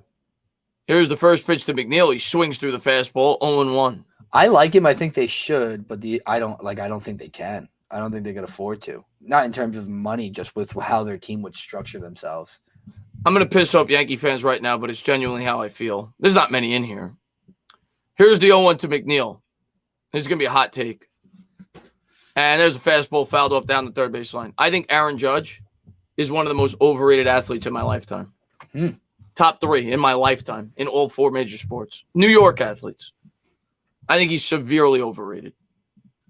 I mean, I don't think you're wrong. And a lot of it has to do with durability issues, but I think he is severely overrated by New York Yankee fans. Mm-hmm. Here's the 0-2 to McNeil, and he swings through the curveball, strike 3, 2 down here in the top of the 9th. Evan, what's going on, man? Yeah, Judge is walking injury. Giancarlo is the only player that's been hitting. He is. He keeps hitting home runs. That's how they're generating runs. You don't want Judge long term? Yeah, I think he's overrated. 2 down here in the top of the 9th. Judge is overrated, but still better than Lindor. J-Dog. Just do you know Francisco Lindor personally? What did he do to you? Lindor will step in from the left side. Here's the first pitch and takes that for a ball upstairs. 1-0. Yeah, Daniel, I'm a little worried McNeil's off too. He doesn't look like himself at the plate either. I agree. These usual, and Dom too, like these guys have such a contact approach that I feel like they just look a little confused up there. There's a fastball in the outside corner, 1-1. The interesting thing would be to see who even signs Judge. Yeah. Someone in the AL. Someone would sign him, but I don't know if he'd get a long-term contract. Here's the 1-1. And good piece in there, but hey, a base hit for Francisco Lindor. 2-out single. Hey, he reached base 4 times today, and he broke the streak. So maybe that starts to get him going now. And you know what I love? You see all the teammates in the Mets dugout so happy for him. So Nito was asking for the ball. Nito was literally asking for the ball. That's hilarious. Hey, it's a mental game, man. It really is. So maybe that gets him out of his slump. And nice to see Lindor get a single there.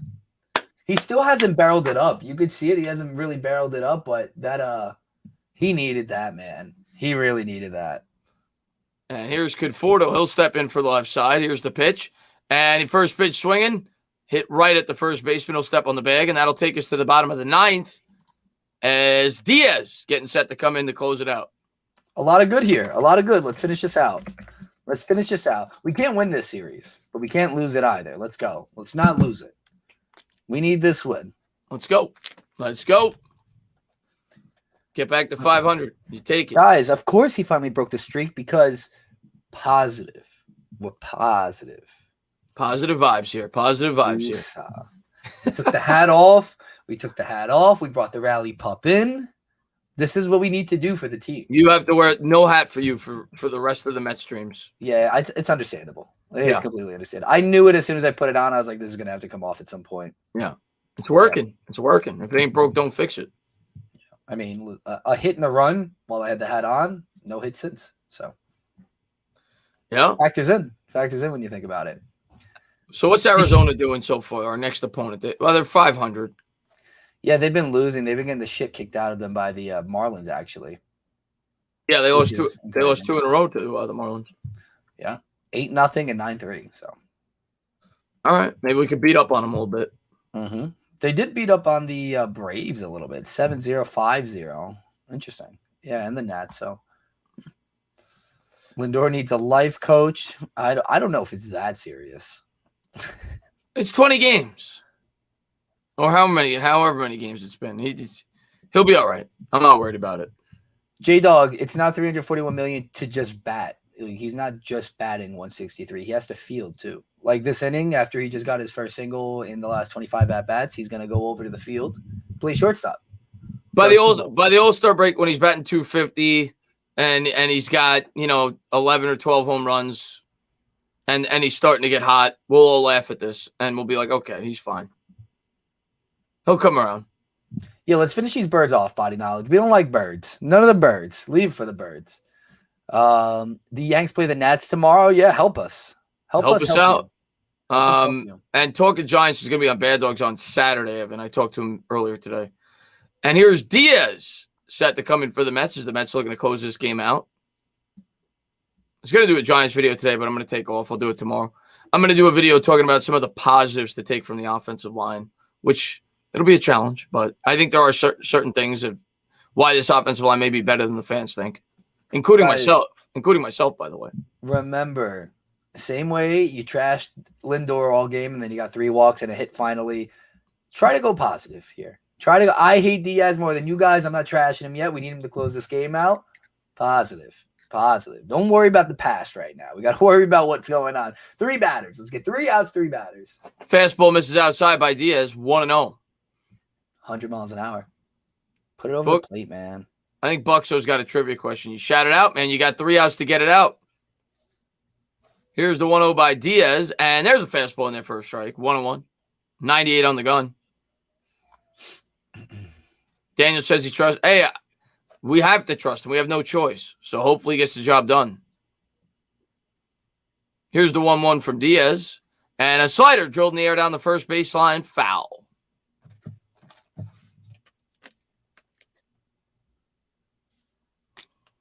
The leading story on ESPN right now, by the way, the $100 million difference between Julius Randle's 2021 offseason and 2022 free agency. I guess that means just in terms he's going to get paid. Yeah, he's getting paid. Yeah. And he got him to chase this. A good piece of hitting there by Diaz, just to foul that by not Diaz, rather. Who was ever hitting for the Cardinals, just to foul that off. There was a play similar to that before Arenado hit his home run. He fouled it off, and it was like in the catcher's glove. It went towards the dirt, and he didn't catch it. Very similar. Oh, okay. It didn't hit his glove. It looked like it did. It'll be a 1-2. And fastball rides high and tight, but he fouls it off again. He's fighting. Yep. We'll do it again. What team drafted Aaron Judge? I think he went to the A's, right? Did the A's draft him before he went I don't even know. To be honest with you, I think it's the A's. The A's are good at drafting prospects. They drafted Kyler Murray too. And there was a fastball swung on and fouled off. Yeah, they draft everybody, and then they end up playing for the Yankees 5 years later. It's usually what happens with the Oakland A's. Yeah, because you can't pay him. Yeah, they can't pay. Trade for Matt Chapman. I would love Chris Bryant, but Matt Chapman's pretty damn good too. Great glove. Here's the 1-2 by Diaz, and a slider rolled over to third, fielded cleanly by Villar. He'll flip the first, and he got him. 1 up, 1 down. Let's go. 3 batters, 3 outs. 3 batters, 3 outs. All right. Okay. Let's do it. Mm-hmm. Is Edwin Diaz good again? I mean, his stuff is good. He was actually really good last year for the most part. Diaz is good when he wants to be. Yeah. When he just elects to be good. He's better than probably anybody else we have in the bullpen in a big spot, but definitely. Yeah. And here's Edmund stepping up here from the left side. Diaz from the set. There's a strike. 99 on the heater. Yeah, the Athletics drafted Judge in the 8th round. He went back to college and then got drafted by the Yanks in the 1st. Mm-hmm. I thought so. Here's the 0-1. And a slider swung on and missed in the dirt. Nice. 0-2. That was filthy. Got a mean break on it. Judge was a surprise, too. I don't even think he was a top 50 prospect. No. And then he blew up when he came up to the bigs. Mm-hmm. It'll be an 0-2 here by Diaz. And fastball, wow. It was a good pitch, and he still was able to line it for a single. Muscled it. Over the shift, too. I mean, yeah. Neil's playing like a third of the way to right field. See, this is what I always see from, like, Diaz. Like, that's what's frustrating because, like, something like that, and I not that I think they're going to tie the game, but he'll make good pitches, and they'll find ways to get hits, and then they'll score some runs when he blows games. Like, that wasn't a bad pitch. That was a good pitch. I feel like 100 is so hittable nowadays. It's crazy. Like, that's 100 in on his hands. In on his hands. And here's Dylan Carlson coming up here, runner on first. And nice pitch there. The fastball runs away from him. Late break there, 0-1. Get him to roll over. Get a double play here.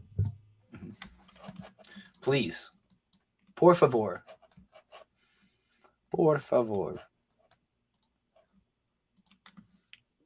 0-1 from Diaz. Goes to the belt, looks in for the sign. Here's the pitch. And a fastball swings through it. 100 on the gun, 0-2. He needs to attack the zone with that pitch. I think I go high now. High fastball. Try to get him to chase out of the zone. Change the eye level. I like it. Nothing good. Or bury that slider at his foot again.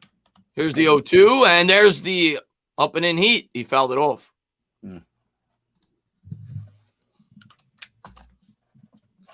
Yeah, I wouldn't mind a slider here. Yeah, just don't hit him with it. That's the only issue. Don't hit him with it. 17 left on base for the Mets. Uh-huh. Jeez. Philly had 17 hits. I felt like we didn't have enough runs. And here's the 0-2. And there's the high heater. Lays off 1-2. And we walked the bases loaded, what, 3 times this game? Yep. 3 of our runs came from walks. Yep. Yeah, I mean, so it's tough, man. That's 9 right there, leaving the bases loaded those 3 times. Here's the 1-2. And the slider misses downstairs. 2-2. Oh, is that what they said, Big Mike? The most left on base in Mets history? Seriously? I mean, makes sense. That makes a lot of sense. That's crazy if that's true. In a 9-inning game. Here's the 2-2 by Diaz. And a slider hangs over the plate. That was not a good pitch. So now it's first and second, 1 out. Tying run at the plate. Tying run at the plate. Heart of the order, I think. Yeah. Yeah, I think Goldschmidt might be up. Oh. Positive thoughts. Positive thoughts. Positive thoughts. Yeah, Goldschmidt's up. Positive thoughts. Where's all the trust in Diaz? Do we still have trust in Diaz, chat? Goldschmidt a career 1 for 3 against Diaz. He'll step in. Yeah, that's great. More people are trickling in now to watch this, I'm sure. Yeah. Double play. Let's go, John. That's what I like to see. Let's go. Rally pup. We might need it, Danny. We might need it. And there's a fastball. Swung on and fouled off down the first base line. Pete giving chase, and he dropped it. Oh, my God. It was a tough play, but you got to catch that.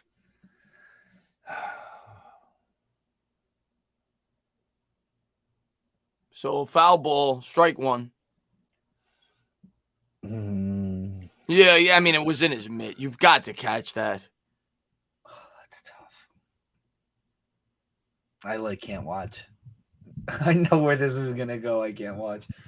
I have to stay positive, right? Let's stay positive. Here's the 0-1.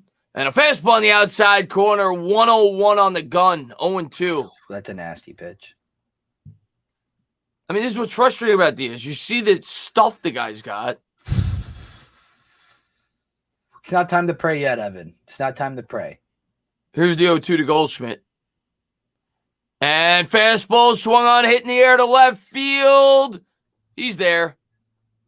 He'll call him off, holds it in, and Almora will throw into the cutoff, man. 2 down. 2 dead. 2 dead.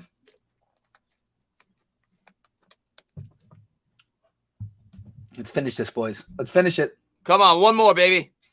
Let's finish it. That'll bring up their best hitter, Nolan Arenado. His career 1 for 2 against Diaz with a double and an RBI.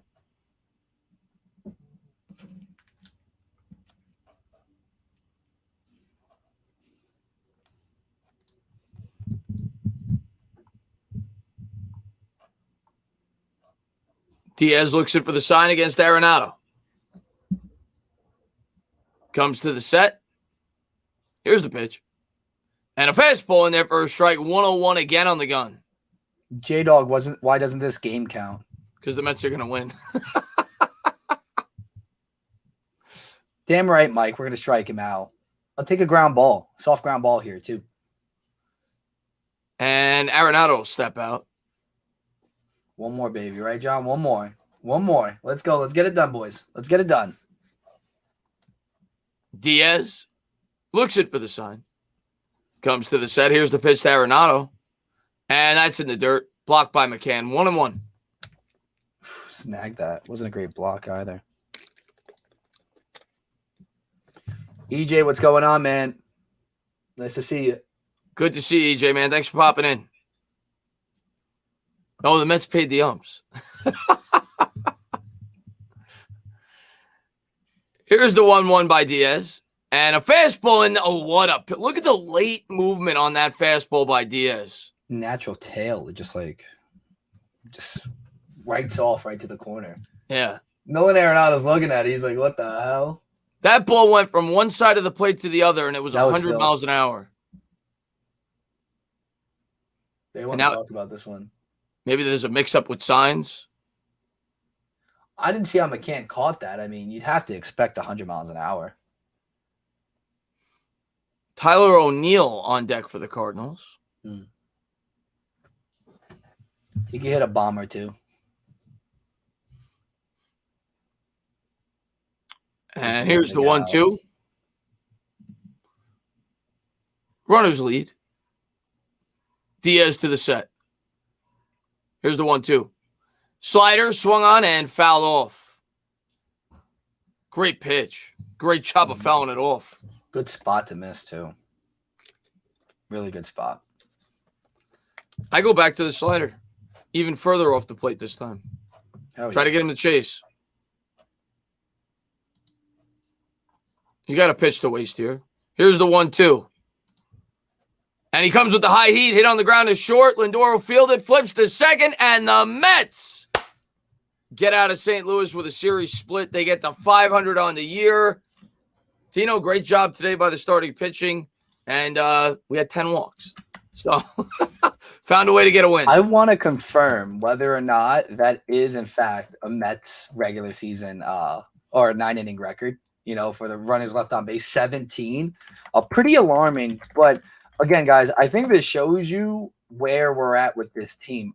Just wait till we start knocking in a few of those. Just a few of them.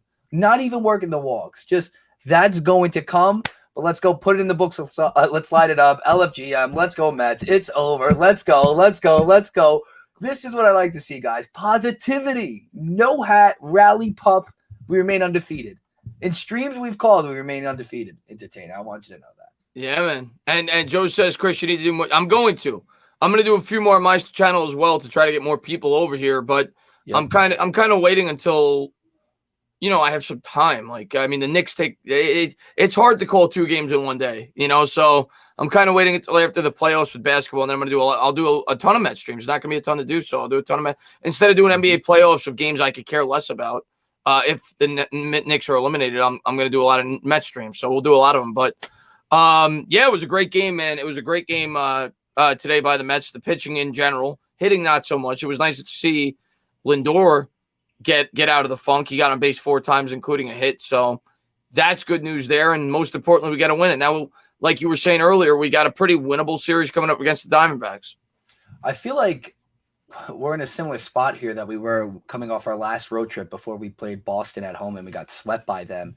We need to catch this momentum. We need to get over this hump of being 500. If we get a couple games over, we'll spare ourselves. But we need to win the series against the Diamondbacks. Not a split. We need to win that series. We don't know what's going on with Jake on Sunday. We have injuries popping up left and right. We got to squeak a couple of these out. Because if we go win some more games that we have no business winning, I'm telling you, these 2 games we won in St. Louis, you very well could have made the case of us not winning those games. Today we dominated. Walker pitched really well. But again, you leave 17 runners on base and you get away with it. You're just lucky your pitching was that dominant because, you're one good inning away. So offense still has to get together. But again, Lindor got a hit. Walked 3 times, on base 4 times, and he flew out to center. That was good contact. So he's the guy that I think Dom came up with an RBI single. Pete's still hitting. Conforto seeing the ball well. Again, if we could tie Lindor and get him going with this offense, I think it's only up from here. Neo's celebrating because the Mets won. Mm-hmm. But I am actually I'm starving. I didn't get much to eat Yeah. before. So I am going to head out and Let's go. let's close it out. But thank you to everybody for tuning in. Mm-hmm. Can't say thank you enough. It was a long stream with the rain delays and everything else. So thank you to whoever stuck around. Tino, had a blast, man. Looking forward to doing more of these. This is great. We're going to talk. Let's go Giants. Let's go Mets. LFGM. Peace, guys. We love you all. Thank you for tuning in. Sub, thumbs up, turn the notifications on for the next one. Love you guys. Let's go Mets.